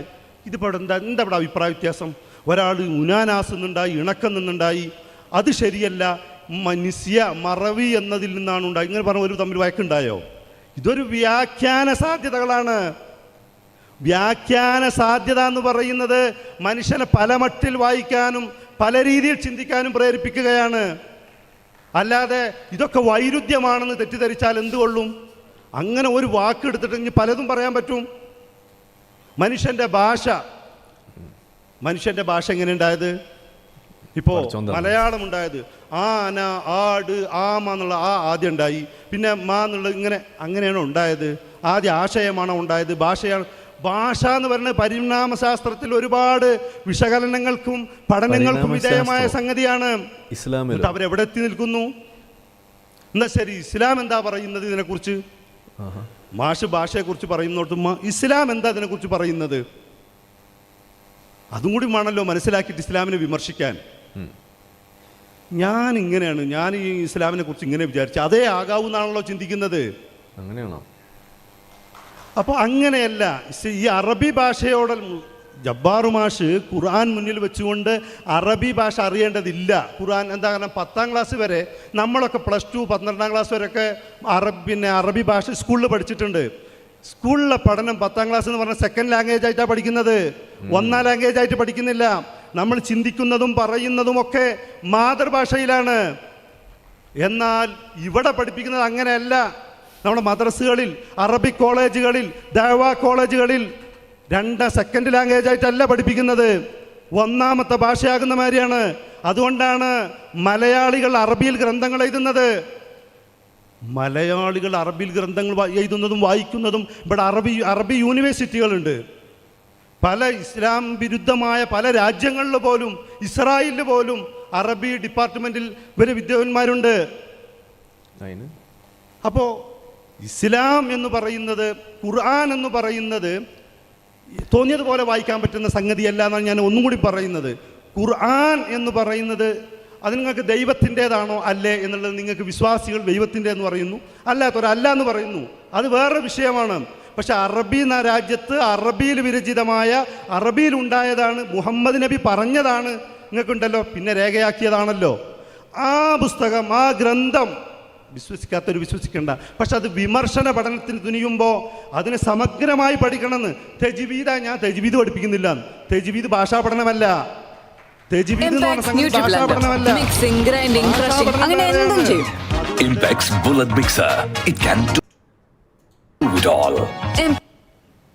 അതുകൊണ്ട് ഉപസംഹരിക്കുകയാണ്. മാഷിനോട് കുറേ കാലം മാഷ കൂടെ ആളെന്ന നിലയ്ക്ക് എനിക്ക് ബഹുമാനവും സ്നേഹവും മാത്രമേ മാഷോടുള്ളൂ. മാഷിൻ്റെ നിലപാടിനോടും മാത്രമാണ് എനിക്ക് വിയോജിപ്പുള്ളത് എന്ന് മാത്രം സ്നേഹപരമായി സൂചിപ്പിച്ചുകൊണ്ട് എൻ്റെ വാക്കുകൾ ഉപസംഹരിക്കുന്നു.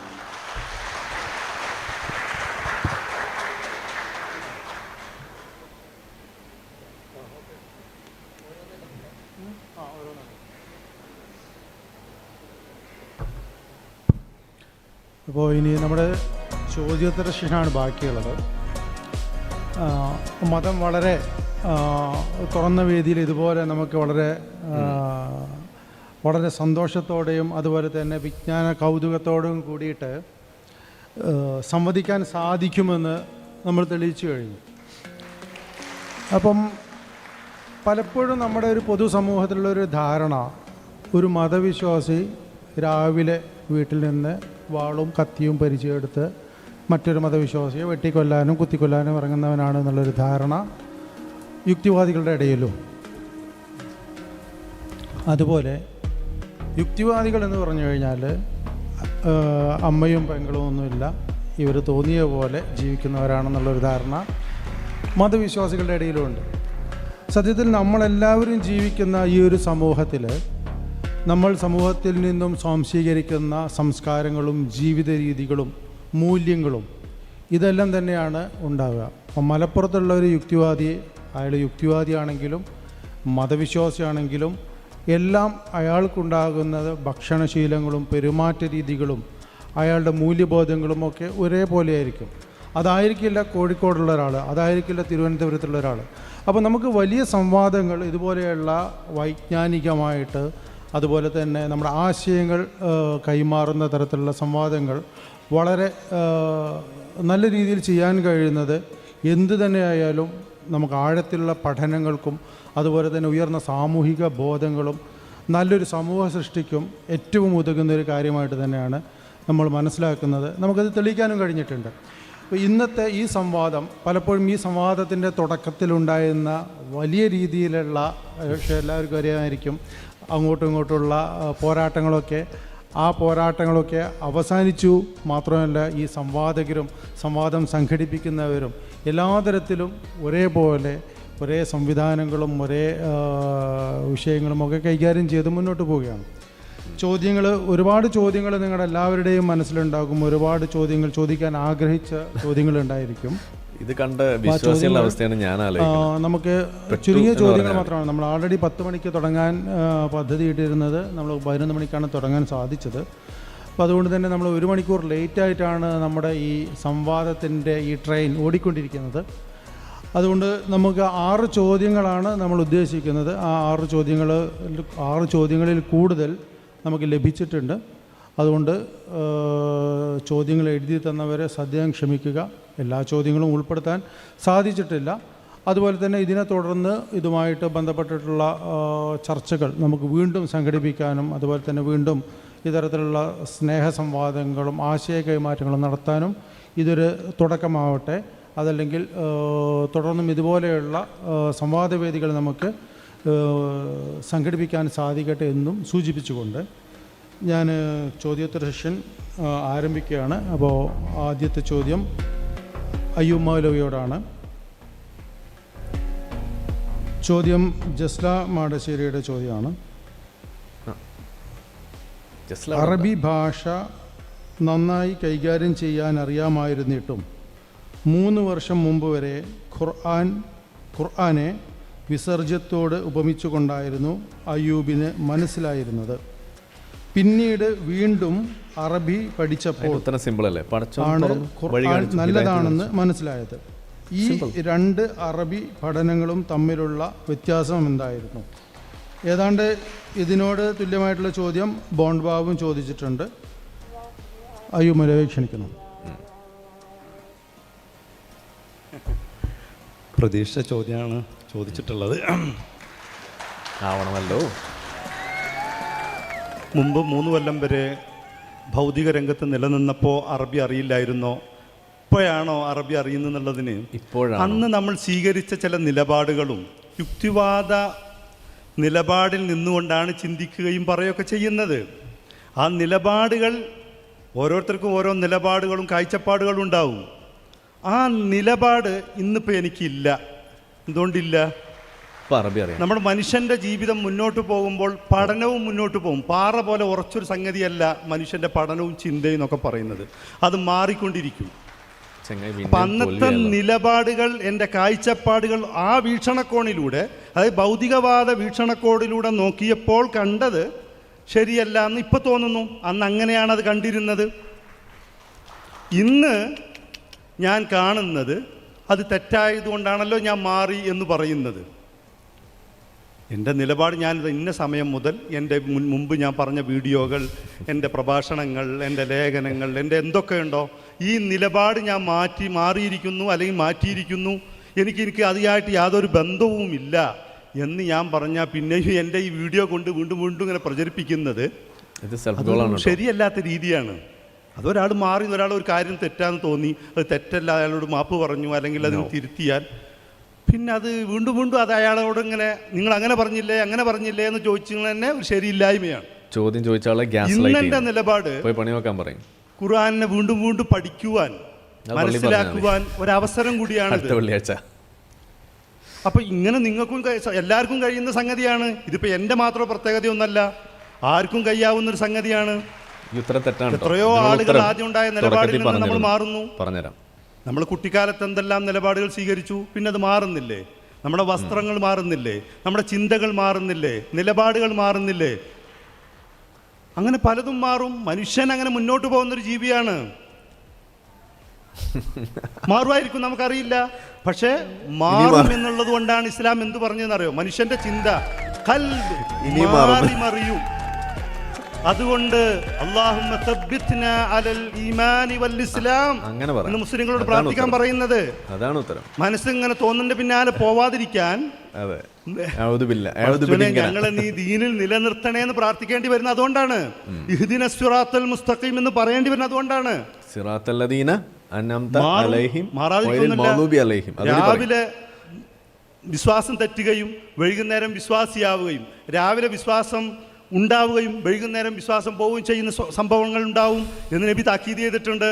അതുകൊണ്ട് നിങ്ങളുടെ ചിന്ത, നിങ്ങളുടെ നിലപാടുകൾ ദൈവികമായിരിക്കണം. എന്തായി ദൈവികമായിരിക്കുക എന്ന് പറഞ്ഞാൽ? ദൈവികമായ ചിന്തയോ നേരായ നന്മയായ കാര്യങ്ങൾ ഉൾക്കൊള്ളുക എന്നുള്ളതാണ്. തിന്മയായ കാര്യങ്ങൾ വർജിക്കുക എന്നുള്ളതാണ്. അല്ല, മതം എന്ന് പറഞ്ഞാൽ എന്താണ്? നന്മകൾ ഉൾക്കൊള്ളുകയാണ്. തിന്മകൾ വർജിക്കലാണ്. അപ്പൊ അടിമയെ പൂശൽ ഇസ്ലാം നന്മയാണോ എന്ന് തിന്മയാണോ? പറഞ്ഞാൽ തന്നെ അതാണല്ലോ. കാഫിറിനെ ഇസ്ലാമിലെ കൊല്ലൽ നന്മ നന്മയാണോ തിന്മയാണോ? മഅറൂഫ് അംറും ബിൽ മഅറൂഫ് വനഹ്യുൻ അനിൽ മുങ്കർ. മഅറൂഫ് എന്ന് പറഞ്ഞാൽ നന്മകൾ സ്വീകരിക്കലാണ്. ഇസ്ലാം പറഞ്ഞ ഒരുപാട് മൂല്യങ്ങളുണ്ട്, അത് ഉൾക്കൊള്ളലാണ്. അതിന് അതിൻ്റെതായ രീതിശാസ്ത്രമുണ്ട്. എങ്ങനെയാണ് കുട്ടികളെ നമ്മൾ മതം പഠിപ്പിക്കുന്ന രീതിയുണ്ട്, അതനുസരിച്ച് പഠിപ്പിക്കും. അപ്പോൾ ഇപ്പം ചോദ്യം ഇതാണ്, കുറേ കാലം മുമ്പ്, പിന്നെ 3 കൊല്ലം മുമ്പ് വരെ ഭൗതിക മണ്ഡലങ്ങൾ നിലനിൽക്കുന്നു. പെട്ടെന്നൊന്നും ഞാൻ മാറിയതല്ല കേട്ടോ. പെട്ടെന്നൊന്നും അങ്ങനെ ഒരാൾക്ക് സ്വിച്ചിട്ട പോലെ ഒരാൾ മാറില്ല. അല്ല അല്ല അല്ല ചോദിച്ചോട്ടെ, അവർ ചോദിച്ചോട്ടെ. അത് വേണ്ട, അത് ചോദിക്കാതിരിക്കണം നല്ലത്. ഭാഷാപരമായിട്ടാണെങ്കിൽ ഭാഷയിൽ നിന്നാണ്, വേറൊരു ഭാഷയില്ല, ഭാഷ ഉൾക്കൊള്ളുന്ന ചിന്തയല്ലേ. എൻ്റെ മനസ്സിലെ ആശയം ഞാൻ ഒഴിവാക്കുന്നത് ഭാഷയിലൂടെയാണ്. എൻ്റെ ചിന്തകൾ പുറത്തു വരുന്നത് അറബി ഭാഷ അന്ന് ഞാൻ പഠിച്ചു. അന്ന് അതുകൊണ്ട് അറബി ഭാഷയിൽ തന്നെ ഞാൻ ഇസ്ലാമിനെ വിമർശിച്ചിട്ടുണ്ട്, ധാരാളം വിമർശിച്ചിട്ടുണ്ട്. ആ വിമർശനങ്ങൾ നിങ്ങളുടെ കയ്യിലുണ്ടല്ലോ. പക്ഷേ ആ വിമർശനങ്ങൾ ഇന്ന് ഞാൻ മാറ്റി പറയുമ്പോൾ അന്ന് പഠിച്ചത് അറബി തന്നെയല്ലേ ആണ്. അന്നത്തെ നിലപാടുകൾ തെറ്റാണ്, അന്നെൻ്റെ കാഴ്ചപ്പാടുകൾ തെറ്റാണ്. ചോദ്യം വ്യക്തമായല്ലോ. അന്നത്തെ കാഴ്ചപ്പാടുകൾ തെറ്റായതുകൊണ്ടാണല്ലോ ഇപ്പോൾ ഞാൻ ഇവിടെ നിൽക്കുന്നത്. ഇന്നിപ്പോൾ ഇവിടെ ഞങ്ങൾ ഇതേ വേദിയിൽ ഭൗതികനായി ഞാനിവിടെ പ്രസംഗിച്ചിട്ടുണ്ട്. ഇതേ വേദിയിൽ ജബ്ബാറും മാഷും ഞാനും ഒരേ വേദിയിൽ ഒരേ ആദർശത്തിന് വേണ്ടി പ്രസംഗിച്ചിട്ടുണ്ട്. ഇന്ന് ഞങ്ങൾ രണ്ടാണ്. ജബ്ബാറും മാഷും ഞങ്ങൾ തമ്മിൽ മനുഷ്യനായി നിലനിൽക്കുമ്പോൾ പോലും വീക്ഷണത്തിൻ്റെയും നിലപാടിൻ്റെയും കാര്യത്തിൽ ഇപ്പോഴും അന്തരമുണ്ട്. അതുകൊണ്ടാണല്ലോ നമ്മൾ സ്നേഹപരമായ ഇടപെടലുകൾക്ക് സാധ്യമാകുന്നത്. അല്ല ഇപ്പോൾ ഈ സംവാദം ഉണ്ടാകുമോ? ഉണ്ടാവില്ലല്ലോ. അപ്പോൾ ആ നിലപാടുകൾ ഇങ്ങനെയാണ് അതിന് മാറ്റമുണ്ടാകുന്നതെന്നുള്ളതാണ് ചുരുക്കി പറയാനുള്ളത്. ഒരു മിനിറ്റ്, ഒരു കാര്യം പറഞ്ഞോട്ടെ. ഇതിനുള്ള ഉത്തരം തുടക്കത്തിൽ തന്നെ അയ്യൂബ് മൗലവി പറഞ്ഞിരുന്നു. അതായത് മാഷ് ഇത് അറബിയിൽ വായിക്കുമ്പോൾ എന്തുകൊണ്ട് വ്യത്യസ്തമായ നിലപാടുകൾ ഉണ്ടാകുന്നു, മനസ്സിലാക്കലുകൾ ഉണ്ടാകുന്നു എന്നതിൻ്റെ ഉത്തരം അയ്യൂബ് മൗലവി തുടക്കത്തിൽ പറഞ്ഞു. എന്താണ്? നിങ്ങൾ തുറന്ന മനസ്സോടുകൂടി കാണണം എന്നാണ്. എന്നുവെച്ചാൽ മനസ്സ് തുറക്കണമെങ്കിൽ പടച്ചോൻ വിചാരിക്കണം. ഇവിടെ പടച്ചോൻ വിചാരിച്ച് തുറക്കാൻ, അതുകൊണ്ട് തുറന്നു. അത്രയേ ഉള്ളൂ എൻ്റെ ഉത്തരം, അല്ലാതെ നിലപാടിൻ്റെ പ്രശ്നമല്ല. ഓക്കെ.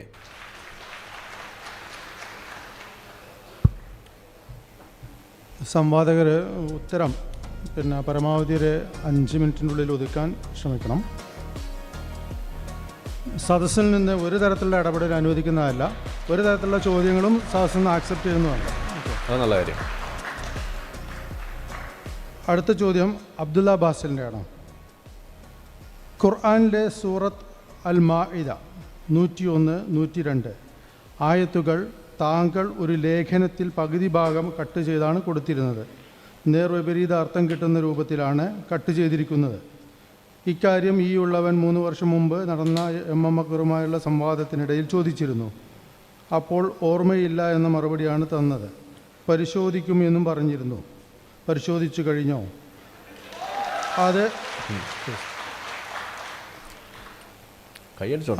തട്ടിപ്പ് നടത്തിയതായിരുന്നോ അതോ ബോധപൂർവമുള്ളതായിരുന്നോ?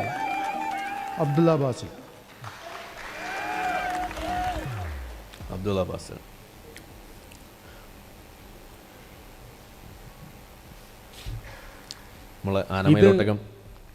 എവിടെ പറഞ്ഞതാണ്, എവിടെ എഴുതിയതാണ് എന്നുള്ളത് എനിക്കറിയില്ല. ഒരു 10-15 കൊല്ലം മുമ്പ് ബ്ലോഗിൽ എഴുതിയതായിരിക്കുമെന്നാണ് ഞാൻ ഊഹിക്കുന്നത്. 15 കൊല്ലം മുമ്പ് ഞാൻ ബ്ലോഗിൽ കാര്യങ്ങൾ എഴുതുമ്പോൾ അയ്യൂബ് പറഞ്ഞ മാതിരി തന്നെ എൻ്റെ അറിവുകൾ ഇന്നത്തേതിനേക്കാൾ ഒരു 15 കൊല്ലം മുമ്പത്തെ പരിമിതികളുണ്ട്. അതുകൊണ്ട് തന്നെ ചിലപ്പോൾ അന്ന് ഒരു ഖുർആൻ വാക്യത്തെക്കുറിച്ച് ഞാൻ അന്ന് വായിച്ച പരിഭാഷകളും വ്യാഖ്യാനങ്ങളും നോക്കി എനിക്ക് മനസ്സിലായ കാര്യമാണ് പറഞ്ഞിട്ടുണ്ടാവുക. ഇത് ഏതാണ് സൂക്തം, ഏതാണ് കാര്യങ്ങൾ എന്നുള്ളത് ഇത് ഇവിടെ ഇങ്ങനെ ഒരു ചോദ്യം വരുന്നുള്ളത് പ്രതീക്ഷിക്കാത്തതുകൊണ്ട് ഞാനത് നോട്ട് ചെയ്ത് വന്നിട്ടില്ല. വേണമെങ്കിൽ ബ്ലോഗിലെഴുതി ആരാ ചോദ്യം ചോദിച്ച ആളാരാ? ബ്ലോഗിലെഴുതിയ കാര്യമല്ലേ പറയുന്നത്?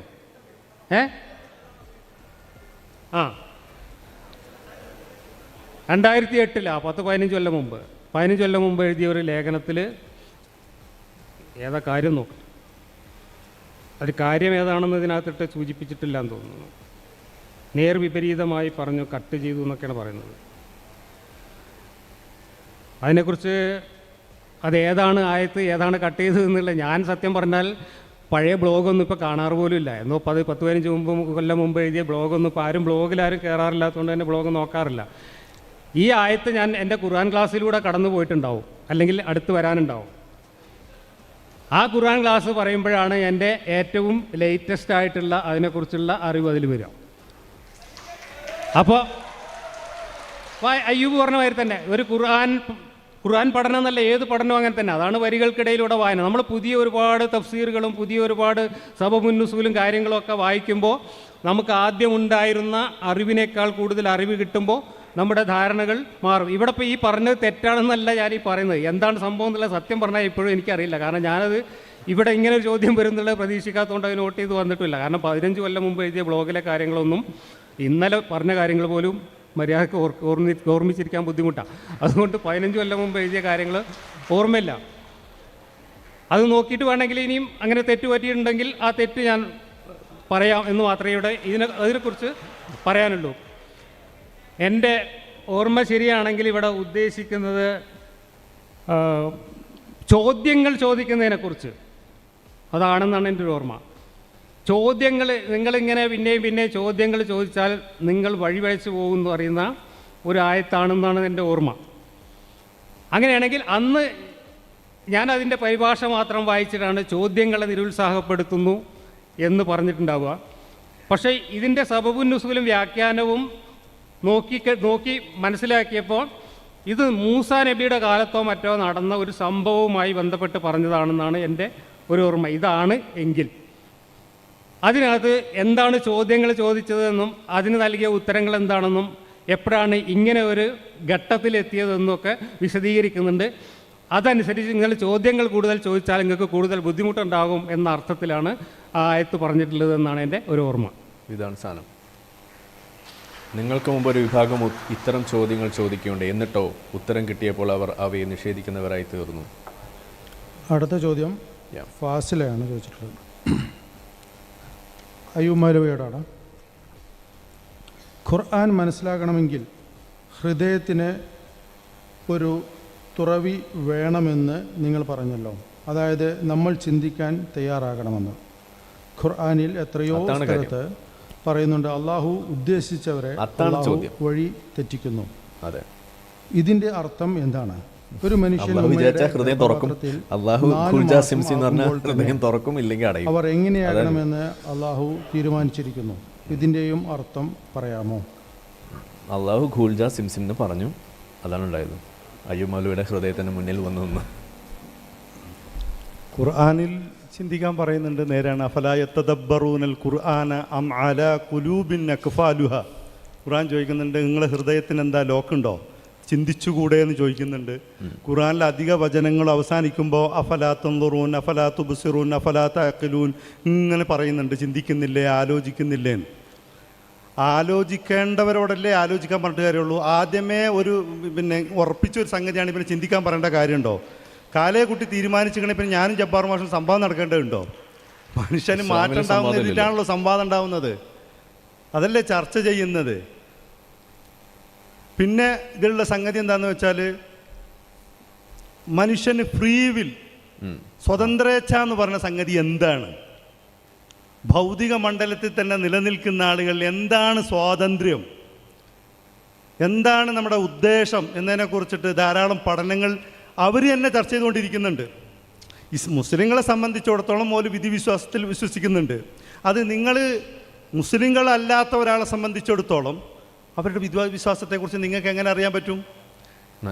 ആരോപണമല്ലാതെ മുസ്ലിങ്ങൾ ഇപ്പോൾ അതുകൊണ്ടാണല്ലോ കാർഷിക മേഖലയിൽ ജോലി ചെയ്യുന്നു, കച്ചവടം ചെയ്യുന്നു, എല്ലാ കാര്യവും ചെയ്യുന്നു. ഇതൊക്കെ കാലയെക്കുട്ടി അള്ളാഹു പിന്നെ തീരുമാനിച്ചാന്ന് പറഞ്ഞിട്ട് വീട്ടിൽ കുത്തിർക്കുന്നുണ്ടോ?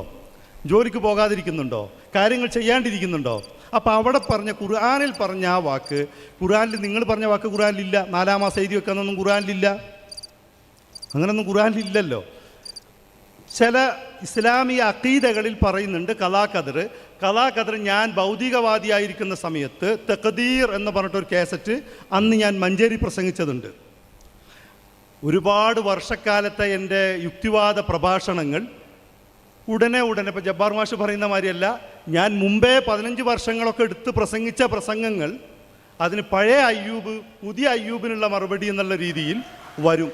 ദയവായി കാത്തിരിക്കൂ. ഞാൻ മുമ്പ് ഉന്നയിച്ച എല്ലാ വാദത്തിൻ്റെയും ഉത്തരവാദിത്തം എനിക്കാണ്.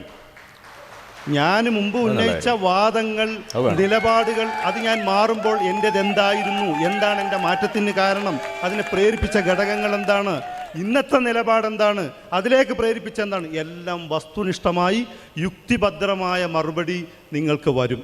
ഞാൻ വിചാരിച്ചിരുന്നു ഇന്നത്തെ ചോദ്യം കുറേ ചോദ്യമായിട്ട് വരും, എൻ്റെ കുറേ വീഡിയോ ആയിട്ട് വരും, അതൊന്നും കണ്ടില്ല. മൊത്തത്തിലുള്ളൊരു ഉത്തരം ഞാൻ പറയുന്നത്, എൻ്റെ എല്ലാ വാദങ്ങൾക്കും എല്ലാ കേസറ്റുകൾക്കും യുക്തിഭദ്രമായ വസ്തുനിഷ്ഠമായ മറുപടി നിങ്ങൾക്ക് പ്രതീക്ഷിക്കാവുന്നതാണ്. ചോദിച്ചതിന് ഉത്തരവിടെ അത് പോയി. അടുത്ത ചോദ്യം ജബ്ബാർ മാഷൂറാണ്. മുഹമ്മദ് ഷാനുവിൻ്റെ ചോദ്യമാണ്. ഖുർആൻ 14:4 ഉദ്ധരിച്ച് ഖുർആൻ അറബികൾക്ക് മാത്രമുള്ളതാണ് എന്ന് അർത്ഥം പറഞ്ഞത് പച്ചയായ ദുർവ്യാഖ്യാനമല്ലേ? എല്ലാ തഫ്സീറുകളിലും ഇതിന് വിരുദ്ധമായ അർത്ഥമാണ് ഉള്ളത്. ഖുർആനിൻ്റെ പ്രഥമ സംബോധിതർ അറബികൾ ആണ്. ഖുർആനിൻ്റെ പ്രഥമ സംബോധിതർ അറബികൾ ആണ് എന്നാണ് ആ ആയത്തിൽ പറയുന്നത്. എന്തിനാണ് ഇത്രയും പരസ്യമായി സംവാദത്തിൽ ഈ തട്ടിപ്പ് നടത്തിയത്?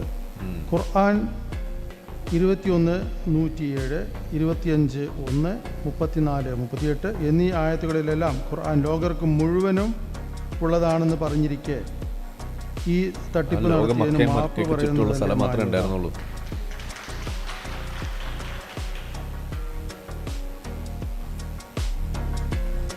ഇതെൻ്റെ കുഴപ്പമല്ല, അത് ഖുർആൻ്റെ കുഴപ്പമാണ്. അത് പറയുകയാണെങ്കിൽ ഒരുപാട് പറയാനുണ്ട്. ഏതായാലും ഇതെൻ്റെ ഖുർആൻ ക്ലാസ്സുമായി ബന്ധപ്പെട്ടൊരു ചോദ്യമാണെന്നുള്ളതിൽ ഒരു ആശ്വാസമുണ്ട്. നേരത്തെ ബാസിൽ ഇപ്പോഴും 15 കൊല്ലം മുമ്പത്തെ ഒരു സാധനം കൊണ്ട് കിടക്കുകയാണ്. മുമ്പേക്ക് ഖുർആൻ ക്ലാസ് 215 ഖുർആൻ ക്ലാസ് ഞാൻ എടുത്തിട്ട് ആ ഖുർആൻ ക്ലാസ്സിൽ ഉള്ള കാര്യങ്ങളൊന്നും ഇപ്പോഴും ചോദിക്കാറില്ല. മുമ്പ് ചോദിച്ചു തന്നെയാണെന്ന് പറഞ്ഞിട്ട് 15 കൊല്ലം മുമ്പ്. ഇതങ്ങനെയല്ല, ഇത് ഖുർആൻ ക്ലാസ്സുമായി ബന്ധപ്പെട്ട അല്ലെ ഇവിടെ നടന്നൊരു പ്രസംഗവുമായിട്ട് ബന്ധപ്പെട്ടൊരു കാര്യമാണ്. ഇതിനകത്ത് പറയുന്നത്, ഞാൻ മക്കക്കാർക്ക് വേണ്ടിയിട്ട് മാത്രമുള്ളതാണ് എന്ന് ഖുർആനിലില്ലല്ലോ. മക്കക്കാർക്ക് വേണ്ടി മാത്രമാണുള്ളത് എന്നല്ല, മക്കക്കാരെ ആദ്യം സംബോധന ചെയ്തതുകൊണ്ടാണ്. അത് തന്നെയാണ് പ്രശ്നം. മക്കക്കാരെ സംബോധന ചെയ്തപ്പോൾ നിങ്ങൾക്കുള്ളതാണെന്ന് പറഞ്ഞു. അന്ന് മുഹമ്മദിൻ്റെ മനസ്സിൽ ഈ മക്ക വിട്ടിട്ടുള്ള ഒരു സ്വപ്നങ്ങളൊന്നും ഉണ്ടായിരുന്നില്ല. മുഹമ്മദിൻ്റെ മനസ്സിൽ ഈ കഅബയുടെയും മക്കയുടെയും ആധിപത്യം തൻ്റെ കീഴിലാക്കുക എന്ന ഒരു ചെറിയ സ്വപ്നം മാത്രമേ ആദ്യഘട്ടത്തിൽ ഉണ്ടായിരുന്നുള്ളൂ. പിന്നെ കാര്യങ്ങൾ മക്കയിൽ ഈ കഞ്ഞി വേവില്ല എന്ന് കണ്ടപ്പോൾ മദീനയിലേക്ക് പലായനം ചെയ്ത് മദീനയിൽ ചെന്നിട്ട് തൽക്കാലം ഉത്ബോധനവും പ്രബോധനമൊക്കെ മതിയാക്കി വാളെടുത്താൽ കാര്യം നടക്കുമെന്ന് ബോധ്യപ്പെട്ട സമയത്താണ് മുഹമ്മദിൻ്റെ ഇസ്ലാമും മുഹമ്മദിൻ്റെ മതവും അറേബ്യയിലൊന്നാകെ വ്യാപിക്കുന്നതും പിന്നീട് അറേബ്യക്ക് പുറത്തേക്ക് വ്യാപിക്കുന്നതും. അങ്ങനെ അപ്രതീക്ഷിതമായി താൻ സ്വപ്നം കാണാത്ത വിധത്തിൽ കാര്യങ്ങൾ തനിക്ക് അനുകൂലമായി വ്യാപിച്ചപ്പോൾ മുഹമ്മദിൻ്റെ ഖുർആന് കുറച്ചും കൂടെ വിപുലമാക്കി, അല്ലെങ്കിൽ കുറച്ചുകൂടെ സംബോധിതരെ കുറച്ചും കൂടെ വിപുലമാക്കിയിട്ടുണ്ടാവും. പക്ഷേ മുഹമ്മദിന് ശേഷം തഫ്സീറുകാരാണ് ഈ പറഞ്ഞ അർത്ഥമൊക്കെ ഉണ്ടാക്കിയത്. ഇപ്പോൾ ഇവിടെ പറഞ്ഞ അർത്ഥമൊക്കെ ഉണ്ടല്ലോ, ഇത് മക്കക്കാർക്ക് വേണ്ടി മാത്രം എന്ന് പറഞ്ഞു കഴിഞ്ഞാൽ ഖുർആൻ്റെ ആപ്പീസ് പൂട്ടുന്ന അറിയുന്നത് കൊണ്ടാണ് വ്യാഖ്യാതാക്കൾ ഇത് അങ്ങനെയല്ലട്ടോ, ഇത് ഇങ്ങനെയാണ്, ഇത് അന്നത്തെ സംബോധിതർ എന്നുള്ള അർത്ഥത്തിൽ മാത്രമാണ് പറഞ്ഞതെന്നൊക്കെ വ്യാഖ്യാനം മെനഞ്ഞതാണ്, തഫ്സീർ മെനഞ്ഞതാണ്. അത് തന്നെയാണ് ഞാൻ പറഞ്ഞത്. ചരിത്രത്തോടൊപ്പം നിങ്ങളിതിന് വായിച്ചു പോയി കഴിഞ്ഞാൽ മുഹമ്മദിൻ്റെ മനസ്സിലെ ആശയങ്ങൾ മാറി മാറി വരുന്നതും മുഹമ്മദിൻ്റെ സ്വപ്നങ്ങൾ മാറി മാറി വരുന്നതും മുഹമ്മദിൻ്റെ ലക്ഷ്യങ്ങൾ മാറി മാറി വരുന്നതും മുഹമ്മദിൻ്റെ നിലപാടുകൾ മാറി വരുന്നതും ഒക്കെ ഖുർആനിലൂടെ നമുക്ക് വായിച്ചെടുക്കാം, വരികൾക്കിടയിലൂടെ നന്നായിട്ട് വായിച്ചെടുക്കാം. അങ്ങനെ വായിച്ചപ്പോഴാണ് ഈ വൈരുദ്ധ്യം മനസ്സിലായത്. ഈ വൈരുദ്ധ്യമാണ് ചൂണ്ടിക്കാണിച്ചത്. ആദ്യം മുഹമ്മദ് പറഞ്ഞു, ഇത് നിങ്ങൾക്ക് മനസ്സിലാക്കാൻ വേണ്ടിയിട്ട് അറബിയിൽ മാത്രമല്ല എല്ലാവർക്കും അവരവരുടെ ഭാഷയിൽ അയക്കണ സമ്പ്രദായമാണ് എൻ്റെ അടുത്തുള്ളത്. അതും ഞാൻ വായിച്ച് കേൾപ്പിച്ചു. എല്ലാവർക്കും അവരവരുടെ ഭാഷയിൽ കൊടുത്തയക്കുന്ന സമ്പ്രദായമാണുള്ളതെങ്കിൽ ലോകത്തെ എല്ലാ ഭാഷയിലും കൊടുത്തയച്ച സാധനം ഇവിടെ കാണണം. ഒരു കഷണം കടലാസ് ഇവിടെ കാണണം. അതിൻ്റെ ഒരു മൂലയെങ്കിലും സംരക്ഷിക്കപ്പെടണോ? എവിടെയും കാണുന്നില്ല. അതാണ് ഞാൻ പറഞ്ഞത്. അപ്പോൾ ഇത് മക്കയിൽ അറബികൾക്ക് വേണ്ടി, അറബികളോട് പറയാൻ വേണ്ടി മുഹമ്മദ് ആദ്യം മുഹമ്മദിൻ്റെ തൊള്ളയിൽ കൂടെ പറഞ്ഞ കാര്യങ്ങളാണ്. അത് അള്ളാഹിൻ്റെ പേരടിയിൽ വെച്ച് കെട്ടുമ്പോഴാണ് ഇത് വൈരുദ്ധ്യമായി മാറുന്നത്. ചരിത്രത്തോടൊപ്പം സഞ്ചരിച്ചാൽ ഇതെന്തുകൊണ്ട് സംഭവിച്ചു എന്ന് മനസ്സിലാവും. ഇത് ഈ ഒരു കാര്യത്തിൽ മാത്രമല്ല, നിലപാടുകളുടെ കാര്യത്തിൽ. മക്കയിൽ എന്താ മുഹമ്മദ് പറഞ്ഞത്? ലക്കും ദീനുക്കും വലിയ ദീൻ അല്ല, ലക്കും ദീനുക്കും വലിയ ദീനല്ല. അതെ, അതാണ് മക്കയിൽ പറഞ്ഞത്. ഖുറൈശികളോട് പറഞ്ഞത്, നിങ്ങൾക്ക് നിങ്ങളെ മതം, എനിക്ക് എൻ്റെ മതം, ഞങ്ങളായിട്ട് ഒന്നിനുമില്ല. അള്ളന്നെ എന്നോട് പറഞ്ഞേക്കണോ അവരോട് വർത്തമാനം പറഞ്ഞാൽ മാത്രം മതി എന്ന്. അത് പറഞ്ഞിട്ടാണ് പോയിട്ട് പിന്നെ മുഹമ്മദ് നിലപാട് മാറ്റി. എന്നിട്ട് അള്ള എന്താ പറഞ്ഞത്? വാളെടുത്തോളിന്ന്. അതാണ്. അങ്ങനെയാണ് നിലപാട്. ഇങ്ങനെ മാറ്റുമ്പോൾ ഖുർആനിൽ ഇതൊക്കെ ഇങ്ങനെ നിരത്തി വെച്ചാൽ വൈരുദ്ധ്യങ്ങളുണ്ടാകും. ഇത്രയേറെ വൈരുദ്ധ്യങ്ങളുള്ള ഒരു പുസ്തകം നിങ്ങൾക്ക് ലോകത്ത് വേറെ എവിടെയും കാണിച്ചു തരാൻ പറ്റുമോ? വൈരുദ്ധ്യം അതാണ്. അതൊക്കെ വേറെ വേറെ വിഷയങ്ങളാണ്, നമുക്ക് വിശദമായി തന്നെ സംസാരിക്കാം. ഇത് ഖുർആനിലെ വൈരുദ്ധ്യമാണ്. പിന്നെ യാ അയ്യുഹന്നാസ് എന്നൊക്കെ വിളിച്ചാൽ, അപ്പോൾ എനിക്ക് വേണമെങ്കിൽ ഇവിടെ നിന്നിട്ട് നിങ്ങളെ അഭിസംബോധന ചെയ്തുകൊണ്ട് യാ അയ്യുഹന്നാസ് എന്ന ജനങ്ങളെ എന്ന് വിളിക്കാം. മക്കയിലും മദീനയിലും ഒക്കെ മുഹമ്മദ് കുറേ ആൾക്കൂട്ടത്തിൻ്റെ മുമ്പിൽ നിന്നിട്ട് അങ്ങനെ വിളിച്ചിട്ടുണ്ടാവും. അതിൻ്റെ അർത്ഥം ലോകത്തുള്ള മുഴുവൻ മനുഷ്യന്മാർക്കും വേണ്ടി ഒന്നുമല്ല. ലോകത്തുള്ള മുഴുവൻ മനുഷ്യന്മാർക്ക് വേണ്ടി ദൈവം കൊടുത്തയച്ചതാണെങ്കിൽ ഒരിക്കലും അത് അറബി ഭാഷയിലോ അല്ലെങ്കിൽ ഏതെങ്കിലും ഒരു മനുഷ്യ ഭാഷയിലോ ആവാൻ പാടില്ല. അതാണ് ഞാൻ നേരത്തെ പറഞ്ഞത്.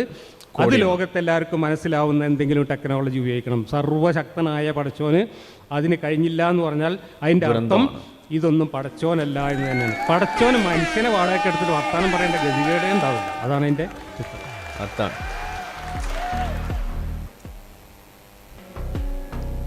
അടുത്ത ചോദ്യം പോരട്ടെ. അയ്യൂമലാണ്. ലൈക്ക് ചെയ്യാത്തവർ അറബി ലൈക്ക് ചെയ്യണം. എഴുതാനും വായിക്കാനും അറിയാത്ത മുഹമ്മദിന് അള്ളാഹ് എന്തുകൊണ്ടാണ് അറബിയിൽ ഖുർആൻ നൽകിയത്? സാമാന്യ ബോധമുള്ള ഒരു മനുഷ്യന് അത് ഉൾക്കൊള്ളാൻ സാധ്യമാണോ?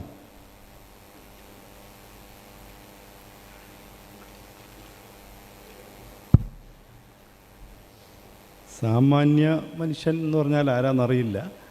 Common man. നബിയുടെ അഭിസംബോധിതർ അറബികളാണ്. മുഹമ്മദ് നബിയുടെ അഭിസംബോധിതർ ആരോട്? അതുകൊണ്ടാണ് സ്വഹാബ എന്ന് പറയുന്നത്. അനുചരന്മാർ അറബിയാണ്. വീണ്ടും സെൽഫ് ഗോൾ. അന്ന് റോം, പേർഷ്യ, അങ്ങനെ പല സ്ഥലത്തും ആളുകളുണ്ടല്ലോ. അതൊക്കെ മാറ്റി അറബി തന്നെ തിരഞ്ഞെടുത്ത് എന്തുകൊണ്ടാണ്? പല യുക്തികളുണ്ട്. ഒന്ന് ഖുർആൻ പറഞ്ഞ ഒരു സംഗതി എന്താണെന്ന് വെച്ചാൽ, ജബ്ബാർ മാഷ് തുടക്കത്തിൽ ഓതിയല്ല അല്ലക്കും തഅഖിലൂൻ എന്നാണ്. കാര്യങ്ങൾ വളരെ സംക്ഷിപ്തമായി വജീസ് ചുരുക്കി പറഞ്ഞ ആശയം വ്യക്തമാക്കാൻ കഴിയും. ഒന്ന്. രണ്ട്, സെമിറ്റിക് ഭാഷയിൽപ്പെട്ടതാണ് അറബി. ഹിബ്രു, അരാമിക് തുടങ്ങിയ ധാരാളമുണ്ട്. പക്ഷെ അറബി ഭാഷ ഇന്നും ജീവൽ ഭാഷയാണ്. ഖുർആനിൻ്റെ ഭാഷ എന്ന് പറയുന്നത് ഉമർ ഖത്താബ് റളിയല്ലാഹു അൻഹു പറഞ്ഞൊരു സംഗതിയുണ്ട്. നിങ്ങൾ ഏത് രാജ്യത്തേക്ക് പോവുകയാണെങ്കിലും ആ രാജ്യക്കാരുടെ ഭാഷ പഠിക്കുക, കൂടെ നിങ്ങൾ അറബി അവരെ പഠിപ്പിക്കുക. തഅല്ലമുൽ അറബിയ്യ, അറബി അവരെ പഠിപ്പിക്കുക. വാഗരിബുൽ ഖുർആന, ഖുർആനെ പഠിപ്പിക്കേണ്ടത് അറബിയിൽ തന്നെ പഠിപ്പിക്കണം എന്നാണ്. അതുകൊണ്ടാണ് ലോകത്ത് വിവിധ മനുഷ്യർ വിവിധ ഭാഷകൾ സംസാരിക്കുന്നവരും അറബിയിൽ തന്നെ അവർ കാര്യങ്ങൾ കൈകാര്യം ചെയ്യുന്നത്. അവരുടെ മതഭാഷയാണ്, ഖുർആനിൻ്റെ ഭാഷയാണ്, ദീനിൻ്റെ ഭാഷയാണ് എന്നർത്ഥത്തിൽ ഉൾക്കൊള്ളുന്നതുകൊണ്ടാണ് അത് നിലനിന്ന് പോകുന്നത്. എഴുത്തും വായനയും അറിയാത്ത അറബി ഭാഷക്ക് ഈ പറഞ്ഞ സാമാന്യ ബുദ്ധിക്ക് ഉൾക്കൊള്ളാത്ത ഇന്നിങ്ങനെ ഇത്രയും ലോകത്ത് എല്ലാ മനുഷ്യരെയും അഭിസംബോധനം ചെയ്യുന്ന ഒരു ജീവൽ ഭാഷയായി നിലനിന്ന് എന്തുകൊണ്ടാണ്? മുഹമ്മദ് നബിക്ക് എഴുത്തും വായനയും അറിയില്ല. അത് അതോടുകൂടി തീർന്നോ? മുഹമ്മദ് നബിയുടെ 1400 വർഷം കഴിഞ്ഞിട്ടും ഇന്നും അത് നിലനിൽക്കുന്നില്ലേ? അതിൽ പറയുന്ന ഇന്നും അറബി പത്രങ്ങൾ, മാഗസിനുകൾ, സിനിമകൾ, നാടകങ്ങൾ അറബിയിലില്ലേ? ധാരാളം. അതോടുകൂടി തീർന്നു പോയോ? അന്ന് മുഹമ്മദ് നബിയുടെ കാലത്തുണ്ടായിരുന്ന റോമും പേർഷ്യയിലുള്ള ഭാഷ എന്തായിപ്പോയി? ഇന്നതുണ്ടോ? ഇന്നും ഈ ഭാഷ നിലനിർത്തുന്നത് എന്താണ്? ഖുർആൻ അറബിയിൽ ഇറങ്ങിയതുകൊണ്ടാണ് ഈ ഭാഷയുടെ പ്രത്യേകത. ആളുകൾ ഖുർആൻ പഠിക്കേണ്ടി വരും, പഠിപ്പിക്കേണ്ടി വരുമ്പോൾ അറബി ഭാഷ പഠിക്കേണ്ടി വരും. അങ്ങനെ അറബി ഭാഷയിലാണ് വാഗരിബുൽ ഖുർആൻ. ഖുർആനെ നിങ്ങൾ പഠിപ്പിക്കേണ്ടത് അറബിയിൽ ഭാഷയിലാണ്. അങ്ങനെ പഠിപ്പിച്ചാലേ അത് കൃത്യമാവുള്ളൂ. കാരണം ഖുർആനിൽ ഇപ്പോൾ ഉദാഹരണം ഏതൊരു വാക്കുകൾ ഖുർആനിൽ എടുത്തോളൂ, പരിഭാഷയിൽ ഇപ്പൊ ബിസ്മില്ലാഹിർ റഹ്മാനിർ റഹീം എന്ന് പറഞ്ഞാൽ അത് പരിഭാഷയിൽ പറയുന്ന മാതിരിയല്ല, അതിൻ്റെ ഭാഷയിൽ നിന്ന് പഠിപ്പിച്ചാൽ.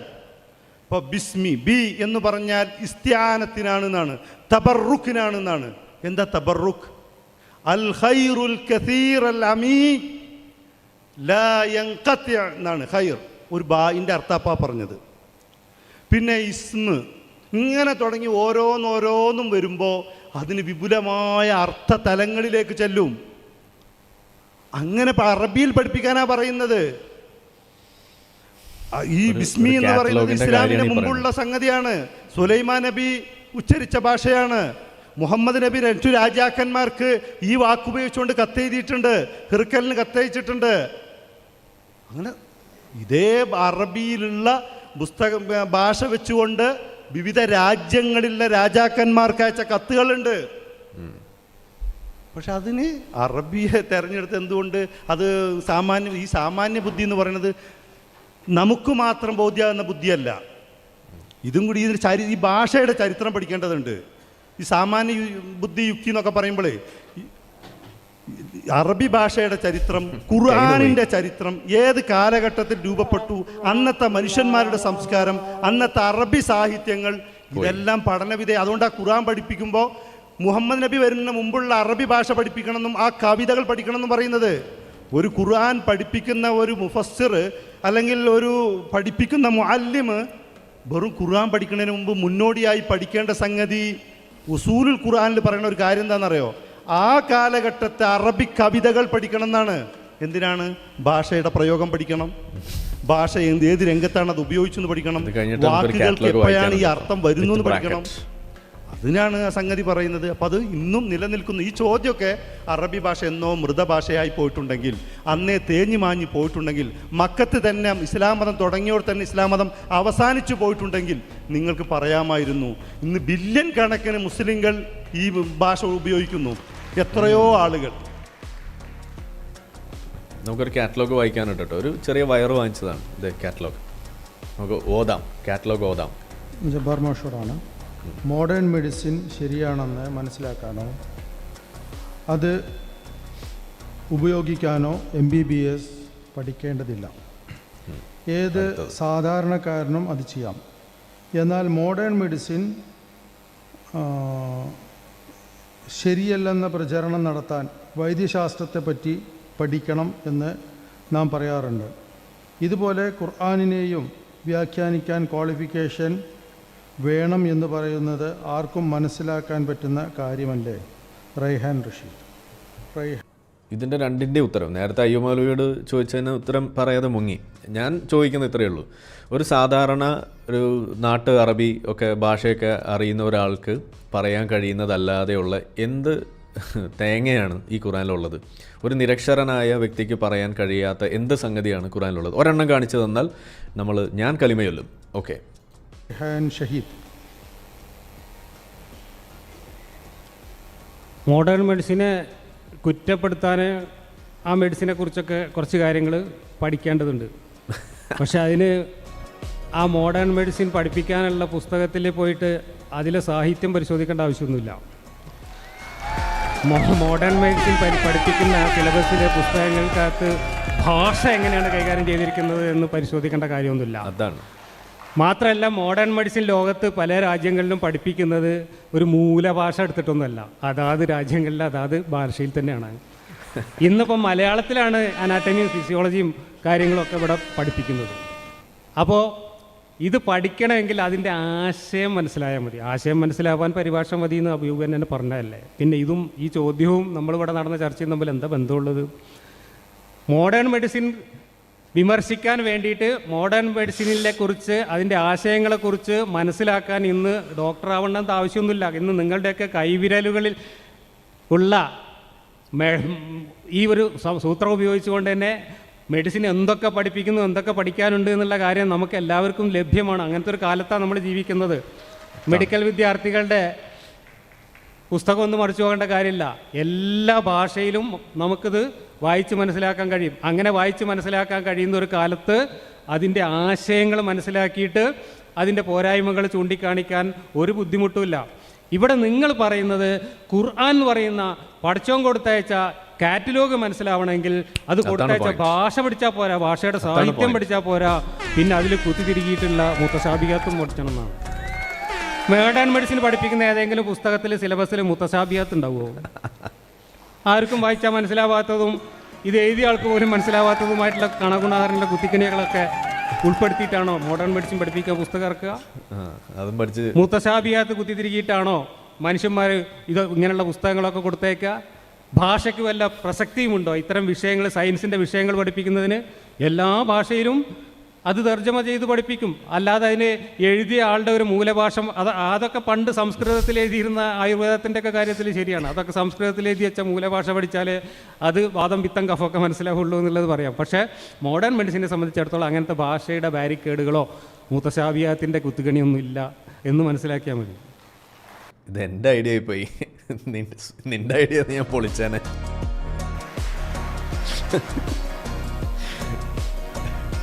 അത് അവിടെ നിന്നും പോയി കയ്യിൽ നിന്ന്. അടുത്ത വരട്ടെ. അയ്യുമലിയോടാണ്. അറബി പഠിക്കാനല്ല വന്നത്. ജബ്ബാർ മാഷ് പറഞ്ഞു വരുന്ന സാങ്കേതിക ആശയങ്ങൾ മനുഷ്യർക്ക് ഏത് തരത്തിലുള്ള ഔചിത്യം പകരുന്നു, അതിലെ വിയോജിപ്പും യോജിപ്പും ആകുന്നു അറിയാൻ ആഗ്രഹിക്കുന്നത്. ഖുർആൻ ദൈവഗ്രന്ഥമാണെന്ന് താങ്കൾക്ക് വ്യക്തമാക്കാൻ താങ്കൾക്ക് വൈമുഖ്യം ഉള്ളതായി തോന്നി, വ്യക്തമാക്കേണ്ടതുണ്ട്. അതൊരു അത്ര നല്ല ചോദ്യമായിട്ട് എനിക്ക് തോന്നിയില്ല.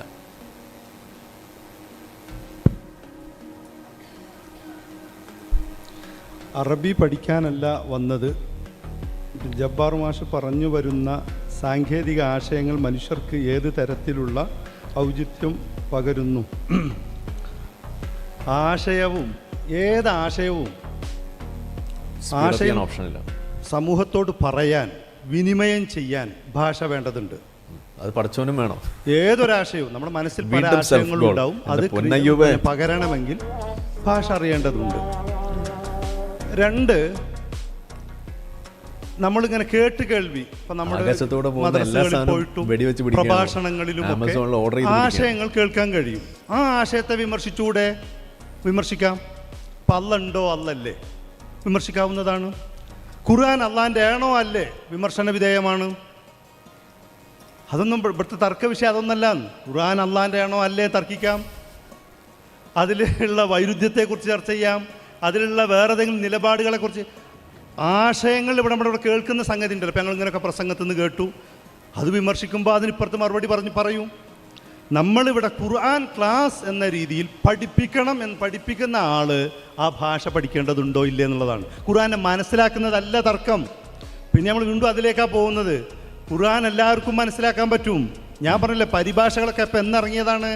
പരിഭാഷ ഇറങ്ങുന്നതിൻ്റെ മുമ്പ് ആളുകൾ ഖുർആൻ മനസ്സിലാക്കിയത് കേട്ട് മനസ്സിലാക്കുന്നതാണ്. അതിനാണ് അത്തൽഖീനു വത്തലഖി എന്ന് പറയുന്നത്. ഗുരുമുഖങ്ങളിൽ നിന്നും മറ്റുള്ളവരിൽ നിന്നൊക്കെ കേട്ട് ആശയം സ്വീകരിക്കാറുണ്ട്. അങ്ങനെ മുസ്ലിങ്ങളായി ജീവിച്ചു മരിച്ചുപോയ ആളുകളുണ്ട് ഇവിടെ. ആ ആശയത്തെക്കുറിച്ച് വിമർശനം ഉന്നയിച്ചിട്ടുണ്ട്, മറുപടിയും പറഞ്ഞിട്ടുണ്ട്.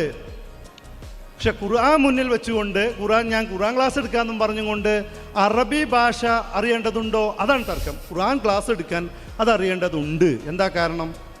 ഖുർആൻ എന്ന് പറയുന്നത് കേവലം ഒരു ആശയം ഉൾക്കൊള്ളുന്നത് മാത്രമല്ല, അതിൻ്റെ അകത്ത് ഭാഷ, അതിൻ്റെ ഏജാസ് എന്ന് പറയുന്നുണ്ട്. അമാനുഷികത നിലനിൽക്കുന്നത് അതിൻ്റെ ആ ഭാഷയിലും കൂടി ചേർന്നതാണ്. ഭാഷ ഉൾക്കൊള്ളുന്ന സംഗതിയാണ് അതിൻ്റെ അമാനുഷികത. അതുകൊണ്ടാണ് അത് അങ്ങനെ പറയുന്നത്.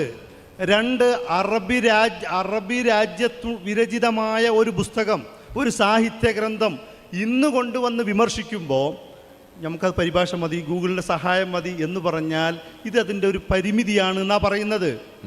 ആ പരിമിതി പഠിച്ചവനുണ്ട്, അതാണ് പ്രശ്നം. അപ്പോൾ ഇതന്നെ നമ്മളെല്ലാ ചോദ്യവും ഇങ്ങനെ തന്നെ ആയതുകൊണ്ടാണ് ആവർത്തിച്ചു വരേണ്ടി വരുന്നത്. അറബി ഭാഷയിൽ ഖുർആൻ ഇറക്കിയത് അല്ലെങ്കിൽ മുഹമ്മദ് നബി അറബിയിൽ ഇവിടെ രേഖപ്പെടുത്തിയത് പഠിപ്പിക്കണമെങ്കിൽ അറബി അറിയേണ്ടതുണ്ട്. എന്തുകൊണ്ടാണത്? ഓരോ കാലഘട്ടത്തിലും ഓരോ വാക്കുകളുടെ അർത്ഥം മാറും. ആ സാഹചര്യം എടുത്തു വേണം മുന്നിൽ വെച്ച് പറയാൻ. അതിനാണ് സിയാക്ക് എന്ന് പറയുന്നത്. ലൈക്ക് ചെയ്യാത്ത ആളുകൾ ലൈക്ക് ചെയ്തിട്ട് തുടർന്ന് കാണുക. എന്താ ഈ സബബുൻ നുസൂൽ എന്ന് പറഞ്ഞാൽ? ഈ വചനങ്ങൾ ഏത് കാലഘട്ടത്തിൽ എപ്പോൾ അവതരിച്ചു, ആ കാലഘട്ടം എവിടെ ഉണ്ടോ അവിടൊക്കെ ഈ നിയമം ബാധകമാണ്. അവിടെ മാത്രമേ ബാധകമുള്ളൂ. അതാണ് ഈ സബബുൻ നുസൂൽ എന്ന് പറയുന്നത്. അതിൻ്റെ വേറെ സാങ്കേതിക ഭാഷകളും പഠിക്കേണ്ട. ഇപ്പോൾ മാഷ് അന്ത്യാക്ഷര പ്രാസത്തെ വിമർശിക്കുന്നുണ്ട്. അന്ത്യാക്ഷര പ്രാസം മറ്റു ഭാഷകളിലുള്ളത് പോലെയാണോ അറബിയിലുണ്ടാവുക? അതേ രീതിയാണോ ഇംഗ്ലീഷിലുണ്ടാവുക? അതേ രീതിയാണോ മലയാളത്തിലുണ്ടാവുക? അറബി ഭാഷയിൽ അന്ത്യാക്ഷരപ്രാസം ഇപ്പോൾ ഉദാഹരണം മാഷ് ഉന്നയിക്കുന്ന തന്നെ വന്നാസിയാത്തി ഓർക്ക, വന്നാഷിതാത്തി നഷ്ത്വ, ഇങ്ങനെ പറയുമ്പോൾ ഇതെന്താണ് ഈ അവസാനിക്കുമ്പോൾ കേവലം വെറുതെ കൊണ്ടുവന്നു എന്ന് മാഷ് പറയേണ്ടി വരുന്നത് ഈ ഭാഷയുടെ അടിസ്ഥാന വിവരമില്ലാത്തതുകൊണ്ടാണെന്ന്. സെജ എന്നതിന് അറബ് പറയാ. സെജ എന്ന് പറഞ്ഞാൽ അന്ത്യാക്ഷരപ്രാസം. അങ്ങനെ ഈ ഖുർആനിൽ മാത്രമല്ല, അറബിയിലുള്ള അന്നത്തെ ജാഹിലി ഇമ്രുൽ ഖൈസിന്റെ കവിതയിലുണ്ട്, സെജ ഉണ്ട്. എന്താ ഖുർആൻ സാഹിത്യം പഠിപ്പിക്കാൻ വേണ്ടി വന്നത്? എന്തിനാ സാഹിത്യം എന്ന് വെച്ചാൽ അന്ന് പരസ്പരം മനുഷ്യന്റെ സംസാര ഭാഷ പോലും സാഹിത്യം കലർന്ന ഭാഷയാണ്. അതെ, കയ്യും കാലം വിപരീത ദിശയിൽ നിന്ന് വെട്ടണം എന്ന് പഠിപ്പിക്കുമ്പോൾ ഇച്ചിരി സാഹിത്യമൊക്കെ വേണം, ഇല്ലെങ്കിൽ ആളുകൾ പേടിച്ചോടും. അപ്പോൾ ഭാഷ പഠിക്കണമെങ്കിൽ ഈ ഖുർആൻ പഠിപ്പിക്കാൻ വെറുതെ ഖുർആനിൽ വിമർശിക്കും. ഇപ്പോൾ കലാനാഥ മാഷ് വിമർശിച്ചിട്ടുണ്ട്, ഇടമറങ്ങ് വിമർശിച്ചിട്ടുണ്ട്, മാഷ് തന്നെ ഈ ഖുർആൻ ക്ലാസ് അല്ലാത്ത എത്രയോ വർഷമായിട്ട് വിമർശിച്ചിട്ടുണ്ട്. വിമർശിക്കാവുന്നതാണ്, ആശയത്തെ വിമർശിക്കാം. ഈ ആശയം എവിടെ നിന്ന് കിട്ടുന്നു? ഏതെങ്കിലും മൂല്യര പ്രസംഗം, ഏതെങ്കിലും മലയാളത്തിൽ എഴുതിയ പുസ്തകങ്ങൾ, നമ്മൾ കേട്ട് സംഗതികൾ. പക്ഷെ ഇത് കേട്ട് സംഗതികളൊക്കെ തന്നെ വിമർശിക്കുമ്പോൾ ഒരു സമൂഹത്തെക്കുറിച്ച് ഇപ്പോൾ മാഷിൻ്റെ പുതിയ ഒരു ഇതുണ്ട്, എന്താ ജമാഅത്തും ഇമാമും ജമാഅത്തായിട്ട് നിസ്കരിക്കുമ്പോൾ ഒരാൾ കുഴഞ്ഞു വീണ് മരിച്ചു. അപ്പോൾ മറ്റുള്ളവർ തെക്ബീർ കഴിക്കേണ്ടതില്ല, ഖുശൂ പോവും. മുസ്ലിങ്ങൾ അങ്ങനെ പഠിപ്പിക്കുന്നുണ്ടോ? ഇല്ലല്ലോ. അപ്പോൾ മുസ്ലിങ്ങൾ പഠിപ്പിക്കാത്തത് മാഷ് എന്ന തെളിവ് വാട്സപ്പിൽ കണ്ടു എന്നാ. വാട്സപ്പിൽ കണ്ടതും അല്ലെങ്കിൽ ഫേസ്ബുക്കിൽ കണ്ടതും ഏതെങ്കിലും പുസ്തകം നോക്കിയിട്ടല്ല ഖുർആൻ വിമർശിക്കേണ്ടത്. ഖുർആനിൻ്റെ ഉസൂലിൽ, അതുകൊണ്ടാണ് ഉസൂൽ ഖുർആൻ പഠിക്കണം എന്ന് പറയുന്നത്. അപ്പോൾ ഉസൂൽ ഖുർആൻ അനുസരിച്ച് പഠിപ്പിച്ചാൽ ഒരു പ്രശ്നം ഉണ്ടാവില്ല. പ്രശ്നമുണ്ടല്ലോ. ഇത് ഞാൻ ഈ പറയുമ്പോൾ എന്തോ ഈ ഒരു ഭാഷാപരമായ ഒരു മൗലികവാദമാണെന്ന് തെറ്റിദ്ധരിക്കേണ്ടതില്ല. ഇത് ഖുർആനിൻ്റെ ഒരു പ്രത്യേകത ആയതുകൊണ്ടാണെന്ന്. ഖുർആൻ പദ്യമല്ല, ഗദ്യമല്ല. എഴുതും പോലെ പറയാൻ കഴിയില്ല, അല്ലെങ്കിൽ പറയും പോലെ അതിനെ വിവർത്തനം ചെയ്യാൻ കഴിയില്ല. അതിന് അതിൻ്റെതായ ഒരു ശൈലിയുണ്ട്. അതുകൊണ്ടാണ് ഖുർആന്റെ പ്രത്യേക ശൈലിയാണ്. അതാണ് എൻ്റെ ഉത്തരം. ഇത്രയ്ക്ക് തോൽവിയായ ഒരു ഭാഷയെ എടുത്തിട്ടാണോ പടച്ചോന് ഖുർആൻ ഇറക്കാൻ തോന്നിയത്? ഇതാണ് നമ്മൾ വീണ്ടും വീണ്ടും ചോദിക്കുന്നത്. പടച്ചോന് വേറെ നല്ല പണിയൊന്നും അറിയില്ലേ? വളരെ നല്ല രീതിയിൽ സെഷൻ മുന്നോട്ട് പോകുന്നുണ്ട്. ഏതാനും ചോദ്യങ്ങൾ. അപ്പം പൂർണ്ണമായിട്ട് ഇന്നത്തെ ഒരു സംവാദത്തിൽ ചർച്ച ചെയ്യപ്പെട്ട വിഷയത്തിൽ നിന്നും ഒരല്പം വ്യതിചലിച്ച ചോദ്യങ്ങൾ 1-2 ഉണ്ട്. അതും കൂടി അഡ്രസ്സ് ചെയ്യാമെന്ന് വിചാരിക്കുന്നത് ജബ്ബാർ മാഷോടാണ്. എൻ്റെ വീഡിയോകളിൽ ഞാൻ ബോധപൂർവം ചില അബദ്ധങ്ങൾ വരുത്തിയിട്ടുണ്ട്. അത് മുസ്ലിം പണ്ഡിതർക്കുള്ള ചൂണ്ടയാണ്. ഇത് ജബ്ബാർ മാഷിൻ്റെ ഒരു പ്രസ്താവനയാണ്. താങ്കളുടെ വീഡിയോകളിൽ ഉള്ള അബദ്ധങ്ങൾ എന്തൊക്കെയാണ്, എവിടെയൊക്കെയാണ് അതുള്ളത്? കണ്ടുപിടിക്കാനാണല്ലോ. അത്തരം വിശദീകരണങ്ങൾ പോകാൻ സാധിക്കുമെന്ന് തോന്നുന്നില്ല. CP അബ്ദുസമദ്. അത് നിങ്ങൾ കണ്ടുപിടിക്കൂ, അതാണല്ലോ എൻ്റെ കളി. ട്രഷർ ഹണ്ട് എന്നൊക്കെ LP സ്കൂളിൽ പഠിച്ചിരുന്ന കാലത്ത് തെങ്ങിൻ ചോട്ടിലെ നിധി എന്ന് പറഞ്ഞൊരു കഥ പഠിച്ചിട്ടുണ്ട്. Treasure hunt. ബാപ്പ മടിയന്മാരായ മക്കളെ പണി പഠിപ്പിക്കാൻ വേണ്ടിയിട്ട് ബാപ്പ പറഞ്ഞ് തെങ്ങിൻ്റെ ചുവട്ടിൽ നിധി കുഴിച്ചിട്ടുണ്ട് എന്ന് മാത്രം പറഞ്ഞ് മരിക്കാൻ നേരത്ത്. അങ്ങനെ മക്കളെ എല്ലാ തെങ്ങും കളച്ച് കഴിഞ്ഞപ്പോൾ വേറെ ബാപ്പാൻ്റെ ഒരു സുഹൃത്ത് വന്നിട്ട് പറഞ്ഞു, ഇനിയിപ്പോൾ കുറച്ച് വളം കൊണ്ട് ഇട്ടാളി എന്ന് പറഞ്ഞു. അങ്ങനെ തെങ്ങിന് വളം ഇട്ടപ്പോൾ തെങ്ങുമെന്ന് നിധി ഉണ്ടായി എന്ന് പറയുന്നൊരു കഥയുണ്ട്. ഞാൻ 3 കൊല്ലമായിട്ട് മെനക്കെട്ട് ഇരുന്നിട്ട് ഖുർആൻ ക്ലാസ് എടുക്കുകയാണ്. 215 ക്ലാസ് എടുത്തു. ഇപ്പോഴും 2008 ബ്ലോഗിലെ കാര്യം മാത്രമേ ഇവർ ശ്രദ്ധിക്കുന്നുള്ളൂ. അപ്പോൾ എനിക്ക് ലേശം ഒരു സങ്കടം വന്നു. എൻ്റെ ഖുർആൻ ക്ലാസ്സിന് മതപണ്ഡിതന്മാർ തീരെ മൈൻഡ് ചെയ്യുന്നില്ല. പരസ്യം വേണം. അപ്പോൾ ഞാൻ ഒരു തമാശ പറഞ്ഞതാണ്, ഇതിനകത്ത് കുറേ അബദ്ധമുണ്ട് കൂട്ടരെ, നിങ്ങൾ ഇത് കണ്ടെത്താനെങ്കിലും നിങ്ങളൊന്ന് വന്നിട്ട് ഇത് വായിക്കുക എന്ന് പറഞ്ഞതാണ്. ഒരു തമാശ പറഞ്ഞാൽ മനസ്സിലാവാത്ത ആൾക്കാരോട് എന്ത് പറയാം? അത്രേ ഉള്ളൂ. ആരിഫ് ചെറുപറ നുണ പറയും എന്നും പറഞ്ഞിട്ട് നടക്കുന്ന കുറേ കാക്കാമരൊക്കെ ഉണ്ട്. ഇവരോട് എന്ത് പറയാനുണ്ട്? മദ്രസ തോൽവികൾ, അത്രേ ഉള്ളൂ. അടുത്തത് അയ്യുമലിന്റെ ചോദ്യമാണ്. ഖുർആനിലെ അനന്തരാവകാശത്തിലെ ഗണിതശാസ്ത്രപരമായ തെറ്റുകൾ താങ്കൾ മുഹമ്മദ് വേളത്തിന് ചൂണ്ടിക്കാണിച്ചു കൊടുത്തപ്പോൾ പഠിച്ചിട്ട് മറുപടി തരാം എന്നാണ് എന്ന് അദ്ദേഹം പറഞ്ഞിരുന്നു. ആ മറുപടി മുഹമ്മദ് വേടത്തിൽ നിന്നോ ഖുർആനിൽ നിന്നോ താങ്കൾക്ക് കിട്ടിയ ഉത്തരം എന്തായിരുന്നു?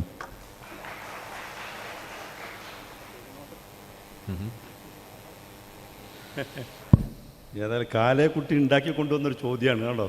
അപ്പോൾ ഓക്കെ, നല്ല സംഗതി തന്നെയാണ്. അനന്തരാവകാശത്തെക്കുറിച്ച് ഞാൻ മുഹമ്മദ് വേളമായിട്ടുള്ള സംവാദത്തിൽ ഉന്നയിച്ച വാദത്തിൽ ഞാൻ മുമ്പ് എല്ലാം പറഞ്ഞു, എൻ്റെ എല്ലാ വീഡിയോകൾക്കും ഞാൻ മറുപടി പറയുമെന്ന് പറഞ്ഞാണ്. ചോദ്യം വന്നുകൊണ്ട് പറയുകയാണ്.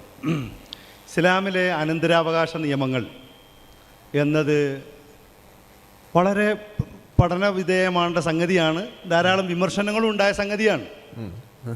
പക്ഷേ ഇസ്ലാമിലെ അനന്തരാവകാശ നിയമങ്ങൾ പറയുമ്പോൾ 3 വചനങ്ങളിൽ അന്ന് ഞാനത് 3 വചനങ്ങളിലാണ് ഖുർആനിലുള്ള അനന്തരാവകാശം, അതായത് ഇസ്ലാം ഇന്ന് പിന്നെ ഈ പ്രപഞ്ചം എന്ന് അവസാനിക്കുന്നുവോ അതുവരെയുള്ള മനുഷ്യരുടെ അനന്തര സ്വത്ത് കൈകാര്യം ചെയ്യാൻ ഈ 3 വചനങ്ങളിലാണ് ഉൾക്കൊള്ളിച്ചിട്ടുള്ളത്.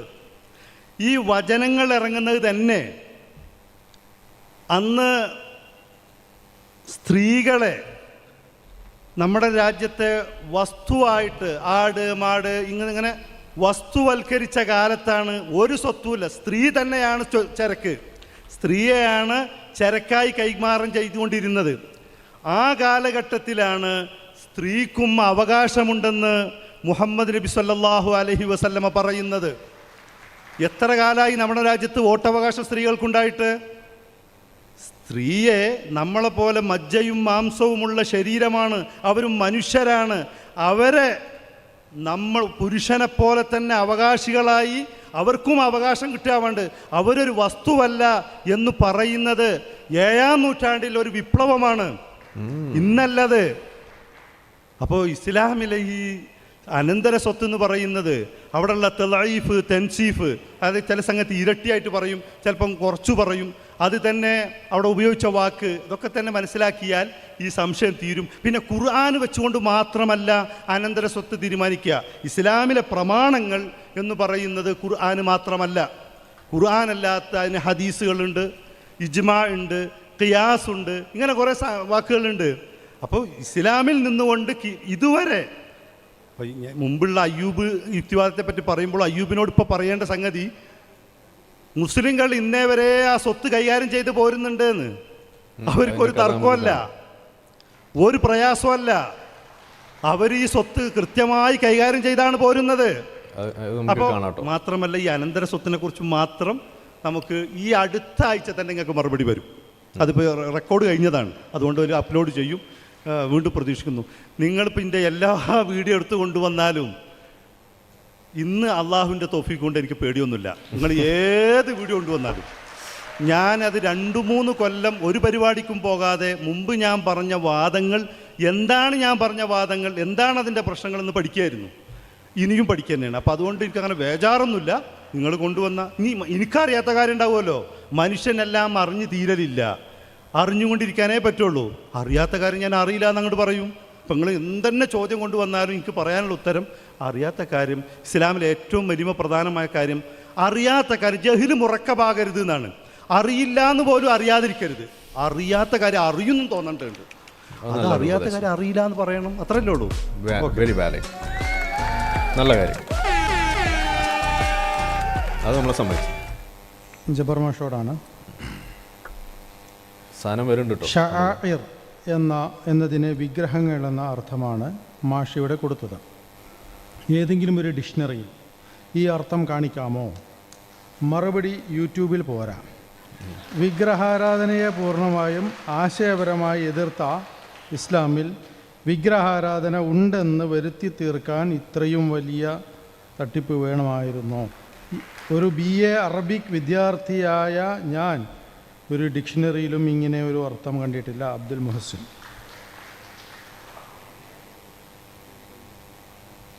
ചോദ്യകർത്താവിനും പൊതുവെ മുസ്ലിം സുഹൃത്തുക്കൾക്കും വിഗ്രഹാരാധന എന്ന് പറഞ്ഞാൽ എന്താണെന്ന് അറിയില്ല. അതാണ് പ്രശ്നം. വിഗ്രഹാരാധന എന്ന് പറഞ്ഞാൽ ഒരു വിഗ്രഹത്തിന് പോയിട്ട് ആ വിഗ്രഹം ദൈവമാണെന്ന് വിചാരിച്ചിട്ട് വിഗ്രഹത്തിനോട് പ്രാർത്ഥിക്കുന്നതിനല്ല വിഗ്രഹാരാധന എന്ന് പറയാം. ദൈവങ്ങളുടെ പേരിൽ പ്രതീകങ്ങളുണ്ടാക്കി വെച്ച് ആ പ്രതീകങ്ങളെ ദൈവത്തിലേക്കുള്ള മനസ്സിനെ അടുപ്പിക്കുന്നതിനുള്ള, നിങ്ങൾ കിബില എന്ന് പറയില്ലേ, ആ സാധനം തന്നെ, ആ കിബിലയാക്കി വെച്ചുകൊണ്ട് ദൈവത്തിനോട് പ്രാർത്ഥിക്കുന്ന ഏർപ്പാടിനാണ് വിഗ്രഹാരാധന എന്ന് പറയുന്നത്. നിങ്ങൾ ഗുരുവായൂർ പോയിട്ട് ഗുരുവായൂരപ്പ രക്ഷിക്കണേ എന്ന് പ്രാർത്ഥിക്കുമ്പോൾ അവിടെ ഉണ്ടാക്കി വെച്ചിട്ടുള്ള ആ ശില്പത്തിനോടല്ല അത് പറയുന്നത്. ഈ ഗുരുവായൂരപ്പൻ എന്ന് പറയുന്ന ദൈവം, പരമാത്മാവ് എന്ന് പറയുന്ന ഉമ്മണി വലിയ ദൈവം, ഇതിനെയൊക്കെ മനസ്സിൽ വെച്ചുകൊണ്ട് ആ ദൈവത്തിനോട് നേരിട്ട് പറയുന്നതിന് പകരം ഒരു കിബില ഉണ്ടാക്കി വെച്ച് ആ കിബിലയിലൂടെ, ആ പ്രതീകത്തിലൂടെ മനസ്സിനെ ദൈവത്തിൽ കേന്ദ്രീകരിച്ച് അവിടെ വെച്ച് നടത്തുന്ന ആചാരങ്ങൾക്കും അനുഷ്ഠാനങ്ങൾക്കുമാണ് വിഗ്രഹാരാധന എന്ന് പറയുന്നത്. അത് എല്ലാ വിഗ്രഹാരാധനയും ഒരുപോലെ തന്നെയാണ്. എന്തുകൊണ്ടാണ് ഈ സഫായും മറുവായും നമ്മളെന്തിനാ തവാഫ് ചെയ്യണത് എന്ന് നബീനോട് സഹാബികൾ ചോദിച്ചത്? മുശ്രിക്കുകൾ അവരുടെ വിഗ്രഹാരാധനയുടെ ഭാഗമായിട്ട് അവിടെ ചെയ്തുകൊണ്ടിരുന്ന കാര്യമാണ് അത് എന്നതുകൊണ്ടാണ്. അത് നമ്മളും തുടരണം എന്തിനാണെന്ന് ചോദിച്ചപ്പോൾ നബി പറഞ്ഞ് അതൊക്കെ അള്ളാൻ്റെ പ്രതീകമാണ്, അതുകൊണ്ട് നമുക്കും തുടരാമെന്ന്. കാരണം എന്താ? മുഹമ്മദിൻ്റെ മനസ്സിൽ മക്ക എന്ന കഅബ എന്ന ക്ഷേത്രവും അവിടുത്തെ വിഗ്രഹാരാധനയും ഒക്കെ പച്ച പിടിച്ച് കിടക്കുന്നുണ്ടായിരുന്നു. അതങ്ങട്ട് പൂർണ്ണമായിട്ട് ഇട്ടെറിഞ്ഞ് പോകാൻ വയ്യായിരുന്നു. എന്ന് മാത്രമല്ല, മക്കയുടെ സാംസ്കാരികവും സാമ്പത്തികവുമായിട്ടുള്ള പ്രതാപവും പ്രസക്തിയും നിലനിർത്തണം എന്ന് മുഹമ്മദ് ആഗ്രഹിച്ചിരുന്നു. അതുകൊണ്ട് മക്കയിൽ തുടർന്നു പോകുന്ന വിഗ്രഹാരാധനകളിൽ നിന്ന് അള്ളാഹുവിൻ്റെ പ്രതീകങ്ങൾ ഒഴികെ ബാക്കിയെല്ലാ പ്രതീകങ്ങളും എടുത്തൊഴിവാക്കിക്കൊണ്ട് അള്ളാഹുവിൻ്റെ പ്രതീകമെന്ന് മുഹമ്മദ് കരുതിയിരുന്ന കാര്യങ്ങളൊക്കെ അവിടെ നിലനിർത്തിക്കൊണ്ട് അവിടെ വിഗ്രഹാരാധന തുടരുകയാണ് ചെയ്തത്. ഇവിടെ ശബരിമലയിലും അതുപോലെ തന്നെ മൂകാംബികയിലും പളനിയിലൊക്കെ പോയിട്ട് മനുഷ്യന്മാർ ഈ ഹിന്ദു ഭക്തരെ എന്തൊക്കെയാണോ ചെയ്യുന്നത് അതെല്ലാം മക്കത്ത് പോയിട്ട് നിങ്ങളും ചെയ്യുന്നുണ്ട്. തവാഫ് ചെയ്യുക, ബലി അറുക്കുക, കല്ലെടുത്തെറിയുക, പിന്നെന്താ കൂട്ടി തുന്നാത്ത തുണി ഉടുക്കുക, മൊട്ടയടിക്കുക. പളനിയിലൊക്കെ നടക്കണം, തന്നെയാണ് തിരുപ്പതിയിലൊക്കെ. ഇതൊക്കെ ചെയ്യുന്നതിന് അള്ളാഹു എന്ന ദൈവത്തിൻ്റെ വിഗ്രഹമായിട്ട് അവിടെ ഒരു കഅബ സ്ഥാപിച്ച് ആകാശത്തു നിന്ന് അള്ളാഹു പണ്ടിറക്കിയതാണ്, അള്ളാഹുവിൻ്റെ പ്രതീകമാണ് എന്ന് വിശ്വസിക്കപ്പെട്ടിരുന്ന ഹജറുൽ അസ്വദിനെ അവിടെ തന്നെ വെച്ച്, പിന്നെ മുശ്രിക്കുകൾ ആരാധനയ്ക്ക് വേണ്ടിയിട്ട് വിഗ്രഹാരാധന നടത്തിയിരുന്ന സഫായും മറുവായും കുന്ന്, അതിൻ്റെ മുകളിലുണ്ടായിരുന്ന മുശ്രിക്കുകളുടെ വിഗ്രഹങ്ങൾ എടുത്തു മാറ്റിയിട്ട് ഈ കുന്നന്നെ അള്ളാൻ്റെ വിഗ്രഹങ്ങളാണ് എന്ന് പറഞ്ഞുകൊണ്ട് ഏർപ്പാട് നിലനിർത്തുകയാണ്. വിഗ്രഹം എന്ന അടയാളം, പ്രതീകം എന്നാണ്. വിഗ്രഹാരാധന എന്ന് പറഞ്ഞാൽ പ്രതീകത്തെ ആരാധിക്കുകയല്ല, പ്രതീകത്തിലൂടെ വിശ്വസിക്കുന്ന ദൈവത്തെ ആരാധിക്കുക എന്നാണ് അർത്ഥം. ആ അർത്ഥത്തിലാണ് നിങ്ങൾ, ഞാൻ പറയുന്നതിൽ നിങ്ങൾക്ക് സംശയം ഉണ്ടെങ്കിൽ ഒരു ഹിന്ദു പണ്ഡിതൻ്റെ അടുത്ത് പോയിട്ട് ഒരു സന്യാസിയുടെ അടുത്തോ സ്വാമിയുടെ അടുത്തോ പോയിട്ട് ചോദിച്ചു നോക്കിയാൽ എന്താ വിഗ്രഹാരാധന, ഇതന്നെ പറഞ്ഞു തരാം. ആ ഗുരുവായൂർ വെച്ചിട്ടുള്ള ആ സാധനത്തിനോടല്ല പ്രാർത്ഥിക്കുന്നത്, അടുമ്പടക്ക് നോക്കിയിട്ട് മനസ്സ് കേന്ദ്രീകരിച്ച് കണ്ണും ചിമ്പിയിട്ട് ദൈവത്തിനോടാണ് പ്രാർത്ഥിക്കുന്നത്. അത് തന്നെയാണ് നിങ്ങളും ചെയ്യുന്നത്, അത് തന്നെയാണ് ഇവരും ചെയ്യുന്നത്. ക്രിസ്തുവിൻ്റെ ഒരു പ്രതീകമായിട്ട് ഒരു കുരിശ് വെച്ചിട്ട് ക്രിസ്ത്യാനി ചെയ്യുന്നതും ഒക്കെ അത് തന്നെയാണ്. വിഗ്രഹാരാധനയെക്കുറിച്ച് കമാ എന്ന് മിണ്ടാനുള്ള ഒരു യോഗ്യതയും ഇസ്ലാമിനില്ല. അബ്സല്യൂട്ട്ലി, അതാണ് നമ്പർ വൺ വിഗ്രഹാരാധന തന്നെയാണ് ഇസ്ലാം. അയ്യുമരുവയോടാണ് ചോദ്യം. സെൽഫ് ഗോൾ മഴയാണല്ലോ. ആകാശത്തിൽ നിന്ന് നാം നിങ്ങൾക്ക് മഴ വർഷിപ്പിച്ചു തന്നു എന്ന ഖുർആൻ വാക്യം ശാസ്ത്രീയമായി ശരിയല്ലെന്നും മഴ ആകാശത്തു നിന്നല്ല വളരെ താഴെ നിന്നാണ് ഉണ്ടാകുന്നതെന്നും താങ്കൾ മുമ്പ് പ്രസംഗിച്ചിരുന്നു. ഇപ്പോൾ താങ്കൾ പറയുന്ന രീതി ശാസ്ത്രമനുസരിച്ചാണോ അല്ലെങ്കിൽ മനഃപൂർവ്വം ജനങ്ങളെ കബളിപ്പിച്ചതാണോ? അത് ഞാൻ വേറെ വീഡിയോ ചെയ്യും എന്നിപ്പോൾ വരുന്നു പറയൂ കേട്ടോ, അതിപ്പോൾ ഉണ്ടാവുമ്പോൾ വെയിറ്റ് ആൻഡ് സീ. ചോദ്യം ഇത് സുലൈമാൻ പി. എത്രയോ വട്ടം ഞാൻ പറഞ്ഞതാ ഇത് വിഷയം നമ്മുടെ ഇവിടെ എന്താണെന്നറിയോ വിഷയം? സുലൈമാൻ മാഷ് എന്ന് പറഞ്ഞ സാമാന്യ ബോധം ഉണ്ടാവുന്ന വിചാരം. ഇവിടെ നമ്മുടെ വിഷയം ഖുർആൻ ക്ലാസ് എടുക്കാൻ അറബി പഠിക്കണോ പഠിക്കണ്ടേ അറിയണോ എന്നുള്ളതാണ്. എവിടുന്നോ വീട്ടിൽ നിന്ന് കുറേ ടൈപ്പും ചെയ്തുണ്ടാക്കി ചോദ്യം കൊണ്ടിട്ട് ഇങ്ങനെ കൊണ്ടുവരലല്ല. ഇവിടുന്ന് കേട്ടത് മനസ്സിലാക്കി ചോദിക്കാനുള്ള മാന്യമായ ഒരു വിവരമെങ്കിലും വേണ്ടതുണ്ട്. രണ്ട്, ഖുർആനിനോടുള്ള സമീപനം എന്തായിരിക്കണം? എഡിറ്റർ പ്ലീസ് നോട്ട്, ഇത് കട്ട് ചെയ്തിട്ട് ഖുർആനിനെ ഉൾക്കൊള്ളേണ്ടത് എങ്ങനെ? ഖുർആനിനെ ഉൾക്കൊള്ളേണ്ടത് അതിൻ്റെ വസ്അലു അഹ്ല ദിക്ർ എന്നാണ്. ഇപ്പൊ ഖുർആനിലൊരു സംഗതി ചോദിക്കാൻ വേദാന്തികളോട് പോയി ചോദിക്കലല്ല.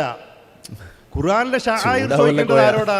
ഖുർആൻ അങ്ങനെ ഒരു വാക്ക് ഉപയോഗിക്കുന്നുണ്ട്, അതിന് അടയാളം എന്നാണ്, അല്ലെങ്കിൽ പിന്നെ കാൽപാദം എന്നാണ്. ഇങ്ങനെ അതിനെ പറ്റിയിട്ട് അതല്ല ഇതാണെന്ന് പറഞ്ഞിട്ട് ചോദിക്കേണ്ടത് ആരോടാ?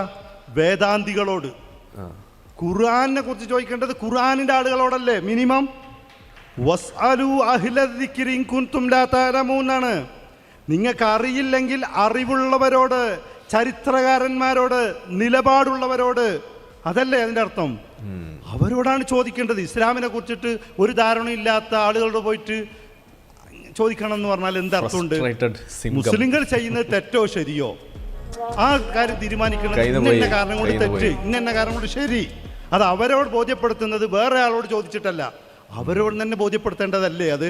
എന്ത് തേങ്ങയാണ് ഈ പറയണത്? ഇതാണോ ഇസ്ലാം മത വിമർശനം എന്നൊക്കെ പറയുന്നത്? ഇസ്ലാം മത വിമർശനം ഭൗതിക മണ്ഡലങ്ങളിൽ ധാരാളം നടന്നിട്ടുണ്ട്. അവരൊക്കെ ഖുർആൻ വിമർശനം നടത്തിയവർ അറബി ഭാഷ പഠിച്ച്, അറബി സംസ്കാരം പഠിച്ച്, അറബി ചരിത്രം പഠിച്ച് എന്നതിന് ശേഷം, അവരൊന്നും ദൈവവിശ്വാസികളല്ല. എല്ലാവരും വീഡിയോ ലൈക്ക് ചെയ്യൂ വേഗം തന്നെ. ധാരാളം ആളുകളെ പേര് വേണമെങ്കിൽ ഞാൻ പറയാം. അവരൊക്കെ അങ്ങനെ പഠിച്ചിട്ട് എന്നിട്ടാണ് ഈ വിമർശനം ഉന്നയിക്കുന്നത്. അത് അവർ ഖുർആൻ അള്ളാഹിൻ്റെ എന്ന് പറയുന്നില്ല, മുഹമ്മദ് നബിൻ്റേതാണ്, മുഹമ്മദ് നബി പറഞ്ഞതാണ്, അത് അന്ന് ആളുകൾ എഴുതി വെച്ചതാണ്. അതൊക്കെ അവരുടെ വിശ്വാസമാണ്, അതവർക്ക് പറയാം. പക്ഷെ അവർ ആത്യന്തികമായ ഒരു സത്യസന്ധത പാലിക്കുന്നുണ്ട് എന്ന്. ഈ ഖുർആനെ മനസ്സിലാക്കേണ്ടത് അറബികളിൽ നിന്നാണ്, മുസ്ലിങ്ങളിൽ നിന്നാണ്. എന്നിട്ട് അവർ മക്കയിലും മദീനയിലും ഇസ്ലാമിക രാജ്യങ്ങളിലും വന്ന് ആ സംസ്കാരവും ആ ചരിത്രവും പഠിക്കുകയാണ്. ഇവിടെ നമ്മളുടെ എം അക്ബറും ടീമൊക്കെ നമ്മൾ ഹിന്ദു മതത്തെ വിമർശിച്ചിരുന്നത് സംസ്കൃതം അറിഞ്ഞിട്ടാണോ? ക്രിസ്ത്യാനിറ്റിയെ വിമർശിച്ചിരുന്നത് ഈ ഹീബ്രു ഭാഷ പഠിച്ചിട്ടാണോ? ആണെങ്കിൽ ഓക്കെ. എന്നിട്ടാണ് ഖുർആൻ വിമർശനം നടത്തുന്നത്. ഖുർആൻ ഇങ്ങനെ പരിഭാഷ വെച്ചിട്ട് മുസ്ലിങ്ങൾ അങ്ങനെയാണ്, മറ്റൊരിങ്ങനെയാണ്, ആനയാണ്, ചേനയെന്ന് പറയല്ല. മുസ്ലിങ്ങൾ വിഗ്രഹാരാധനക്കെതിരാണ്. മുസ്ലിങ്ങൾ അള്ളാഹു അല്ലാത്ത ഒരു ദൈവത്തെയും അംഗീകരിക്കാത്തവരാണ് അവർ. മുസ്ലിങ്ങൾ വിഗ്രഹാരാധന സപ്പോർട്ട് ചെയ്യുന്നില്ല. മുസ്ലിങ്ങൾ വിഗ്രഹാരാധന തന്നെയാണ്. നിങ്ങളുടെ ഒരാളോട് ആക്ഷേപിച്ചാൽ നിങ്ങൾക്കാണ് ആക്ഷേപിക്കാം, പക്ഷെ വസ്തുത അതല്ല. മുസ്ലിങ്ങൾ അള്ളാഹുവിനെ മാത്രമേ ആരാധിക്കുന്നുള്ളൂ. മഴ എവിടുന്നാന്ന് പറയൂ. അല്ലാത്ത മാത്രമല്ല അതിന്റെ ഒരു ലാഞ്ചന പോലും വരാൻ പാടില്ല എന്നുള്ളതാണ്.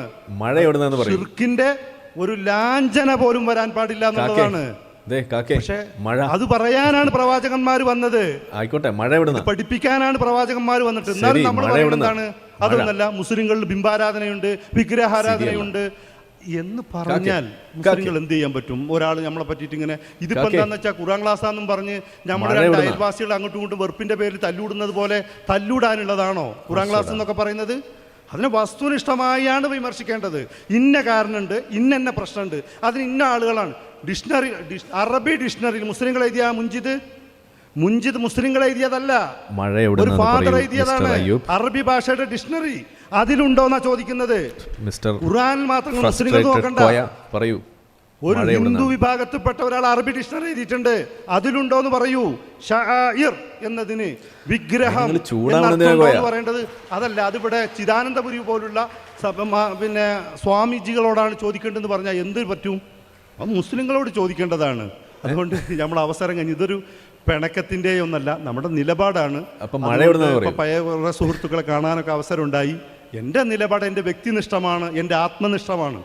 അത് മാറുന്നതുകൊണ്ട് അയ്യൂബിന് എന്തോ കിട്ടിയിട്ടുണ്ട്, അല്ലെ അങ്ങനെയാണ് ഇങ്ങനെയാണെന്നൊക്കെ പറയുന്നതിൽ നിങ്ങൾക്ക് അങ്ങനെ പറയാവുന്നതാണ്. കൃത്യമായ പഠനത്തിന് വിധേയമാക്കിയതിന് ശേഷമാണ് ഞാൻ മാറിയിട്ടുള്ളത്. അത് നിങ്ങളെ ചക്കിയൊന്നും നല്ല ചുയിന്നെടുത്ത് കാണിച്ചു തരാൻ എന്നെ കൊണ്ട് കഴിയില്ല. എന്നാലും ഇതന്നെയാണ് എനിക്ക് വന്നിട്ട് ഈ സംവാദം ഉറപ്പിച്ചപ്പോൾ എൻ്റെ വാട്സപ്പ് നമ്പർ വാങ്ങിയിട്ട് ഇതിലേക്ക് തന്നെ ചോദ്യം. ഇതൊക്കെ എന്ത് ജനാധിപത്യ വിരുദ്ധമാണ്. എനിക്ക് പറയാനുള്ള ഞാനിപ്പോൾ ജബ്ബാർ മാഷ് എന്തെല്ലാം പറഞ്ഞു, ഞാൻ അങ്ങോട്ടും പറഞ്ഞു. ഇത് ആദർശങ്ങൾ തമ്മിൽ, ആശയങ്ങൾ തമ്മിലാണ് കൊമ്പ് കോർക്കുന്നത്, അല്ലാതെ വ്യക്തികൾ തമ്മിൽ ഒരു പ്രയാസമല്ല. ഞാൻ ഇന്നും ജബ്ബാർ മാഷെ ബഹുമാനിക്കുന്നു, ജബ്ബാർ മാഷെ അംഗീകരിക്കുന്നു. നിലപാടുകളോട് വിയോജിപ്പുണ്ട്, ആ നിലപാടുകളോട് മാത്രമായിരിക്കണം. മറ്റു മാനുഷിക ബന്ധങ്ങൾ നമ്മൾ ഇന്നും സുഹൃത്തുക്കളും കൂട്ടുകാരും ഒക്കെയാണ്. നമുക്ക് അതല്ലേ ജനാധിപത്യം. ഞാനായി നിന്നുകൊണ്ട് നിങ്ങൾ എന്നോട് സഹകരിക്കുക, നിങ്ങൾ നിങ്ങളായി നിന്നുകൊണ്ട് അങ്ങോട്ട് സഹകരിക്കുക, അതല്ലേ ജനാധിപത്യം എന്ന് പറയുന്നത്. അതല്ല ജനാധിപത്യം, അതല്ല. മഴ എവിടുന്നു പറഞ്ഞില്ല, പോയി അവസാനം ഉള്ള ചോദ്യങ്ങളാണ്. ഒരു ചോദ്യം ജബ്ബാർ മാഷോടും ഒന്ന് അയ്യൂബ് മൗലവിയോടും ഉള്ളത്. ജബ്ബാർ മാഷോടുള്ള ചോദ്യം: താങ്കളുടെ ഖുർആൻ ക്ലാസ്സിലും വിമർശന പ്രസംഗങ്ങളിലും ഇപ്പോൾ പറയുന്ന കാര്യം ഇസ്ലാമിൻ്റെ ആശയത്തെ മാത്രമാണ് എതിർക്കുന്നത്. മുസ്ലിങ്ങളോട് വിരോധമില്ല എന്നാണ്. താങ്കൾ രാജസ്ഥാനിൽ ഒരു മുസ്ലിമിനെ കത്തിച്ച് കൊന്ന അവസരത്തിൽ മുസ്ലിങ്ങൾ മനുഷ്യരായാൽ പ്രശ്നം പരിഹരിക്കാം എന്നാണ് കമൻ്റ് ചെയ്തത്. ആദി അഖിലയാൽ സ്വതന്ത്ര മനുഷ്യയായി എന്നും താങ്കൾ പറഞ്ഞിട്ടുണ്ട്. ഇത് മുസ്ലിം ഉറപ്പ് തന്നെയല്ലേ? ഹിലാൽ പോക്കിരി ഇവിടെ എവിടെയുണ്ടോ? പോക്കിരി, നമുക്ക് വലിയ മത്സരം വന്നു. സന്ദർഭത്തിൽ നിന്ന് മുറിച്ചുകൊണ്ടെന്നിട്ട് തെറ്റിദ്ധരിപ്പിക്കുന്ന ഓരോരോ ഏർപ്പാടാണിത്. കാരണം ഇതിന് ഞാൻ മണിക്കൂറുകളോളം നിന്ന് മറുപടി പറഞ്ഞിട്ടുണ്ട്, ഒന്നിലധികം തവണ. മതമുപേക്ഷിക്കൂ മനുഷ്യനാകൂ എന്ന ഒരു പ്രഭാഷണത്തിൽ ഞാൻ മണിക്കൂറുകളോളം 2 മണിക്കൂറോളം നിന്നിട്ട് ഇതിന് മറുപടി പറഞ്ഞിട്ടുണ്ട്. യൂട്യൂബിൽ കാണണം, അത് പറയുന്നതിന് എന്താ വിഷമമുള്ളത്? നിങ്ങൾ പോയി കാണുക. കാരണം ഇവിടെ 2 മിനിറ്റ് 3 മിനിറ്റ് കൊണ്ട് പറയാൻ പറ്റുന്ന കാര്യങ്ങളല്ല. വിദ്യാഭ്യാസത്തെക്കുറിച്ച് വിദ്യാഭ്യാസ തത്വചിന്തകർ പലരും നൽകുന്ന ഒരു നിർവചനമുണ്ട്. മനുഷ്യനെ മനുഷ്യനാക്കാൻ വേണ്ടിയാണ് വിദ്യാഭ്യാസം. കേട്ടിട്ടുണ്ടോ നിങ്ങൾ? അപ്പോൾ അതിൻ്റെ മുമ്പ് മനുഷ്യനല്ലേ? വിദ്യാഭ്യാസം കിട്ടുന്നതിന് മുമ്പ് മനുഷ്യനല്ല എന്നല്ല അതിൻ്റെ അർത്ഥം. ആ മനുഷ്യനും മറ്റേ മനുഷ്യനും തമ്മിൽ ചെറിയ വ്യത്യാസമുണ്ട്. ആ വ്യത്യാസമാണ് നമ്മൾ പറയുന്നത്. സ്വതന്ത്രമായി ചിന്തിക്കാൻ തുടങ്ങുന്ന മനുഷ്യനും അറിവ് നേടുന്ന മനുഷ്യനും സംസ്കാരം നേടുന്ന മനുഷ്യനും പരിഷ്കാരം നേടുന്ന മനുഷ്യനും ഒക്കെ കുറച്ച് വ്യത്യാസമുള്ള മനുഷ്യരാണ്. മനുഷ്യരെ മനുഷ്യരാക്കുക എന്ന് പറയുന്നതിൻ്റെ ഭാഗമായിട്ടാണ് ഈ കോലത്തിൽ നിന്ന് ഈ 6-ാം നൂറ്റാണ്ടിലെ കിതാബും താങ്ങി പിടിച്ചുകൊണ്ട് നടക്കുന്ന മുസ്ലിങ്ങൾ ആധുനിക കാലത്തിൻ്റെ വിജ്ഞാനമാർജിച്ചുകൊണ്ട് സംസ്കാരമാർജിച്ചുകൊണ്ട് കുറച്ചും കൂടെ നല്ല മനുഷ്യരാവുക എന്ന അർത്ഥത്തിലാണ് മുസ്ലിങ്ങൾ മനുഷ്യരാവുക എന്ന് ഏതെങ്കിലും സന്ദർഭത്തിൽ പറഞ്ഞിട്ടുണ്ടെങ്കിൽ അത് ഞാൻ അർത്ഥമാക്കിയിട്ടുള്ളത്. അതിലെന്താ തെറ്റുള്ളത്? ഒരു തെറ്റില്ല. നമ്മളൊക്കെ ഇപ്പോൾ കുറേ മനുഷ്യന്മാരായിട്ടുണ്ട്. മുഹമ്മദ് നബീൻ്റെ കാലത്തെ മുഹമ്മദ് നബിയെക്കാളും അള്ളാഹുവിനേക്കാളും നല്ല മനുഷ്യരാണ് ഇവിടെ ഇരിക്കുന്ന മതവിശ്വാസികൾ എന്ന് ഞാൻ പറയുന്നു. അതാണ് എന്താ കാരണം? ആ സംസ്കാരമല്ല നമുക്ക്, ജനാധിപത്യത്തിൻ്റെ സംസ്കാരം നമുക്കുള്ളത് കൊണ്ടാണ് നമ്മൾ സ്നേഹപൂർവ്വം സംസാരിക്കുന്നത്, സ്നേഹപൂർവ്വം സംവാദം നടത്തുന്നത്. വാളെടുത്ത് വെട്ടലായിരുന്നു അന്ന്, അല്ലേ? ഉസ്മാൻ ഖലീഫയെ തെരഞ്ഞെടുത്തത് എങ്ങനെയാണെന്ന് ഓർമ്മ ഉണ്ട് നിങ്ങൾക്ക്? 6 കമ്മിറ്റി നിയോഗിച്ചിട്ട് 2 ആൾ ഒരു അഭിപ്രായം പറയുകയും 4 ആൾ ഒരാൾ അഭിപ്രായം പറയുകയും 2 ആളെ എതിർക്കുകയും ചെയ്താൽ 2 ആളെ കൊല്ലണം എന്നാണ് തെരഞ്ഞെടുപ്പിൻ്റെ ചട്ടത്തിൽ എഴുതി വെച്ചിരുന്നത്. ജനാധിപത്യം അതാണ് ഇസ്ലാമിൻ്റെ ജനാധിപത്യം. ഇനി തെളിവും ചോദിച്ചു വേണ്ട, ഇസ്ലാമിൻ്റെ ചരിത്രം പോയിട്ട് വായിക്കുക. അവിടുന്നൊക്കെ മാറി അവിടുന്നൊക്കെ നമ്മൾ കൂടുതൽ നല്ല മനുഷ്യരായി. മുഹമ്മദ് നബിയേക്കാൾ നല്ല മനുഷ്യരാണ് ഇന്നിവിടെ ജീവിക്കുന്ന അൽ-ഖ്വയ്ദ നേതാവായ മുസ്ലിം പോലും, ISIS-ന്റെ നേതാവായ മുസ്ലിം പോലും മുഹമ്മദ് നബിയേക്കാൾ നല്ല മനുഷ്യനാണ്. അള്ളാഹിനേക്കാളും നല്ല മനുഷ്യന്മാരാണ്. ആ അർത്ഥത്തിലാണ് മനുഷ്യനെ മനുഷ്യനാക്കൂ എന്ന് പറയുന്നത്. ആ അർത്ഥത്തിലാണ് മുസ്ലിങ്ങളും മനുഷ്യരാകൂ എന്ന് പറയുന്നത്. ഇത് തന്നെയല്ലേ RCയും പറയാറുള്ളത്. ഇത് നമ്മൾ പറയുമ്പോൾ ആഹാ, മാഷ് പറയുമ്പോൾ ഓഹോ. അതിങ്ങനെ ശരിയാവുക? മുസ്ലിങ്ങളെ മനുഷ്യരാക്കാൻ മുസ്ലിം സമുദായത്തിൽ ജനിച്ച ഞാൻ ശ്രമിക്കുമ്പോൾ അത് മുസ്ലിങ്ങളോടുള്ള വെറുപ്പാണെന്ന് വ്യാഖ്യാനിക്കുന്നത് നിങ്ങളുടെ നിലനിൽപ്പിന് വേണ്ടി നടത്തുന്ന ഒരു അഭ്യാസം മാത്രമാണ്.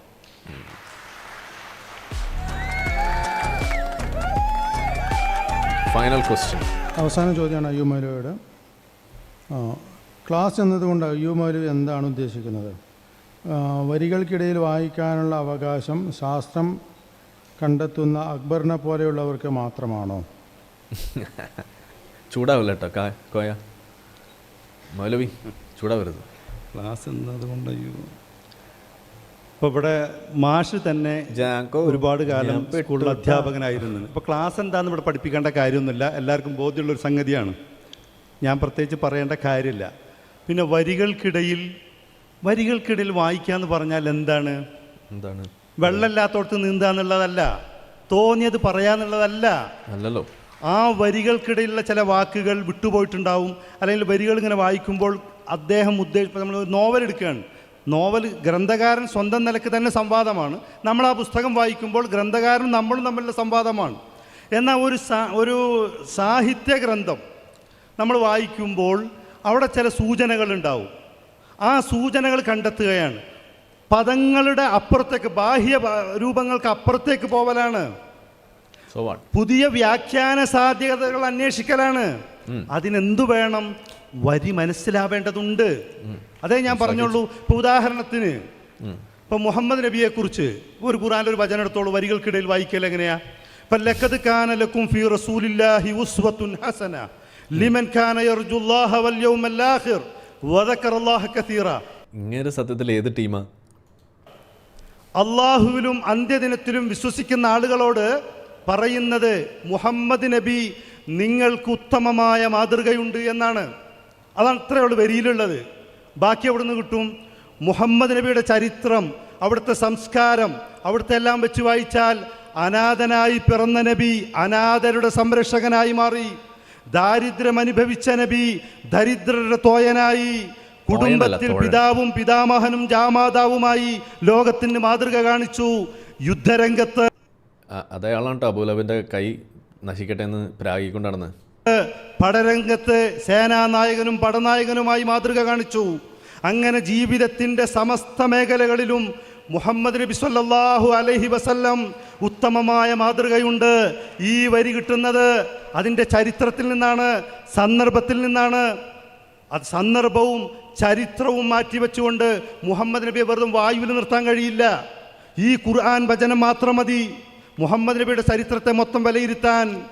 ഉസ്വ, മാതൃക എന്ന് പറഞ്ഞാൽ എന്താണ്? മുഹമ്മദ് നബിയുടെ ജീവിതത്തെക്കുറിച്ച് പഠിക്കേണ്ടതുണ്ട്. അതുകൊണ്ടാണ് മുഹമ്മദ് നബിയുടെ ചരിത്രത്തിന് സീറത്തുൻ നബി എന്ന് പറയുന്നത്. സീറത്തുൻ നബി എന്ന് പറഞ്ഞാൽ നബി സല്ലല്ലാഹു അലൈഹി വസല്ലമ തങ്ങൾ ജീവിച്ച കാൽപാതുകൾ, അവരുടെ നബി മുന്നോട്ട് പോയ വഴികൾ പിന്തുടർന്ന് ജീവിക്കുക എന്നുള്ളതാണ്. മുഹമ്മദ് നബി യുദ്ധം ചെയ്യേണ്ടി വന്ന രംഗത്ത് യുദ്ധം ചെയ്തിട്ടുണ്ട്, നിഷേധിക്കുന്നില്ല. പക്ഷെ യുദ്ധത്തിൻ്റെതായ നിയമവശങ്ങളുണ്ട്. ഇന്നും രാജ്യങ്ങൾ തമ്മിൽ യുദ്ധം ചെയ്യുന്നുണ്ട്. യുദ്ധമില്ലാതെ കാണുന്നവരൊക്കെ വെട്ടുകയെന്നൊന്നും ഇസ്ലാമിലില്ല. ഒരു രാഷ്ട്രമായി രൂപപ്പെട്ടാൽ അവിടെ യുദ്ധം, അയൽവാസീൻ്റെ അടുത്ത് പരുഷമായിട്ട് പെരുമാറണം എന്ന് തന്നെയാണ് കേട്ടോ. അതൊന്നും ഒരു തരത്തിൽ ഇവർക്ക് നിഷേധിക്കാൻ കഴിയില്ല. ചെയ്യേണ്ടി വന്നാൽ യുദ്ധം ചെയ്യേണ്ടതുണ്ട്. യുദ്ധം ചെയ്യുമ്പോൾ പോലും നിങ്ങളുടെ കുട്ടികളെ കൊല്ലരുത്, സ്ത്രീകളെ വേട്ടയാടി കൊല്ലരുത്, രോഗികൾക്ക് ദ്രോഹം ഉണ്ടാവരുത്, വൈകല്യം ബാധിച്ചവരെ ബുദ്ധിമുട്ടിക്കരുത്. ഇങ്ങനെ ഫലം കാഴ്ച 6 വയസ്സുകാരിനെ കെട്ടാം, 9 വയസ്സുകാരിയെ പൂശാം, ഇതൊക്കെ ഉണ്ട്.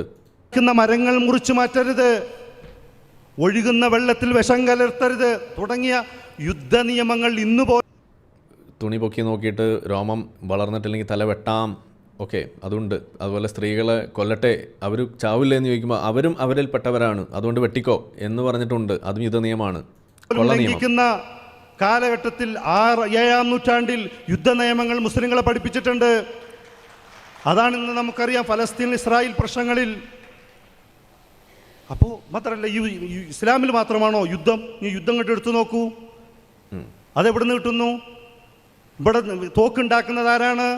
ഇവിടെ യുദ്ധവിമാനങ്ങൾ ഉണ്ടാക്കുന്നത് ആരാണ്? ഏത് കമ്പനികളാണ് ഉണ്ടാക്കുന്നത്? മുസ്ലിം രാജ്യത്താണോ ഈ ഇതൊക്കെ ഉണ്ടാക്കുന്നത്?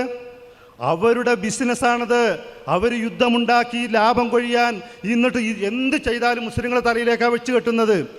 കേരളത്തിൽ പോലും ഇപ്പോൾ നെടുമ്പാശ്ശേരിയിലുള്ള ആ സംഗതി എന്തായി? വരുന്നതിനും പിന്നെ മുസ്ലിങ്ങളെ കുറിച്ചാണ് പ്രതിയാക്കുന്നത്.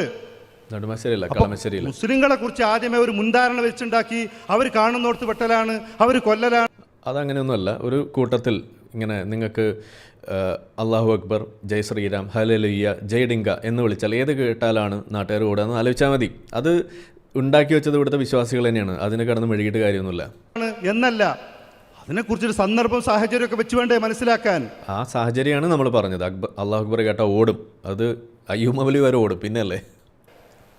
അപ്പം അതുകൊണ്ട് വരികൾക്കിടയിൽ വായിക്കാന്ന് പറഞ്ഞാൽ എനിക്ക് തോന്നിയതുപോലെ മുസ്ലിങ്ങളൊക്കെ പൊട്ടന്മാരാണ്, അള്ളാഹു പൊട്ടനാണ്, മുഹമ്മദ് നബിക്ക് ഒരു വിവരമില്ല എന്ന് പറയലാണോ വരികൾക്കിടയിൽ വായിക്കാന്ന് പറഞ്ഞാൽ? വല്ലാഹു അലം, അതെനിക്കറിയില്ല. വരികൾക്ക് ഇടയിൽ വായിക്കാൻ അറിയില്ല, മാഷിക്ക് അതറിയാം. പ്രിയ സുഹൃത്തുക്കളെ, നമ്മൾ മലപ്പുറം കത്തിയും അമ്പും വില്ലും ബൊഫോസ് ചന്ദ്രത്തോക്കൊന്നും ഇല്ലാതെ തന്നെ നല്ലൊരു ആശയ സംവാദം ഇവിടെ പൂർത്തിയാക്കിയിട്ടുണ്ട്. ആശയ സംവാദത്തിൻ്റെ വളരെ മനോഹരമായ തലങ്ങൾ, ജനാധിപത്യത്തിൻ്റെയും വിരുദ്ധ ആശയങ്ങൾ തമ്മിലുള്ള സംവാദത്തിൻ്റെയും നല്ലൊരു തലം സൃഷ്ടിക്കാൻ നമുക്ക് കഴിഞ്ഞു. തുടർന്നും ഇത്തരം സംവാദങ്ങൾക്ക് നമുക്ക് ഇത് കഴിഞ്ഞിട്ട് നമുക്ക് ചില കാര്യങ്ങൾ കൂടുതൽ പിന്നെ നിങ്ങൾക്ക് വിളിക്കാട്ടോ. ഒട്ടേറെ ആശയങ്ങൾ ഇവിടെ കൈകാര്യം ചെയ്യപ്പെട്ടു. ഈ ആശയങ്ങൾ നമ്മൾ ഓരോരുത്തരും പുനർവിചിന്തനം ചെയ്യുക.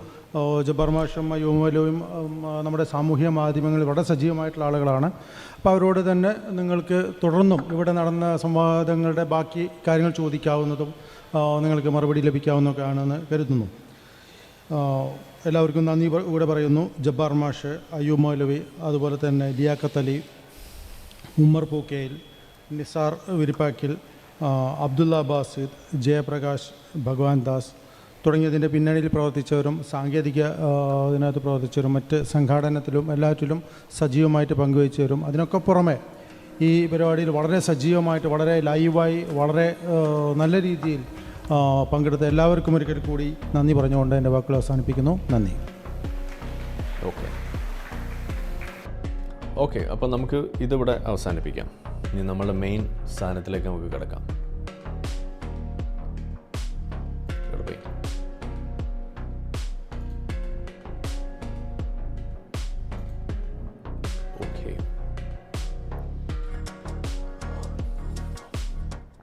അപ്പോൾ നമ്മളെ സംവാദം ഏതാണ്ട് പൂർത്തിയായി. പക്ഷേ ഇത് ഞാൻ പറയുന്നത് പൂർത്തിയാകലല്ല, ഇത് തുടരും. കാരണം നമ്മളുടെ MM അക്ബറുമായിട്ട് ജബ്ബാർ മാഷ് നടത്തിയ സംവാദം നിങ്ങൾക്കറിയാം. അതൊരു തുടക്കം.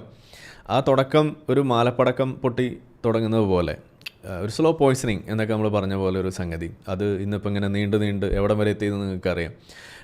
നമ്മളെ കോയ കോളിങ്ങിലൊക്കെ വിളിക്കുന്ന ആളുകൾ, പല ആളുകളും നമ്മളോട് പറയുന്നൊരു കാര്യം, ആ ഒരു സംഗതി എക്സ് മുസ്ലിങ്ങളായിട്ടുള്ള ആളുകൾ പറയുന്നതാണ്. അത് കണ്ടപ്പോഴാണ് ഇസ്ലാമിനെ കുറിച്ച് കൂടുതൽ പഠിക്കണം എന്ന് നമുക്ക് തോന്നിയതും അത് കണ്ട് നമ്മൾ വിശ്വാസം കയ്യിൽ നിന്ന് പോയതും എന്ന് പറയുന്ന ഒരു കാഴ്ച നമ്മൾ സ്ഥിരമായിട്ട് കണ്ടുകൊണ്ടിരുന്നതാണ്.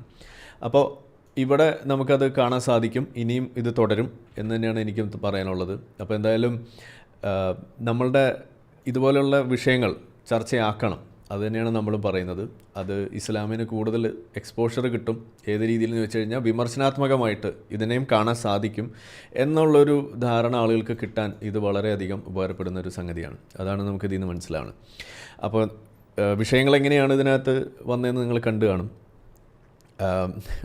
അയ്യൂബ് മൗലവി പറഞ്ഞ കാര്യങ്ങൾ മൗലവി തന്നെ അവസാന ഘട്ടം എത്തുമ്പോൾ അതിനെ തിരിച്ചു പറയുന്നു. ഇപ്പോൾ ഒരു ഉദാഹരണം പറഞ്ഞാൽ, എനിക്ക് മനസ്സിലായ കാര്യങ്ങളാണ് ഞാൻ പറയുന്നത്, അതാണ് ഇവിടെ എൻ്റെ വീഡിയോയിലൂടെ പറയുന്നത് എന്ന് നമ്മൾ ജബ്ബാർ മാഷ് പറയുമ്പോൾ തെറ്റായി മനസ്സിലാകാതിരിക്കണമെങ്കിൽ നിങ്ങളുടെ ഹൃദയം നിങ്ങൾ തുറന്നു വെക്കണം, എന്നിട്ടത് വായിക്കണം എന്ന് പറഞ്ഞ് ഉപദേശിച്ച ആൾ അവസാനം ഒരു ചോദ്യം ചോദിച്ചു. നിങ്ങൾക്ക് അന്ന് ഇത് വിമർശിച്ചുകൊണ്ട് നടന്നിരുന്നപ്പോൾ അറബി അറിയില്ലായിരുന്നോ? അറബി അറിയാത്തതുകൊണ്ടാണോ ഇങ്ങനെ പറ്റിപ്പോയത്, അതോ ഇപ്പോഴാണോ അറബി പഠിച്ചത് എന്ന ചോദ്യം വന്നപ്പോൾ അതിനുത്തരമായിട്ട് അദ്ദേഹം പറഞ്ഞതെന്താണ്? എൻ്റെ നിലപാടുകളിൽ മാറ്റം വന്നു എന്നാണ്. നിലപാടുകളിൽ മാറ്റം വരുന്നതല്ല ഇവിടുത്തെ പ്രശ്നം, അതെല്ലാവർക്കും ഉണ്ട്. മാഷുക്കും സംഭവിച്ചു, അയ്യൂബ് മൗലവിക്കും സംഭവിച്ചു എന്ന് രണ്ടുപേരും അംഗീകരിച്ച കാര്യമാണ്. ആ നിലപാടുകളിൽ എന്തുകൊണ്ട് അത് ഇസ്ലാമിന് വിരുദ്ധമാകുന്നു എന്നത് വരുമ്പോഴാണ് മൗലവി തന്നെ ഉത്തരം. അത് മൗലവിക്ക് പിന്നീട് ആവർത്തിക്കാൻ പറ്റാതെ പോയത്. എന്താണ് ഉത്തരം? ഹൃദയം തുറന്നു വെച്ചു, അതുകൊണ്ട് അത് എനിക്ക് മനസ്സിലായി എന്ന് പറയുമ്പോൾ ജബ്ബാർ മാഷിൻ്റെ ഹൃദയം ആരാണ് അടച്ചു വെച്ചത്? അതും കൂടി നമ്മൾ പറയണ്ടേ? അത് പഠിച്ചവൻ തന്നെയാണ്. അപ്പോൾ നമുക്കിവിടെ ഈ അറബി ഭാഷ കാറ്റലോഗ് എന്നൊക്കെ പറയുമ്പോൾ നമുക്കത് മനസ്സിലാക്കാൻ വേണ്ടിയിട്ട് നമ്മളുടെ കോയ സുഹൃത്തുക്കൾക്ക് വേണ്ടിയിട്ട് പ്രത്യേകിച്ചും നമുക്കൊരു സാധനം, ഒരു കാറ്റലോഗ്, ഈ ഖുർആൻ ഒരു കാറ്റലോഗാണെന്നാണല്ലോ പറയുന്നത്. അപ്പോൾ നമുക്കൊരു കാറ്റലോഗ് നമുക്ക് നോക്കാം. ഞാൻ ഇന്നലത്തെ ഒരു വയറ്, ഇത് നമ്മളുടെ ക്യാമറ ഇത് കണക്ട് ചെയ്യാൻ വേണ്ടിയിട്ടുള്ളൊരു ചെറിയ സാധനം, HDMI ടു മിനി HDMI അങ്ങനെ പറയുന്ന ഒരു സാധനം, പിന്നെ അതുകൂടാതെ ഒരു റിമോട്ട് കൺട്രോൾ, അതിൻ്റെ ഒരു കേബിൾ, ഇത് രണ്ടും കൂടി വാങ്ങിച്ചാണ്. അപ്പോൾ ഇതിൽ റിമോട്ട് കൺട്രോളിൻ്റെ കേബിൾ അത് കണക്ട് ചെയ്തുകൊണ്ട് അതിപ്പോൾ ഇവിടെ കാണിക്കാൻ പറ്റില്ല. അപ്പോൾ ആ പ്രൊഡക്റ്റ് വാങ്ങിയപ്പോൾ ആ പ്രൊഡക്റ്റിനോടൊപ്പം അതിൻ്റെ മാനുഫാക്ചറർ കൊടുത്തുവിട്ട കാറ്റലോഗാണ് എൻ്റെ കയ്യിലിരിക്കുന്നത്. അതായത് ഈ പ്രൊഡക്റ്റിൻ്റെ ഖുർആനാണ് എൻ്റെ കയ്യിലിരിക്കുന്നത്. ഓക്കെ, ഇത് നിങ്ങൾക്ക് വായിച്ച് മനസ്സിലാക്കാൻ വേണ്ടിയിട്ട് ഈ പ്രൊഡക്റ്റ് ഉപയോഗിക്കുന്ന ആളുകൾക്ക് വേണ്ടി ഞാൻ 2 ഭാഷയിലാണ് ഇറക്കിയിരിക്കുന്നത് എന്നതാണ് ഈ പ്രൊഡക്റ്റിൻ്റെ മുതലാളി പറഞ്ഞിരിക്കുന്നത്. അതിലൊരു ഭാഷ ചൈനീസാണ്. കണ്ടു കഴിഞ്ഞാൽ നല്ല ഇതിങ്ങനെ ചുമരിലൊക്കെ വരച്ച് വെച്ചാൽ നല്ല രസമുണ്ടാവും. പക്ഷേ ഇത് ഈ ഭാഷ അറിയുന്നവർ ആരെങ്കിലും വന്നത് വായിച്ചാൽ നീ എന്ത് തെണ്ടിത്തരാണ് എഴുതി വെച്ചെന്നൊക്കെ ചോദിച്ചേക്കാം. അത് നമ്മൾ പ്രശ്നമല്ല കേട്ടോ, കാരണം ഭാഷ നമുക്കറിയില്ലല്ലോ. അപ്പോൾ അതുപോലെ ഇപ്പോൾ കൈകാലുകൾ വിപരീത ദിശയിൽ നിന്നും വെട്ടണം എന്ന് പറയുന്ന ഒരു സാധനം അറബിയിൽ നമ്മൾ മൂളുമ്പോൾ അത് ചിലപ്പോൾ അതൊക്കെ ഓതിയായിരിക്കും നമ്മൾ കുട്ടീനെയൊക്കെ ഉറക്കുക. ഇപ്പോൾ ലാ ഇലാഹ ഇല്ലല്ലാഹു എന്നൊക്കെ പറഞ്ഞ് പാട്ട് പാടിയിട്ട് അത് കേൾക്കുമ്പോൾ നല്ല രസമാണ്. ശരിയാണല്ലോ. ശരിക്കും അതിൻ്റെ അർത്ഥം എന്താണ്? അള്ളാഹു അല്ലാതെ ആരാധനയ്ക്ക് വേറെ ആരും ഇല്ല എന്ന് പറയുന്നൊരു സാധനമാണ്. പക്ഷേ ഇത് പാടുന്ന യേശുദാസ്, അതുപോലെ ഇത് പാടി ഉറക്കുന്ന അമുസ്ലിങ്ങളായിട്ടുള്ള ആളുകൾ, ഇത് കഴിഞ്ഞിട്ട് ഈശ്വര എൻ്റെ കുട്ടി ഉറങ്ങി, എൻ്റെ കൃഷ്ണ കുട്ടിയെ നീ ഉറക്കി എന്ന് പറയുന്ന ആൾ ചിലപ്പോൾ കുട്ടീനെ ഉറക്കാൻ വേണ്ടി പാടുന്ന പാട്ട് ഈ സിനിമ പാട്ടായിരിക്കും. ലാ ഇലാഹ ഇല്ലല്ലാ മുഹമ്മദുർ റസൂലുള്ളാ എന്ന് പറയുന്ന സാധനം. ഇത്രയേ ഉള്ളൂ. ഭാഷ അറിയാത്ത ആളുകൾക്ക് ഇതൊക്കെ എന്തോ ആണ്, അതാണ് കാര്യം. അപ്പോൾ നമുക്ക് ഈ കാറ്റലോഗ് ഒന്ന് ഓതാം. ഓക്കെ, ഇത് മനസ്സിലാകാൻ വേണ്ടിയിട്ടുള്ള സാധനമാണെന്നാണല്ലോ പറയുന്നത്. അപ്പോൾ chapter forward. Thank you for purchasing the monitor camera cable is a plug and play accessory cable for Gorex. എനിക്ക് വായിക്കാനുള്ള ബുദ്ധിമുട്ട്, ഇംഗ്ലീഷ് അറിയില്ല. Touch screen on camera monitor GM55. With this cable, the GM55 monitor can realize the function of camera control. Read this manual. അതായത് ഇത് സത്യത്തിൽ ഈ camera കൺട്രോളിൻ്റെ ഫാത്തിഹയാണ്, ഇതിൻ്റെ ആരംഭ പ്രാർത്ഥന. നമ്മൾ ഫാത്തിഹ എല്ലാവർക്കും അറിയാമല്ലോ, ഖുറാനിൻ്റെ എന്താണ് അതിൻ്റെ തുടക്കമാണെന്നാണ് പറയാം. അതാണ് ഇപ്പോൾ നമ്മൾ ഓതിയത്. ഓക്കെ, അപ്പോൾ ഇത് വായിച്ച് മനസ്സിലാക്കിയാൽ നിങ്ങൾക്ക് വലിയ കാര്യങ്ങൾ, അല്ലാതെ ക്രിസ്ത്യാനികളും ജൂതന്മാരും മറ്റേ പന്നികളും വഴിപഴച്ചവരും അതാണെന്നൊന്നും അല്ലാട്ടോ ഇതിനകത്ത് എഴുതി. ഇത് വളരെ നീറ്റാണ്. Okay, read this manual carefully before using to make sure the correct operation and exert the optimum function. Okay, ആഹാ എത്ര മനോഹരം. ഇനി അടുത്തത് പ്രൊഡക്റ്റ് ഫീച്ചേഴ്സ്, സൂറത്ത് 2. TPE fixed wire connector ensures it has long using lifespan. Adobe sandblasting, ഇത് അറിയാത്ത ഇതിൻ്റെ ചില വാക്കുകൾ, ഇതിൻ്റെ സബബുൽ നുസൂൽ നമ്മൾ നോക്കണം. Process guaranteed anti-rust and corrosion resistance. Protected completely, scratch-proof and antioxidant. Consummate, craft, long-lasting, rigorous testing and security. വാഹ് വാഹ് വാഹ്. ഇനി അടുത്തത് ബിഫോർ ഇൻസ്റ്റലേഷൻ. ഇത് ഇൻസ്റ്റാൾ ചെയ്യുന്നതിന് മുന്നേ എന്തൊക്കെ ശ്രദ്ധിക്കണം, അങ്ങനെ പോകുന്നു. നമുക്ക് മറ്റൊരു ഇൻട്രസ്റ്റിംഗ് സൂറത്ത്, ഇത് ചൈനയിൽ വെച്ച് എഴുതിയതാണ് കേട്ടോ, ഇന്ത്യയിൽ വരുന്നതിന് മുന്നേ. അതായത് മക്കി സൂറത്ത്, അത് നമുക്കൊന്ന് വായിച്ചേക്കാം. നോട്ട്, സൂറത്ത് നോട്ട് ആണ്. The compatibility list will continue to be updated. അതായത് ഇത് പരിഷ്കരിക്കപ്പെടാം, ഇത് ആത്യന്തികമല്ല, ഇതിങ്ങനെ പരിഷ്കരിക്കപ്പെടാം. If necessary please log in to www.godocs.com for the latest compatibility list. അതായത് ഈ കേബിൾ ഏതൊക്കെ ഡിവൈസസിന് കമ്പാറ്റബിൾ ആണ് എന്ന് വരെ ഇതിനകത്ത് എഴുതി വച്ചിരിക്കുകയാണ്. ഓക്കെ, ഇത് ഉമ്മൽക്കുറ മാത്രമല്ല. ഇനി remove the rubber plug of the camera control port and turn to another side. Insert the camera control cable into camera control port of GM55 as shown in the direction. അതായത് ഈ കാറ്റലോഗിൽ തന്നെ എഴുതി വെച്ചിരിക്കുകയാണ്, വേറെ സുന്നത്ത് തഫ്സീർ ഇതിൻ്റെ ഒന്നും ആവശ്യമില്ല. അതായത് ഇതിൽ തന്നെ ബ്രാക്കറ്റാണ്, അതായത് ഖുർആനിൽ തന്നെ ബ്രാക്കറ്റ്, വേറെ അർത്ഥത്തിലല്ല. അപ്പോൾ ഇതിൽ എഴുതി വെച്ചിരിക്കുകയാണ്. അതായത് എന്താണ് എഴുതി വെച്ചിരിക്കുന്നത് നിങ്ങൾ വായിക്കൂ. അതായത് ആസ് ഷോൺ ഇൻ ദ എന്താണ് ഇതിൽ എഴുതി വെച്ചിരിക്കുന്നത് പോലെ നിങ്ങൾ അത് ചെയ്യണം എന്നുവരെ ഇതിനകത്ത് വെച്ചിരിക്കുകയാണ്. And then slide this and to lock it in the direction to with picture. Okay, നിങ്ങൾ എങ്ങോട്ട് തള്ളണം എന്നുവരെ എഴുതി വെച്ചിരിക്കുകയാണ്. അതിങ്ങനെ ഇൻസേർട്ട് ചെയ്തിട്ട് ഇങ്ങനെ ആ സൈഡിലേക്ക് തള്ളണം, നിങ്ങൾ വേറെ ഒന്നും വിചാരിക്കരുത് കേട്ടോ. ഇനി ഓപ്പറേഷൻ ആൻഡ് യൂസേജ് സൂറത്ത്, അടുത്ത സൂറത്താണ്. Connect the camera and GM55 monitor with this camera control cable followed the instruction above. വളരെ കൃത്യമാണ് എന്താണ് ഫോളോ ചെയ്യേണ്ടതെന്ന് വരെ എഴുതി വെച്ചിട്ടുണ്ട്. Turn on the camera and the GM55 എന്നിട്ടേ നിങ്ങളിത് ഓണാക്കാൻ പാടുള്ളൂ. Slide leftwards from the screen edge on the right to pop up the camera control menu of GM55. ഇതെങ്ങനെയാണ് ഓപ്പറേറ്റ് ചെയ്യുന്നതെന്ന് വരെ എഴുതി വെച്ചിരിക്കുകയാണ്. ഇത് കണക്ട് ചെയ്ത് നിങ്ങൾ ഇങ്ങനെ സ്വൈപ്പ് ചെയ്യണം. ഇത്ര മനോഹരം, ഇത്ര ബ്യൂട്ടിഫുൾ സാഹിത്യം, അടിപൊളിയല്ലേ. ഇനി അടുത്തൊരു വേറൊരു സെൻറ്റൻസ് അടിപൊളിയാണ്. When the camera mapping is switched off, the custom shortcut buttons will restore. Okay. ഇനി ഇത് ആർക്കൊക്കെയാണ് ബാധകം അതും കൂടി എഴുതി വെച്ചിരിക്കുകയാണ്. Applicable products ഇതാർക്കൊക്കെയാണ്, അതായത് the document applies to the products listed on the product maintenance information. ഇത്ര കൃത്യമാണ്, നിങ്ങൾ ആലോചിച്ച് നോക്കൂ. ഇതാണ് സംഭവം. ഇതിലൊരു തഫ്സീറിൻ്റെ ആവശ്യമില്ല. ഇത് നിങ്ങൾ എടുത്തു കഴിഞ്ഞത് കണ്ടില്ലേ, വളരെ നിങ്ങൾക്ക് കാണുന്നുണ്ടോയെന്നറിയില്ല, എത്ര മനോഹരമാണ് ഈ ക്യാമറയുടെ പടച്ചോൻ ഇതുണ്ടാക്കി വെച്ചിരിക്കുന്നത്. മാത്രമല്ല ഇതിൻ്റെ പ്രൊഡക്റ്റിലാണെങ്കിലും ഇതിനകത്തുള്ള സാധനങ്ങളൊക്കെ ആണെങ്കിലും ഒരു മാനുഫാക്ചറിങ് ഡിഫക്റ്റ്, ഇങ്ങനെ തുമ്പ് വെട്ടുന്ന ആവശ്യം പോലും ഇല്ല. ഇത് തന്നതാണ്. പിന്നെ ഇതിൻ്റെ അറ്റം വെട്ടുക എന്നിട്ട് വേണം കയറ്റാം.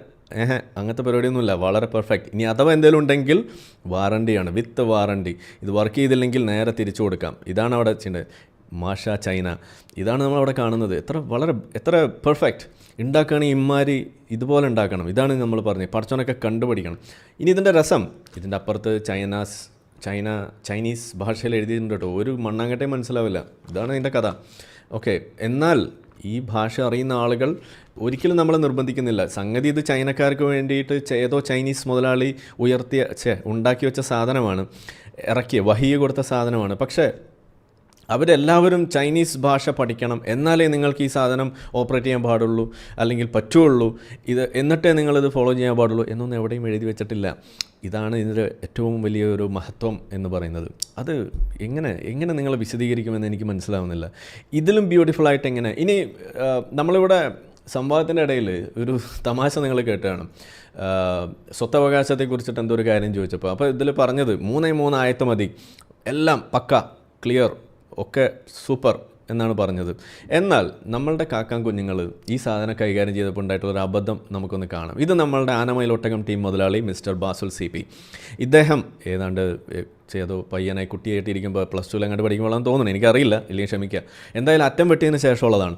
ആ സമയത്ത് ഇദ്ദേഹം നടത്തിയ ഏതോ ഒരു ആവേശം, അതിൻ്റെ പുറത്ത് നടത്തിയൊരു പ്രസൻറ്റേഷനിൽ ഇദ്ദേഹം പറയുന്ന കാര്യം നമുക്കൊന്ന് കേൾക്കാം. ഇസ്ലാമിലെ സ്വത്തവകാശത്തിൻ്റെ മഹത്വമാണ് കേട്ടോ.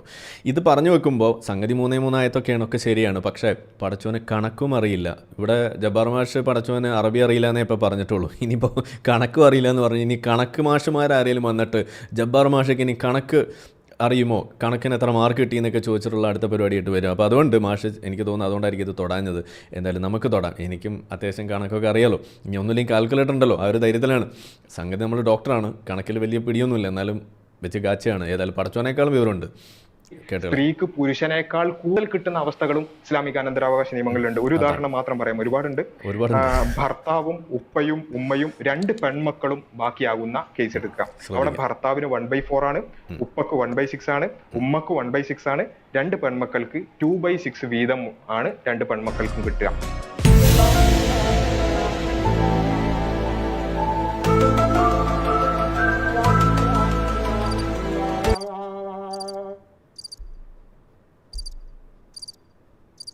ഇതാണ് അവസ്ഥ.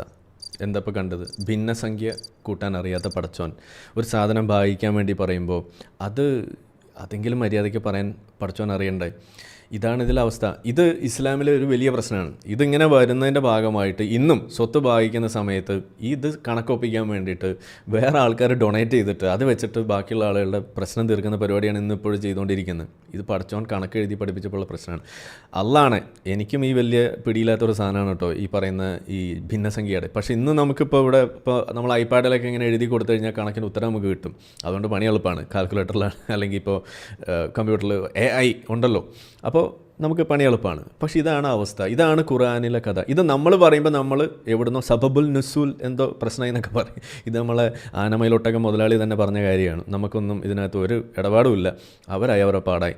ഇതാണ് ഇസ്ലാമിലെ അവസ്ഥ എന്ന് പറയുന്നത്. അപ്പോൾ എന്തായാലും ഇങ്ങനെയുള്ള സാധനങ്ങൾ വീണ്ടും അന്വേഷിക്കാനും ഇതുപോലെ ഈ അറബി ഭാഷയുടെ ഒരു പരിമിതി പറഞ്ഞാൽ ഇസ്ലാം പൊളിയും. അതാണ് മാഷ് ഇതിൽ ആദ്യം മുതൽ അവസാനം വരെ പറഞ്ഞുകൊണ്ടിരുന്നത്. അതായത് ഒരു ഭാഷയുടെ പരിമിതി, ഭാഷ ഉപയോഗിച്ചുകൊണ്ട് ആളുകളെ അത് പഠിച്ചാൽ മാത്രമേ ഇത് മനസ്സിലാകുള്ളൂ എന്ന് പറയുന്നൊരവസ്ഥ.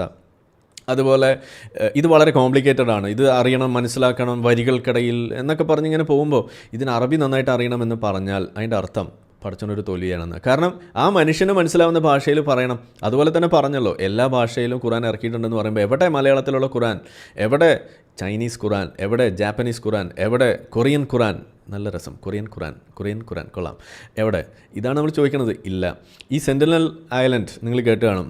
അവിടെ വേറെ പുറത്തുനിന്ന് ഏതെങ്കിലും മനുഷ്യനെ അങ്ങോട്ട് ചെന്നാൽ അവർ 50 കൊല്ലുന്ന കഥയൊക്കെയാണ് നിങ്ങൾ കേട്ടിട്ടുണ്ടാവുക. അവിടെ എവിടെയാണ് ഖുർആൻ ഇറക്കിയിരിക്കുന്നത്? ഉണ്ടോ? ഇല്ലല്ലോ. ഇന്നും ഇതുപോലെ പുറംലോകം കാണാത്ത ഇതുപോലെയുള്ള വനങ്ങളിൽ വസിക്കുന്ന ആളുകളുണ്ട്. അവർക്ക് ഇസ്ലാം എന്താണെന്ന് അറിയില്ല. എവിടെ? ഇതാണ് നമ്മൾ ചോദിക്കുന്നത്. അപ്പോൾ ഇസ്ലാം ഇന്നും എത്താത്ത സ്ഥലങ്ങൾ ഈ ലോകത്ത് ഇന്ന് ഉണ്ടെങ്കിൽ ആരാണ് അവിടെ അതിന് കാരണം? ആരാണ് അതിന് തോൽവി? പടച്ചോൻ തന്നെയാണ്. പടച്ചോൻ ഇത് മര്യാദയ്ക്ക് മനുഷ്യനിലേക്ക് എത്തിക്കാൻ അറിയില്ല. എന്നാൽ നിങ്ങൾ കാണണം, ഇത് ഈ ഒരു വയറ് ഞാൻ വാങ്ങിച്ചപ്പോൾ അതിൻ്റെ പെട്ടിയിൽ ഇത്ര കൃത്യമായിട്ടാണ് കാറ്റലോഗ്. അതും ആളുകൾക്ക് വായിച്ചാൽ മനസ്സിലായി. ഞാൻ വേറൊരു പ്രൊഡക്റ്റ് വാങ്ങിച്ചപ്പോൾ അത് എനിക്ക് തോന്നുന്നു ഒരു ഡിക്ഷണറിയുടെ വലിപ്പമാണ്. ഏതാണ്ട് 10-15 ഭാഷയിലാണ് അതിൻ്റെ കാറ്റലോഗ് വന്നിരിക്കുന്നത്. വായിച്ചാലും തീരില്ല. ഓരോ തവണ വായിക്കുമ്പോഴും അതിൻ്റെ അർത്ഥങ്ങൾ ഒരേപോലെയായി കാണുന്നു, വിവിധമല്ല. അതേപോലെ അതിൻ്റെ സാഹിത്യ ഭംഗി, എത്ര മനോഹരമായ ഭാഷ. അത് ശരിക്കും പറഞ്ഞു കഴിഞ്ഞാൽ എൻ്റെ കണ്ണിൽ നിന്നൊക്കെ വെള്ളം ചാടി ഇതൊക്കെ കണ്ടിട്ട്. കാരണം കുനുകുന എന്ന് എഴുതി വെച്ചിരിക്കുന്നുണ്ട്. മറ്റേ ഖുറാനിൽ കൊണകൊണ എന്നാണ് എഴുതി വെച്ചിരിക്കുന്നത്. ഇതിനകത്ത് കുനുകുന ആയതുകൊണ്ട് വായിച്ചിട്ട് കണ്ണു പിടിക്കണില്ല. അതിൻ്റെ ഒരു പ്രശ്നമാണ്. നമുക്ക് ഈ പ്രായമായി വരികയാണല്ലോ, വായിക്കാനൊക്കെ വലിയ പാടാണ്. എന്തായാലും നമ്മളുടെ ഇതുപോലുള്ള കാര്യങ്ങളൊക്കെ വെച്ച് നോക്കുമ്പോൾ ഇതാണ് ഇതിൻ്റെ അവസ്ഥ. അപ്പോൾ എന്തായാലും അറബി പഠിച്ചാലേ ഇസ്ലാമിൽ നിലനിൽക്കാൻ കൊള്ളൂ എന്ന് നിങ്ങൾക്കൊരു വാദമുണ്ട് എങ്കിൽ, അല്ലെങ്കിൽ ഇസ്ലാമിനെ വിമർശിക്കാൻ പറ്റുള്ളൂ എന്ന് നിങ്ങൾക്കൊരു വാദമുണ്ടെങ്കിൽ ഇസ്ലാം പൊളിയും. കാരണം എന്താണ്? നിങ്ങൾക്ക് ഇസ്ലാമിനകത്ത് നിൽക്കണമെങ്കിൽ നിങ്ങളിപ്പോൾ ഫാത്തിഹ ഓതുമ്പോൾ, അല്ലെങ്കിൽ അബൂലഹബിൻ്റെ കൈ നശിച്ചു പോട്ടെ എന്ന് ഇങ്ങനെ ഖുറാനിൽ ഓതുമ്പോൾ അത് അറിഞ്ഞിട്ട് വേണ്ടേ നിങ്ങൾ ചെയ്യാൻ? കൈകാലുകൾ വിപരീത ദിശയിൽ നിന്ന് വെട്ടണം എന്ന് നിങ്ങൾ ഖുറാനിൽ, അല്ലെങ്കിൽ അത് ഓതിയിട്ട് ഈ കുട്ടിയെ ഉറക്കുമോ നിങ്ങൾ? ഇല്ലല്ലോ. അപ്പോൾ അതൊരു തെറ്റായ രീതിയാണ്. അപ്പോൾ അതൊക്കെയാണ് നമ്മളിവിടെ ഉയർത്തുക. ഇനിയും ഇത് ഇവിടെ ചർച്ചയാകും. ഇത് വീണ്ടും മാഷ് 2ാമത്തെ റൗണ്ട് മാലപ്പടക്കം ഇവിടെ പൊട്ടിച്ചിട്ടാണ് ഇന്ന് പോയിരിക്കുന്നത്. എനിക്ക് തോന്നുന്നു ഇവിടെ ആരോ പറയണ്ടായിരുന്നു, UA ടീമിൻ്റെ ചാനലിൽ ഏതാണ്ട് 5000-6000 ആളാണ് കണ്ടത്. ലാസ്റ്റ് എത്രയെന്ന് എനിക്കറിയില്ല. വളരെ മികച്ച രീതിയിൽ അവിടെ ആളുകൾ കാണുന്നുണ്ടായിരുന്നു എന്ന് പറയുന്നു. അതിൻ്റെ അർത്ഥം എന്താണ്? കൂടുതൽ വിശ്വാസികൾ അത് കണ്ടു. അത്രയും വിശ്വാസികൾ മതം പഠിക്കും. അത്രയും വിശ്വാസികൾ ഒന്നുകിൽ പൊട്ടും അല്ലെങ്കിൽ മതം വിടും. ഇതിലേതെങ്കിലും ഒന്ന് സംഭവിക്കും. 100% ഉറപ്പുള്ള കാര്യമാണ്. അതായത് മതം പഠിച്ചാൽ ഒന്നുകിൽ പൊട്ടും അല്ലെങ്കിൽ വിടും, എക്സ് മുസ്ലിം ആവും. ഇതിൻ്റെ ഇടയ്ക്കൊരു സാധനമില്ല. അപ്പോൾ അതുകൊണ്ട് ഇവിടെ വീണ്ടും അത് സംഭവിക്കാനുള്ള സാധ്യത സൃഷ്ടിച്ച, അതിന് വഴിയൊരുക്കിയ നമ്മളുടെ ഈ സംവാദം, അതിലേക്ക് വഴിവെച്ച ഈ വെല്ലുവിളി, അതിനു വേണ്ടിയിട്ടുള്ള പശ്ചാത്തല സൗകര്യം ഒരുക്കിയ നമ്മൾ ആനമയിൽ ഒട്ടകം ടീം, പിന്നെ ഈ പറയുന്ന സംവിധാനമൊക്കെ ഒരുക്കിയ, അതിൻ്റെ പിന്നിൽ പ്രവർത്തിപ്പിച്ച നമ്മളെയൊക്കെ മനഃപൂർവ്വം ഒഴിവാക്കിയിട്ടാണെങ്കിലും ഇതിനൊക്കെ വേണ്ടി മെനക്കെട്ടല്ലോ. നല്ല കാര്യം. ആര് നടത്തിയാലും നമുക്ക് ഇത് നടക്കുക എന്നുള്ളതാണ് പ്രധാനപ്പെട്ട കാര്യം. അത് നടന്നു, സന്തോഷം. അതിനുവേണ്ടി പ്രവർത്തിച്ച പിന്നണി പ്രവർത്തകരായിട്ടുള്ള എല്ലാ ആളുകൾക്കും വലിയ ഒരു ഹൃദയത്തിൻ്റെ ഭാഷയിൽ, തലച്ചോറിൻ്റെയും ഹൃദയത്തിൻ്റെയും ഭാഷയിൽ മികച്ച ഒരു നന്ദി ഇവിടെ രേഖപ്പെടുത്തുകയാണ്. അത് തീർത്താതീരാത്തൊരു കടപ്പാട് അതിലുണ്ട്. നമുക്കിത് ഇനിയും ഇതുപോലുള്ള ചർച്ചകളൊക്കെ നടക്കണം, സംവാദങ്ങൾ ഇനി വരണം. ഇവിടെ എനിക്ക് തമാശയായിട്ട് തോന്നിയ കാര്യം, നമ്മളിവിടെ സംഘിച്ചാപ്പയും അതുപോലെ മുസ്ലിം വിരുദ്ധത എന്നൊക്കെ പറഞ്ഞ് ഇവിടെ നടക്കുന്നു, നമ്മളെ കരിവാരി തേക്കുന്ന ഈ എക്സ് മുസ്ലിങ്ങളിൽപ്പെട്ട നമ്മളെ ജബ്ബാർ മാഷ് അടക്കമുള്ള ആളുകളെ ഇന്ന് അയ്യുമാലവി അവിടെ ഇരുന്ന് പറഞ്ഞത് മാഷും ഇതേ പണി ചെയ്യുന്നതാണ്. അപ്പം ഞാൻ പറയുന്നത്, ഈ വിർച്വൽ സിഗ്നലിംഗ് നിർത്തിയിട്ട് ചെയ്യേണ്ട കാര്യങ്ങൾ വൃത്തിക്ക് ചെയ്യാൻ നിൽക്കുക. അത് പറയേണ്ട പോലെ പറയുക. അതിനകത്ത് അതുപോലെ ഇതുപോലെ ചെയ്യുന്നൊക്കെ പറഞ്ഞ് വെറുതെ സമയം കളയരുത്. ചെയ്യുന്ന ആളുകളെ മെനക്കെടുത്താതിരിക്കുക. ഇതാണ് നമുക്ക് പറയാനുള്ളത്. അത് വൃത്തിക്ക് ചെയ്യുന്ന ആളുകൾ അതിൻ്റെ വഴിക്ക് വിടുക. ആരായാലും അത് ചെയ്താൽ മതി. നിങ്ങൾ എത്ര മാന്യമായിട്ട് എന്ന് നിങ്ങൾ ധരിച്ച് പറഞ്ഞാലും, എത്ര മര്യാദയ്ക്കാണ് നിങ്ങൾ പറയുന്നത് എന്ന് നിങ്ങൾ ധരിച്ച് പറഞ്ഞാലും, വിശ്വാസികളുടെ ഇടയിൽ നിങ്ങൾക്കുള്ള ആരോപണം, അല്ലെങ്കിൽ നിങ്ങൾ നേരിടേണ്ടി വരുന്ന ആരോപണം, അത് നിങ്ങൾ സംഘിയെന്നും സംഘി ചാപ്പയടിച്ചും നിങ്ങൾ സംഘിക്ക് വളം വെക്കുന്നു എന്നും നിങ്ങൾ മുസ്ലിം വിരുദ്ധനെന്നും എന്നും തന്നെയാണ് ചാപ്പ അടിക്കപ്പെടുക. അപ്പോൾ അതിൽ വെറുതെ കൂടിയ ചാപ്പയും കുറഞ്ഞ ചാപ്പയൊന്നുമില്ല. അപ്പോൾ അതുകൊണ്ട് അത് നിങ്ങൾ ഒന്ന് തിരിച്ചറിയുക. മാഷും കൂടെയുള്ള ആളുകളും ഒന്ന് തിരിച്ചറിയാൻ വേണ്ടിയിട്ട് തന്നെയാണ് ഞാനിവിടെ പറയുന്നത്. ഇന്ന് നമ്മളത് ലൈവായിട്ട് ഇവിടെ കണ്ടു. എന്തായാലും ഞാൻ ലിയാക്കത്തിൻ്റെ ചാനലിൽ നിന്നാണ് ഇവിടെ സ്ട്രീം ചെയ്തത്. ഒരു ലൈവ് റിയാക്ഷൻ. ഇത് നമ്മൾ കാണണമല്ലോ, കൂടുതൽ ആളുകൾ കാണുക എന്ന ഉദ്ദേശത്തിലാണ് നമ്മൾ ചെയ്തത്. അത് ഇവിടെ ഉണ്ടാവും. അപ്പോൾ ഇനിയും ഇതുപോലുള്ള പരിപാടികളൊക്കെ വരട്ടെ എന്ന് പറഞ്ഞുകൊണ്ട് തൽക്കാലം നമുക്ക് നമ്മളുടെ ഡിങ്ക ബാങ്ക് കേൾക്കുന്നതിന് മുന്നേ നിങ്ങൾക്ക് എന്തെങ്കിലും പറയാനുണ്ടെങ്കിൽ അതുകൂടി പറഞ്ഞ് കേട്ടിട്ട് നമുക്കിത് അവസാനിക്കാം. ഓക്കെ, ആരെങ്കിലും ഉണ്ടെങ്കിൽ വിളിച്ചോളൂ. Okay, please go on. നിങ്ങളുടെ അഭിപ്രായങ്ങൾ പറയും ഈ സംവാദവുമായി ബന്ധപ്പെട്ടുള്ള കാര്യങ്ങൾ കേട്ടോ.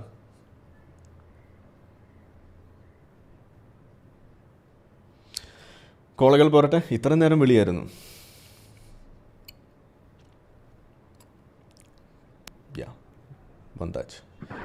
ഹലോ, യെസ് പറയൂ, കേൾക്കാം. ജബ്ബാർ മാഷിന്റെ സംഗതികളൊക്കെ കണ്ടു. ജബ്ബാർ മാഷ് ശരിക്കും ഒരു നാട്യക്കാരനും ഒരു സത്യമില്ലാത്തവനുമാണ്. കാരണം എന്താണ്? ജബ്ബാർ മാഷ് ഒരു നാട്യക്കാരനാണ്, അല്ലെങ്കിൽ ഒരു സത്യമില്ലാത്തവനാണ്. കാരണം ജബ്ബാർ മാഷ് ഒരു വീഡിയോയില് അദ്ദേഹം വന്നിട്ട് എനിക്ക് തീരെ വയ്യ, അവശനാണ് എന്നൊക്കെ പറഞ്ഞിട്ട് മനുഷ്യൻ അവിടെ കാണിച്ച പെർഫോമൻസ് ഇതൊക്കെ കണ്ടിട്ടാണ് അയ്യൂമാതി ചാടി വന്നത്. ഇങ്ങനെ കുറച്ച് ഇന്നോളുമേ ഈ മനുഷ്യൻ ഇതിനകത്ത് ഞാൻ ഇത്രയും അത് യെസ്, അത് പറയാൻ വിട്ടുപോയതാണ്. ജബ്ബാർ മാഷിന്റെ ഇന്നത്തെ എനർജി അതൊരു രക്ഷയില്ല. അത് ഒരു ബിഗ് ഒരു അപ്ലോസ് നമ്മൾ അതിന് കൊടുക്കണം. ഇത് അസൂയാവഹമാണ് എന്ന് തന്നെ പറയാം. ഓക്കെ, പിന്നെ പുള്ളിയുടെ കസേരയിൽ നിന്ന് ആ മൈക്കിലെടുത്തേക്ക് നടക്കുമല്ലായിരുന്നു, പറക്കുമായിരുന്നു. അതെ അതെ അതെ. ഓക്കെ, ഒരു ഒറ്റ കാര്യം പറഞ്ഞോട്ടെ.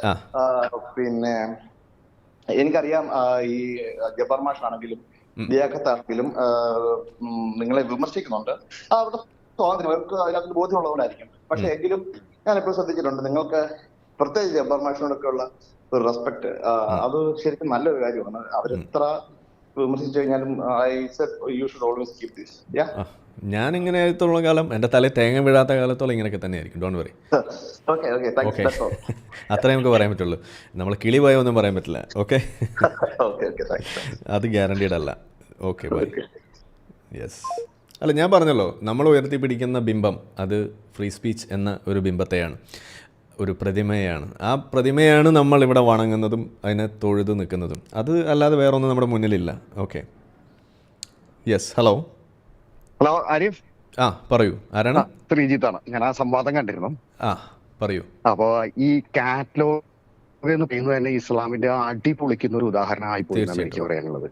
കാരണം എന്താ വെച്ച് കഴിഞ്ഞാൽ ഒരു പ്രോഡക്റ്റ് എന്ന് പറയുന്നത്, ഇപ്പൊ വേണമെങ്കിൽ നമുക്കൊരു കമ്പ്യൂട്ടർ, ഒരു ലാപ്ടോപ്പ് എടുക്കാം. ഈ ലാപ്ടോപ്പ് എന്ന് പറയുന്നത് ഒരു കമ്പനി മാത്രമല്ല ഇറക്കുന്നത്, ഒരുപാട് കമ്പനികൾ ഇറക്കുന്നുണ്ട്. അവരൊക്കെ കാറ്റലോഗ് ഇറക്കുന്നുണ്ട്. അവിടെ ഏകദൈവ സിദ്ധാന്തം എന്ന് പറയുന്നത് പൊളിയും. എന്തൊരു അബദ്ധം ഇവർ പറഞ്ഞു വെക്കുന്നതെന്ന് അവർക്ക് തന്നെ അറിയുന്നില്ല. അതുപോലെ തന്നെ ഈ പലരും ഈ അയ്യൂബിനെയൊക്കെ പറ്റിയിട്ട് പലതും ഈ കമന്റ് ബോക്സിലൊക്കെ കണ്ടു. പക്ഷെ ഞാൻ അതിനോടൊന്നും യോജിക്കില്ല. എനിക്ക് വളരെ വിഷമം തോന്നിയത് കണ്ടു. കാരണം അദ്ദേഹത്തിന്റെ ഒരു മനുഷ്യനാണ്. കാരണം എന്താ വെച്ച് കഴിഞ്ഞാൽ ഇതൊന്നല്ല വലുത്, എല്ലാവർക്കും അവരവരുടെ നിലനിൽപ്പാണ് വലുത്. അതിനെ അങ്ങനെ കാണാം. അയാളെ ഈ എന്താ പറയുക, അധിക്ഷേപിക്കുന്ന തരത്തിലുള്ള സംസാരത്തിലൂടെ എനിക്ക് ശക്തമായ എതിർപ്പുണ്ട്. അങ്ങനെ ചെയ്തിട്ടുള്ള ആൾക്കാരോട് ഞാൻ പറയുന്നു, ഡോണ്ട് റിപ്പീറ്റ് ഇറ്റ്. ശരിയല്ല കാണിക്കുന്നത്. അതുകൊണ്ട് okay, thank you. Yes, bye. Okay, എന്തായാലും ഈ വിഷയത്തിൽ നിങ്ങൾ എല്ലാവരും അഭിപ്രായം പറയാൻ വേണ്ടി മുട്ടി നിൽക്കുന്ന ആളുകളാണെന്ന് അറിയാം. അതുകൊണ്ട് കോളുകൾ പെട്ടെന്ന് പോന്നോട്ടെ. Yes, hello. അവിടെ സ്റ്റോപ്പ് ചെയ്തിട്ട് അവിടെ പോസ് ചെയ്തിട്ട് ഇവിടെ ശ്രദ്ധിക്കും. ഹലോ സർ, നമസ്കാരം. നമസ്കാരം. പേര്? രാഹുൽ എന്നാണ് സർ. രാഹുൽ, ആ പറയൂ രാഹുൽ. ബാംഗ്ലൂരിൽ നിന്നാണ് സംസാരിക്കുന്നത്. ബാംഗ്ലൂർ. ആ സാർ, ഞാൻ സാറിന്റെ ലൈവ് കണ്ടുകൊണ്ടിരിക്കുകയായിരുന്നു. അപ്പം എനിക്ക് പറയാനുള്ളത് എന്ന് വെച്ച് കഴിഞ്ഞാൽ, ഈ കാറ്റലോഗാണ്, സമാധാന മതമാണ്, നമ്മളെല്ലാവരെയും സ്നേഹിക്കുന്നു, എല്ലാവരെയും ഒരുമിച്ച് നിർത്താൻ ശ്രമിക്കുന്നു എന്നൊക്കെ പറയുമ്പോഴും ഈ ഓണത്തിന് പോയി സദ്യ കഴിക്കരുതെന്ന് സാർ പലതവണ ഹൈലൈറ്റ് ചെയ്തിട്ടുണ്ട്. അതല്ല, എനിക്ക് വലിയൊരു കാര്യം പറയാനുള്ളത് എന്താണെന്ന് വെച്ച് കഴിഞ്ഞാൽ, ഈ ലാൻഡ് ജിഹാദ് പോലത്തെ ഒരു ഇഷ്യൂ ഉണ്ടല്ലോ. അതായത് ഒരു പ്രോപ്പർട്ടി വാങ്ങിക്കുക, ഒരു പ്രോപ്പർട്ടി വാടകയ്ക്ക് എടുത്തു കഴിഞ്ഞാൽ, ഒരു കടമുറി വാങ്ങിച്ചു കഴിഞ്ഞാൽ അത് ഇനി അതേ മതസ്ഥർക്ക് മാത്രമേ വിൽക്കുള്ളൂ എന്നുള്ളൊരു നിബന്ധനയുണ്ട്. അത് ബാംഗ്ലൂരും ഉണ്ട്, എല്ലായിടത്തിലും ഉണ്ട്. അതുപോലെ തന്നെ ഒരു ഭൂമി ഞാൻ വാങ്ങിച്ചു കഴിഞ്ഞു കഴിഞ്ഞാൽ, ഞാനൊരു മുസ്ലിം ആണെങ്കിൽ ഇനി ഞാൻ മറ്റൊരു മുസ്ലിമിന് മാത്രമേ വിൽക്കുള്ളൂ, മറ്റൊരാൾക്ക് വിൽക്കില്ല എന്ന് പറയുന്ന ഒരു ഇതുണ്ട്. അപ്പൊ ഇതിനകത്ത് എവിടെയാണ് ഒരു നന്മ, അല്ലെങ്കിൽ ജനങ്ങൾക്കുള്ള ഒരു നന്മ എന്ന് അവിടെ ഒരു വകതിരിവാണല്ലോ കാണിക്കുന്നത്. ഞാൻ കാരണം വീഡിയോ സ്ഥിരമായിട്ട് കാണുന്ന ഒരാളാണ്. അപ്പം എത്ര നന്മ പറയാൻ ശ്രമിച്ചാലും ഈ ഒരു പ്രശ്നം കാരണം എപ്പോഴും ഒരു ചേർതിരിവ്, അതായത് ഇപ്പോ ഒരാളാണെങ്കിൽ പോലും, ഇപ്പൊ 1000-ൽ ഒരു 10 പേരുണ്ടെന്ന് വിചാരിക്കാം ഈ മതസ്ഥരാണെങ്കിൽ. ഞാൻ മതത്തെ കുറ്റം പറയല്ല സർ, ഞാൻ മതത്തെ വിശ്വസിക്കുന്ന ഒരാളല്ല. പക്ഷേ ഒരു 10 പേര് ഈ ഒരു കൂട്ടത്തിലുണ്ടെങ്കിൽ ആ 10 പേര് മാത്രം ഒരു വേർതിരിവ് കാണിച്ച് ഈ കട ഇനി മറ്റൊരാൾക്ക് കൊടുക്കില്ല, അല്ലെങ്കിൽ ഒരു മുസൽമാൻ എപ്പോഴും മുസൽമാന്റെ കടയിൽ പോയി മാത്രം സാധനം വാങ്ങിക്കണം എന്നൊക്കെ പറഞ്ഞാൽ അത് അണ്ടർഗ്രൗണ്ട് ആയിട്ട് നടക്കുന്ന ഒരു സംഭവമാണ്. അതായത് അത് പുറത്ത് പറയില്ലെങ്കിലും അത് അങ്ങനെയായി സംഭവിക്കുള്ളൂ. അപ്പം ഒരു ഹിന്ദു കട തുടങ്ങിക്കഴിഞ്ഞു കഴിഞ്ഞാൽ ആ ഹിന്ദുവിന്റെ കടയിലേക്ക് മുസ്ലിംസ് ചെല്ലില്ല, പക്ഷെ ഹിന്ദുസ് ആണ്. നിങ്ങൾ ചോദിക്കുന്നത് ഇതിലൊക്കെ എവിടെയാണ് നന്മ എന്നാണ്, ഇതൊക്കെ കാറ്റലോഗ് അനുസരിച്ചാണോ എന്നാണ്. അതെ, വകതിരിവാണ് അവിടെ സംഭവിക്കുന്നത് എന്നുള്ളതാണ്. വകതിരിവല്ല, വേർതിരിവ്. അതെ സാർ, വേർതിരിവാണ് അവിടെ സംഭവിക്കുന്നത് എന്നുള്ളതാണ്. അതെ, നിങ്ങൾക്ക് മലയാളം അത്ര വശമില്ലാന്ന് തോന്നുന്നു, അയ്യോ മൗലയെ പോലെ. ബാംഗ്ലൂർ ആയതിന്റെ കുഴപ്പ, ഞാൻ ക്ഷമിച്ചു. സാറിനോട് സംസാരിക്കാൻ പറ്റിയതിൽ വളരെ സന്തോഷം. സാർ ചെയ്യുന്നതിനെ വളരെയധികം അപ്രീഷിയേറ്റ് ചെയ്യുന്നു sir. I am full support for you. Yes, thank you. Thank you. Bye. ഒരു കാര്യം പറയണം, നമ്മളെ ചാനലിൽ പുതിയതായിട്ട് നമുക്കൊരു എഡിറ്റിംഗ് റോളിലേക്ക് ഒരാൾ വന്നിട്ടുണ്ട്. അദ്ദേഹത്തിൻ്റെ നിർദ്ദേശമായിരുന്നു ഇന്നിങ്ങനെ ഒരു പരിപാടി. ഞാൻ സത്യം പറഞ്ഞാൽ കിടന്ന് ഉറങ്ങിയായിരുന്നു. ഇതിങ്ങനെ ഓണാക്കി വെച്ച് കേട്ട് ഇങ്ങനെ കിടക്കാലോ എന്ന് വിചാരിച്ചിരുന്നതാണ്. വേറൊരു സ്ഥലത്തേക്ക് പോകാനും ഉണ്ടായിരുന്നു. അതൊക്കെ ക്യാൻസൽ ചെയ്ത് പിന്നെ ഇതിലേക്ക് അങ്ങിരുന്നു. അപ്പോൾ അതിന് ഒരു ബിഗ് താങ്ക്സ്. നമ്മളുടെ പുതിയ എഡിറ്റർ. ഐഡിയ കൊള്ളാം, ഐഡിയ ഗുഡ്. ഓക്കെ, പറയൂ. ഹലോ. യാ, പേര്? നമസ്കാരം. നമസ്കാരം. താങ്കളുടെ ഒരു അഡ്മിനാണ്, വിഘ്നേഷ് എന്ന് പറയും. എന്നാ അഡ്മിൻ ഒരൊറ്റ മിനിറ്റ് ഒന്ന് ഹോൾഡ് ചെയ്യൂ. നേരത്തെ വിളിച്ച ആൾ പറഞ്ഞൊരു കാര്യം, അതായത് ഈ ലാൻഡ് ജിഹാദിൻ്റെ കാര്യം. ഈ പേര് ലാൻഡ് ജിഹാദ്, ലവ് ജിഹാദ് ഇതൊക്കെ പറയുമ്പോൾ വിശ്വാസികൾക്ക് വലിയ വിഷമാണ്, ലിബറാൻഡുകൾക്ക് വലിയ വിഷമാണ്, പുരോഗമനവാദികൾക്ക് വലിയ വിഷമാണ്, അങ്ങനെയൊന്നും ഇല്ല എന്നൊക്കെ പറയും. പക്ഷേ വിശ്വാസികളുടെ ഇടയിൽ ഒളിഞ്ഞും തെളിഞ്ഞും നടക്കുന്ന കാര്യമാണ്. ഞാനിതിനെക്കുറിച്ച് മുന്നേ വീഡിയോ ചെയ്തിട്ടുണ്ട്. അതായത് 2 കടകൾ, ഒരു മുസ്ലിമിൻ്റെ ഒരു ഹിന്ദുവിൻ്റെ കടയുണ്ടെങ്കിൽ അതിലേത് കടയിൽ നിന്ന് നിങ്ങൾ സാധനം വാങ്ങിക്കണം എന്നത് സംബന്ധിച്ച് ഫത്വ വരെ ഉണ്ട്. ആ ഫത്വ എന്ന് പറയുന്നത് നിങ്ങൾ മുസ്ലിമിൻ്റെ കടയിൽ നിന്ന് വാങ്ങണം എന്ന് തന്നെയാണ്. അപ്പോൾ അത് മുസ്ലിമും തമ്മിലുള്ള ബോണ്ട് ഉറപ്പിക്കുക. The brotherhood in Islam is the brotherhood within Islam. It's A closed corporation. ഇത് പറഞ്ഞത് മഹാനായ സംഘി സാക്ഷാൽ അംബേദ്കറാണ്. അപ്പോൾ ഇതൊരു യാഥാർത്ഥ്യമാണ്. ഇതിൻ്റെ വിവിധ തരത്തിലുള്ള മാനിഫെസ്റ്റേഷൻസ് അതിവിടെ ഉണ്ട്. അത് പറയുമ്പോൾ പറഞ്ഞവരെ സംഖ്യയാക്കിക്കൊണ്ട് നിങ്ങൾക്ക് ഓടി കളിക്കാൻ കഴിയില്ല. ഇത് ഇസ്ലാമിൻ്റെ ഒരു അധ്യാപനമാണ്. ഇസ്ലാമിൻ്റെ അധാർമികത എന്ന് പറയുന്നത് ഇതൊക്കെ തന്നെയാണ്. ഇത് ഇസ്ലാം പഠിപ്പിക്കുന്ന നിയമമാണ്. മുസ്ലിമും തമ്മിലുള്ള ആ ഒരു ബന്ധം ഊട്ടി ഉറപ്പിക്കുക എന്ന് പറഞ്ഞ് ചെയ്തു വെക്കുന്ന ഇത്തരത്തിലുള്ള തെണ്ടിത്തരങ്ങൾ അത് ഒരു പ്രശ്നം തന്നെയാണ്. ഓക്കെ, പറയൂ വിഘ്നേഷ്. പറഞ്ഞു. ഓക്കെ, ഇല്ല, ഞാൻ ജസ്റ്റ് ഒന്ന് ജബ്ബാർ മാഷ് ഇന്ന് ഒരു രക്ഷയില്ലായിരുന്നു.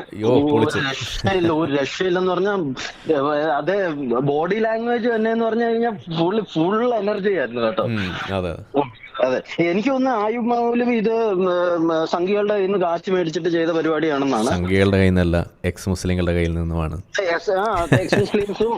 എക്സ് മുസ്ലിങ്ങൾ സംഘികളാണല്ലോ. ആക്ച്വലി എക്സ് മുസ്ലിംസ് എന്ന് പറഞ്ഞു കഴിഞ്ഞാൽ സംഘികളല്ലേ? താങ്കൾ ഒരുപാട് ഇതിൽ നിന്നും മാറിപ്പോകുന്നുണ്ട് കേട്ടോ. അതെ, ഞാൻ കൊടുത്ത കാശ് എന്തായാലും മുതലായി. എന്തായാലും ഞാൻ ഈ തരുന്ന കാശ് കാരണം എല്ലാരും എന്നോട് ചോദിക്കുന്നത് എനിക്കെന്തുവാ പണിയെന്നാ എല്ലാരും ചോദിക്കുന്നത്. സത്യത്തിൽ എന്താ പണി എനിക്കും അറിഞ്ഞാൽ കൊള്ളാന്നുണ്ട്. അത് നമുക്ക് നേരിട്ട് കാണുമ്പോ എന്തായാലും പറഞ്ഞു തരാം. കാണണം. തൽക്കാലം ഞാനൊരു സംഖ്യയായിട്ട് അവിടെ ഇരിക്കട്ടെ. ആയിക്കോട്ടെ, ശരി. എന്തായാലും ജബ്ബാർ മാഷ് വാസ് ഓസം ടുഡേ. എന്തോ ഒരു രക്ഷയില്ലാത്ത പോയിന്റ്സും എല്ലാം സൂപ്പർ ആയിരുന്നു. അതെ, പ്രിയപ്പെട്ട അഡ്മിൻ, നമ്മളുടെ എഡിറ്റർക്ക് ഒരു അപ്രീസിയേഷൻ കൊടുത്തു. ഈ ഐഡിയ പൊളിച്ച് എഡിറ്റർ, നമ്മുടെ പുതിയ എഡിറ്ററിന് താങ്ക് യു സോ മച്ച്. ആ ഫസ്റ്റ് വീഡിയോ തന്നെ പൊളിച്ചിട്ടുണ്ട്. അതെ, ഫസ്റ്റ് വീഡിയോ നമ്മളുടെ ഒരു ഷോർട്സ് ആണ് ഇട്ടിരിക്കുന്നത്. അതും ജാമ്യ ടീച്ചറുടെ ആ ഷോർട്സ്, എനിക്ക് ആ മേളിൽ ആ കമന്റ് പോസ്റ്റ് ചെയ്ത വളരെ അടിപൊളി ഐഡിയ ആയിട്ട് ഉണ്ട്. ഏത് കമന്റ്? അതിൽ മേളിൽ ഒരു കമന്റ് ഇട്ടിട്ടുണ്ട്, മുഹമ്മദ് സുഹൈലിന്റെ ഒരു കമന്റ് ഇട്ടിട്ടുണ്ട്. ആണോ? ഓ, ശ്രദ്ധിച്ചില്ല. അടിപൊളി കമന്റ് ഇടയ്ക്കിടയ്ക്ക് ഇങ്ങനെ ഫ്ലാഷ് ചെയ്ത് വരുന്ന അടിപൊളിയായിട്ടുണ്ട്. എന്തായാലും കൊള്ളാം. ഇനി നമ്മളെ കളികൾ വേറെ ലെവലാണ് വരാൻ പോണത്. ഇനി ഒരു രക്ഷയില്ല. നേരത്തെ ഒരുതൻ പറഞ്ഞ പോലെ ഇടം വലം നോക്കാതെ നമ്മള് അറഞ്ചം പുറഞ്ചം. അതെ, എന്തായാലും പക്ഷെ എനിക്ക് ഒരു വിഷമം ഇപ്പം പറഞ്ഞ പോലെ തന്നെ ഇവര് നമ്മളെ മാറ്റി നിർത്തി ഈ സംഘിപ്പട്ടം മാറ്റി നിർത്തുന്നതിന് മാത്രമേ ഉള്ളൂ നമുക്കൊരു. എനിക്ക് വിഷമമൊന്നുമില്ല, അവർക്ക് സംഖ്യച്ചാപ്പ് കിട്ടുമ്പോൾ എനിക്കൊരു സന്തോഷം. സത്യം പറഞ്ഞാൽ എനിക്ക് ജബ്ബാർ മാഷ് ആ വീഡിയോ കണ്ടപ്പോ ആലോചിച്ചു, നിങ്ങളിവിടെ ഉണ്ടായിരുന്നെങ്കിൽ നമ്മളെല്ലാരും കൂടെ ആയിരുന്നെങ്കിലേ. ഞാനിവിടെ അവിടെ ഉണ്ടായിരുന്നെങ്കിൽ നമുക്ക് ഈ ലൈവ് നടക്കില്ലല്ലോ. ഓ, അതൊരു പോയിന്റ് ആണ്. ഇതാണല്ലോ കൂടുതൽ നല്ലത്. ഇതിപ്പോ കുറെ കൂടി ആളുകൾക്ക് ഇതിനെ കുറിച്ച് കാര്യങ്ങൾ ബോധ്യപ്പെടാനും ഇതിന്റെ ലൈവ് കമന്ററി നമ്മൾ രണ്ടാമത് ഈ വീഡിയോ ചെയ്യാനിരിക്കുമ്പോ അത് അത്ര എളുപ്പമല്ല. അല്ല, ഇതാ നല്ലത്. അതാണ് ഞാൻ പറഞ്ഞത്. എല്ലാവരോടും പറയാനുള്ളത് നമുക്ക് ലൈക്ക്, ഷെയർ, സബ്സ്ക്രൈബ്, കമന്റ് ആണ് നമുക്ക് അത്യാവശ്യം. വീഡിയോ കഴിഞ്ഞ് കമന്റ് ചെയ്യുക. ഈ കമന്റ് ചെയ്യുമ്പോഴാണ് ബാക്കിയുള്ളവർ കുറച്ചുകൂടെ, അതായത് നമ്മൾ ഒരാൾ കമന്റ് ചെയ്തു എന്ന് പറഞ്ഞാൽ അവർക്ക് നോട്ടിഫിക്കേഷൻ വരും. അങ്ങനെ പലരും ഇത് കാണും. സോ പ്ലീസ്, ഞാൻ ഒരു മാസമായിട്ട് ഞാൻ ഇല്ലായിരുന്നു, അതുകൊണ്ട് എനിക്ക് ആക്റ്റീവ് ആവാൻ പറ്റിയിട്ടില്ല. അപ്പൊ വീണ്ടും ഗോദയിലേക്ക് ഇറങ്ങിയോ? ഗോദയിലേക്ക് ഇറങ്ങി. അതല്ലേ 2 ദിവസമായിട്ട് 50, 10, 100 മെമ്പർഷിപ്പ്. ഞാൻ ആലോചിച്ചു ഇത് എവിടുന്നോ കിട്ടുന്നുണ്ട് കാര്യമായിട്ട്. എനിവേ, എല്ലാ ദിവസവും ഇട്ടോളൂ, നല്ല കാര്യം. ഓക്കെ, പിന്നെ ഒക്ടോബർ 12 ലിറ്റ്മസിന് ആരെങ്കിലും ഒക്കെ ഉണ്ടെങ്കിൽ ടിക്കറ്റ് ബുക്ക് ചെയ്യുക. ഞാൻ ടിക്കറ്റ് ബുക്ക് ചെയ്തിട്ടുണ്ട്, ഉണ്ടാവുമെന്ന് അറിഞ്ഞൂടാ. അത് ഞാനും പറയുന്ന ഒരു കാര്യമാണ്. നിങ്ങൾ വരുവോ വരാതിരിക്കോ, പക്ഷെ നിങ്ങൾ ഒരു ടിക്കറ്റെങ്കിലും ബുക്ക് ചെയ്ത് വെച്ചാൽ ഞാൻ ആക്ച്വലി നമ്മുടെ രാവിലെ ഗ്രൂപ്പിൽ ഇട്ടിരുന്നു, പക്ഷെ അപ്പൊ നമ്മുടെ ഈ ലൈവിന്റെ ഇതായതുകൊണ്ട് ഞാൻ പിന്നെ ഡിലീറ്റ് ചെയ്താ. ഞാൻ ബുക്ക് മൈ ഷോയിൽ ബുക്ക് ചെയ്തിട്ടുണ്ട്. ഓക്കെ. അല്ല, ഞാനിവിടെ കണ്ടുകൊണ്ടിരിക്കുന്ന ആളുകളോടും പറയായിരുന്നു, ലിറ്റ്മസിന് നിങ്ങൾ എല്ലാവരും ഒരു ടിക്കറ്റ്, ലിറ്റ്മസിന് മാത്രമല്ല ഈ സ്വതന്ത്ര മേഖലയിൽ നടക്കുന്ന ഇത്തരം പരിപാടി, ഇപ്പോൾ ഇന്നിപ്പോൾ NRCയുടെ ഒരു പരിപാടി കണ്ണൂർ നടക്കുകയാണ്. അവിടെയും നിങ്ങൾക്ക് ഒരു ടിക്കറ്റ് ബുക്ക് ചെയ്താൽ അത് നിങ്ങൾക്ക് നേരിട്ട് പങ്കെടുക്കാൻ കഴിഞ്ഞില്ലെങ്കിലും ആ പരിപാടിയുടെ വിജയത്തിന് അതൊരു വലിയ ഒരു ഹെൽപ്പാണ്. അപ്പോൾ ഈ ടിക്കറ്റ് വെക്കുന്നത് നിങ്ങൾക്ക് പങ്കെടുക്കാൻ വേണ്ടി മാത്രമല്ല, അതൊരു ഡൊണേഷൻ ഓപ്ഷൻ ആയിട്ടും കൂടി നിങ്ങൾക്ക് ഉപയോഗിക്കാം എന്നും കൂടി എന്ന് പറയുകയാണ്. So please support. എൻ്റെ സ്വന്തം സംഘടനയാണ്. നമ്മുടെ ഈ പറയുന്ന ഒരു പാർട്ടിക്കാരോ ആരെങ്കിലും വന്നാലും നമ്മൾ മിനിമം ഒരു 100 രൂപ 150 രൂപ 200 രൂപ കൊടുക്കും. സോ അപ്പം നമ്മുടെ ഭാവി തലമുറയ്ക്ക് വേണ്ടി എല്ലാരും ജസ്റ്റ് ഒരു ടിക്കറ്റ് എടുക്കുക, അല്ലെങ്കിൽ സ്പോൺസർ ചെയ്യുക. കഴിഞ്ഞ പ്രാവശ്യം ലിറ്റ്മസിന് ഞാൻ സ്പോൺസർ ചെയ്തായിരുന്നു, 10 കുട്ടികളുടെ ഞാൻ സ്പോൺസർ ചെയ്തായിരുന്നു. സോ ഇപ്രാവശ്യം ചെയ്യുന്നുണ്ട്. ഞാൻ ഇപ്പൊ ഏതായാലും ടിക്കറ്റ് എടുത്തിട്ടുണ്ട്. സോ എല്ലാരും ഒരു ടിക്കറ്റ് എങ്കിലും എടുക്കുക എന്നൊരു അപേക്ഷയാണ് നമ്മുടെ സൈഡിൽ നിന്ന്. അപ്പം thank you so much. Thank you. Bye. Okay, bye. വീണ്ടും കാണണം ചാറ്റ് ബോക്സിൽ. ബൈ. എൻ്റെ ചാനലിൻ്റെ ജീവനാടി എന്നൊക്കെ പറയാൻ അങ്ങനെയൊന്നുമില്ല, എന്നാലും വിളിച്ച സ്ഥിതിക്ക് ഓക്കെ. ഹലോ. ഹലോ. യെസ്, പറയൂ. ആളെ മനസ്സിലായി? യാ, നമ്മളുടെ ഞാനൊന്ന് പരിചയപ്പെടുത്താം.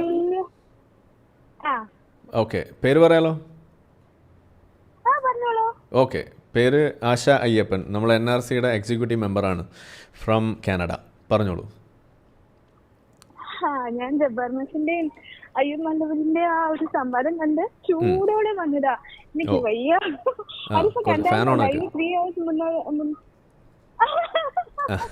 അയ്യോ, എനിക്കറിയില്ല എന്തൊക്കെയാ. അയ്യൂബിന് അറബി മാത്രമേ അറിയുള്ളൂ, അല്ല മലയാളം? അറബി മാത്രമേ അറിയുള്ളൂ, മലയാളം അറിയില്ല. എൻ്റെ സംഭാഷണ ശൈലി, ഭാഷയുടെ പരിഭാഷയുടെ പരിമിതി, ഇങ്ങനെയൊക്കെയാണ് പറഞ്ഞുകൊണ്ടിരുന്നത്. കളിയൊക്കെ അല്ല, പക്ഷെ ഭാഷ എന്ന് പറയുമ്പോൾ അത് അറബി ഭാഷ മാത്രമല്ല, മലയാളവും ഒരു ഭാഷയാണ്. അതുകൊണ്ടാണ് നമ്മളങ്ങനെ പറയുന്നത്. ഒന്നും വിചാരിക്കരുത്. പിന്നെ പുള്ളിക്കാരന്റെ മറുപടി ഒക്കെ കേട്ടപ്പോ നമ്മള് ആരിഫ് പറയാറില്ലേ, അലുവ ഇങ്ങനെ മുറിച്ചെടുക്ക, അതുപോലെയാണ് ഖുറാനിൽ ഇതില്ലേ, ഈ നല്ലതില്ലേ, ആ നല്ലതില്ലേ, ഇതൊന്നും തന്നെയല്ലേ. എത്ര തവണ ഒന്നുമില്ലെങ്കിലും നിങ്ങളൊക്കെ പറയുന്ന ഇത്രയും കൊല്ലം കേട്ടതല്ലേ, ഇത് ദൈവത്തിന്റെ സത്യപുസ്തകമാണെങ്കിൽ അതിൽ ഒരു തിന്മ പോലും ഉണ്ടാവാൻ പാടില്ല എന്ന് എത്ര നാളായി പറയുന്നു. എന്നിട്ടും പിന്നെ ഇത് തന്നെ. പിന്നെ എനിക്കിതൊക്കെ കണ്ടപ്പോ നല്ല ഒരു ഡൗട്ട് ഉണ്ട്. അരിഫെ, സത്യം പറയേ, നമ്മുടെ ക്യാമ്പയിന് അങ്ങോട്ട് പോയത് അവിടെ ഇരുന്നിട്ട് സൃഷ്ടിക്കാൻ, ഞാൻ പറഞ്ഞല്ലോ, ഇത് ഞങ്ങൾ കാശ് കൊടുത്ത് ഇറക്കിയ ടീമാണ്. അത് നല്ല മനസ്സിലായി. അതായത് ഇവിടെ ഇരുന്ന് പറഞ്ഞാൽ ചെമ്പ് കുറെ ചെലവായി. ചെമ്പ് അത് വളരെ ക്ലിയർ ആയിരുന്നു.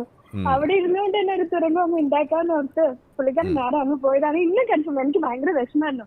അയ്യോ പാവോ, അയ്യൂബിന് എന്തൊക്കെ പ്രശ്നങ്ങൾ ഉണ്ടാവോ, ഇനിയിപ്പോ അവര് കുറെ ബ്ലാക്ക്മെയിൽ ചെയ്തല്ലോ, സാമ്പത്തിക ബുദ്ധിമുട്ട് കൊണ്ട് പോയതാണോ, ഒന്നുമല്ല. ഇന്ന് വളരെ ക്ലിയർ ആയിരുന്നു.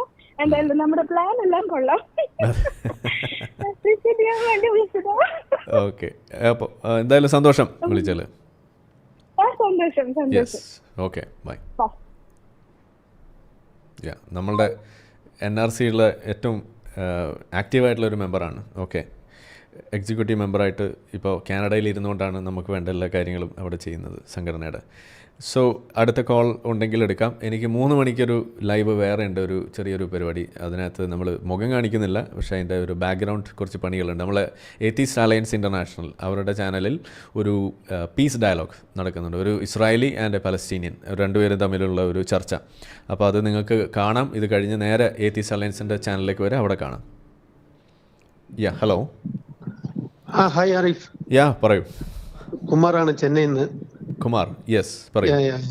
ഇത് ഇപ്പോ ഈ ഭാഷന്റെ പരിമിതി എന്ന് പറഞ്ഞിട്ട് നിങ്ങൾ പറയുന്ന ഈ ടോപ്പിക്കല് ഈ പാട്ടൊന്ന് പാടി കാണിച്ചല്ലോ, യേശുദാസ് ലായില എല്ലാം എന്നിട്ട് പാടി ഉറക്കുമ്പോ കുട്ടി ഉറങ്ങിയതിന് ശേഷം ഗുരുവായൂരപ്പ കുട്ടി ഉറങ്ങിയെന്ന് പറയുന്ന ഇത് എനിക്ക് ഒരു സംഭവം ഓർമ്മപ്പെടുത്തുന്ന വെച്ചാല്, ഞങ്ങള് ചെന്നൈയില് ഈ ശബരിമലയ്ക്ക് പോകുന്ന സീസണിലൊക്കെ മാലയിട്ടിട്ട് സ്വാമിമാര് ഭജന പാടും. ഓരോരോ വീട്ടിൽ പോയിട്ട് ഭജന പാടിയിട്ട് അവിടെയുള്ള സ്വാമിമാർക്ക് ഭക്ഷണം കൊടുത്ത് അങ്ങനെ ഒരു പരിപാടി ഉണ്ട്.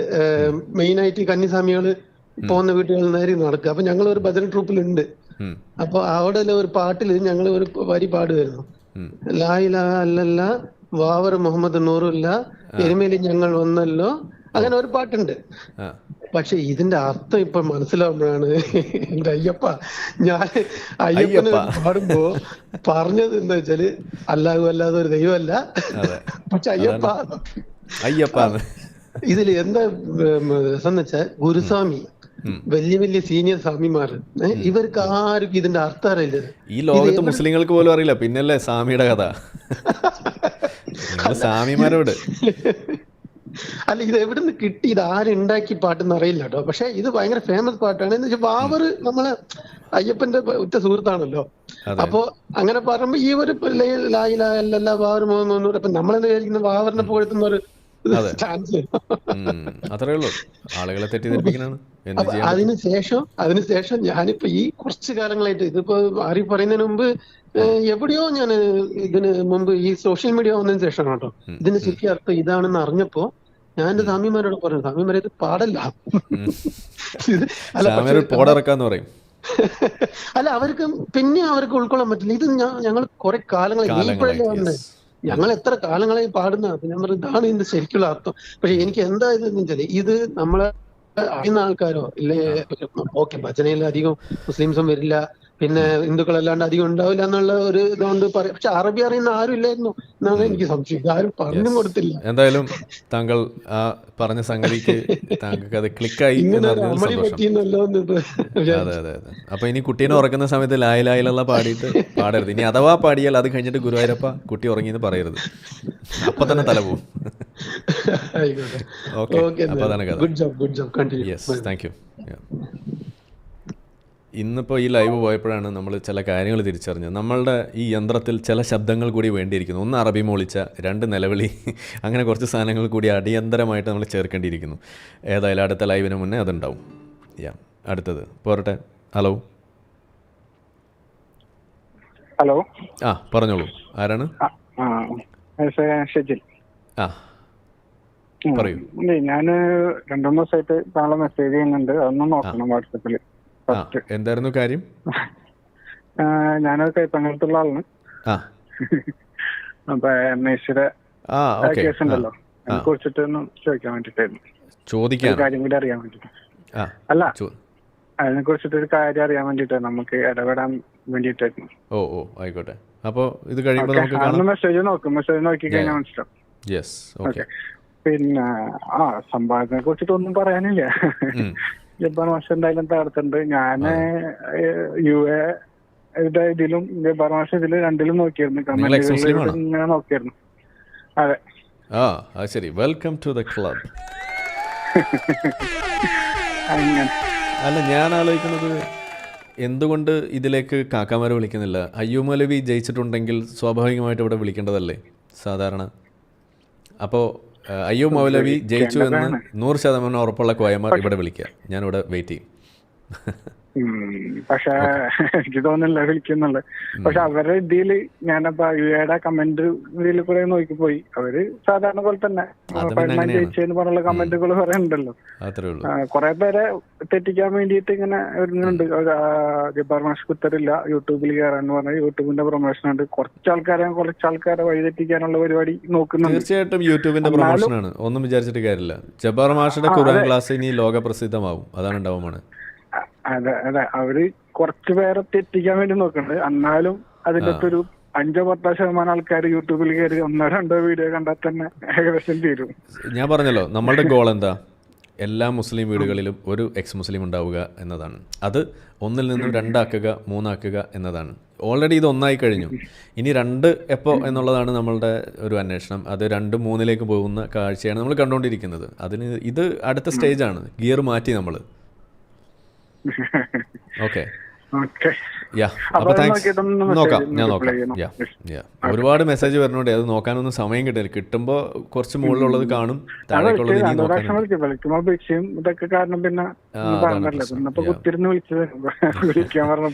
ആയിക്കോട്ടെ, അപ്പോൾ ഞാൻ നോക്കാം. Okay, yes, bye. അപ്പോൾ അതാണ്. അപ്പോൾ ഞാൻ ഇവിടെ ഒന്ന് അവസാനിപ്പിക്കുകയാണ്. ഇനിയിപ്പോൾ ഞാൻ കോൾ എടുത്താൽ എൻ്റെ അടുത്ത പരിപാടി മുടങ്ങും. അപ്പോൾ അതുകൊണ്ട് എയർപ്ലെയിൻ മോഡിലേക്ക് ഞാൻ പോകുന്നു ഇനി ധ്യാനത്തിലേക്ക്. അപ്പോൾ നമ്മൾ AAI ഏത്തീസ് അലയൻസ് ഇൻ്റർനാഷണലിൻ്റെ ചാനലിൽ നടക്കാൻ പോകുന്ന ആ സംവാദം, ആ ഒരു ചർച്ച, സംവാദമല്ല, ഒരു ഡയലോഗ്, അത് നിങ്ങൾ കാണാൻ വരിക. അതൊരു ഒരു പാലസ്തീനിയനും ഒരു ഇസ്രായേലി അവർ തമ്മിലുള്ളൊരു ചർച്ചയാണ്, ഒരു പീസ് ഡയലോഗ്. അപ്പോൾ അത് നിങ്ങൾ കാണുക, പരമാവധി അത് സപ്പോർട്ട് ചെയ്യുക. ചാനൽ നമ്മളെ സ്വന്തം ചാനൽ പോലെ തന്നെ നിങ്ങൾ കാണുക. ലോകത്തുള്ള ഏത് ചാനലാണെങ്കിലും നിങ്ങൾ അതെല്ലാം ഏറ്റെടുക്കണം, ഇത്തരത്തിലുള്ള കാര്യങ്ങൾ, നല്ല സംഭാഷണങ്ങൾ വരുന്നതിൻ്റെ ഒരു ഉദ്ദേശം വെച്ചിട്ട്. അപ്പോൾ അതിന് വേണ്ടിയിട്ട് നിങ്ങൾ പ്രോത്സാഹിപ്പിക്കുക. അപ്പോൾ നമുക്ക് ഡിങ്കബാങ്ക് കേട്ട് ഇത് അവസാനിപ്പിക്കുക. അപ്പോൾ അതിന് മുന്നേ നമ്മുടെ ചാനൽ ഇപ്പോഴും സബ്സ്ക്രൈബ് ചെയ്യാത്ത ആളുകളുണ്ടെങ്കിൽ സബ്സ്ക്രൈബ് ചെയ്യുക. അതുകൂടാതെ ലൈക്ക്, ഷെയർ, അതുപോലുള്ള കാര്യങ്ങളിലൊന്നും നിങ്ങൾ ഒരിക്കലും മടി കാണിക്കരുത്. അത് ചെയ്താൽ നിങ്ങൾക്ക് ഇഹപര ലോകത്ത് വിജയമുണ്ടാകും. പ്രത്യേകിച്ച് അങ്ങ് ചെന്ന് കഴിയുമ്പോൾ അവിടെ നിങ്ങൾക്ക് നല്ല അസൽ കപ്പപ്പുഴുക്കും കാപ്പി, നല്ല കട്ടൻ കാപ്പിയും കിട്ടും, നല്ല ചമ്മന്തി ഉണ്ടാവും, നല്ല അസൽ സാധനമാണ്. അപ്പോൾ അത് നമുക്ക് കഴിക്കേണ്ടതല്ലേ, നമുക്കവിടെ ഒത്തുകൂടേണ്ടവരല്ലേ. അപ്പോൾ അതുകൊണ്ട് അതിനുവേണ്ടി നിങ്ങൾ മുന്നോട്ട് വരിക എന്ന് പറഞ്ഞുകൊണ്ട് നമുക്ക് നമ്മളുടെ അറബി ഭാഷയിലുള്ള ബാങ്ക്, ഡിങ്ക ബാങ്ക്, അത് കേട്ടിട്ട് നമുക്ക് അവസാനിപ്പിക്കാം. അപ്പോൾ എല്ലാവർക്കും by. Dingahu Akbar, Dingahu Akbar, Dingahu Akbar, Dingahu Akbar,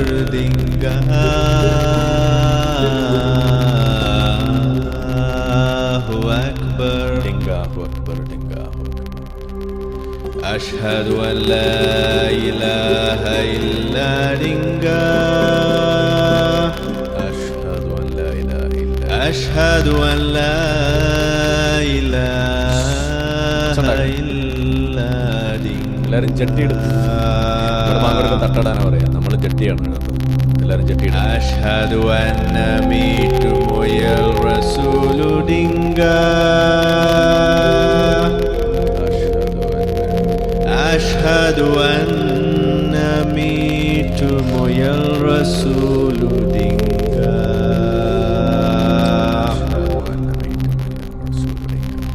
hayya ala free thinking, la hawla wala quwwata illa billah, hayya ala free thinking, la hawla wala quwwata illa billah, hayya ala scientific temper, la hawla wala quwwata illa billah, hayya ala scientific temper, la hawla wala quwwata illa billah. Dingahu Akbar, Dingahu Akbar, Dingahu Akbar, Dingahu. La ilaha illa Dingah, La ilaha illa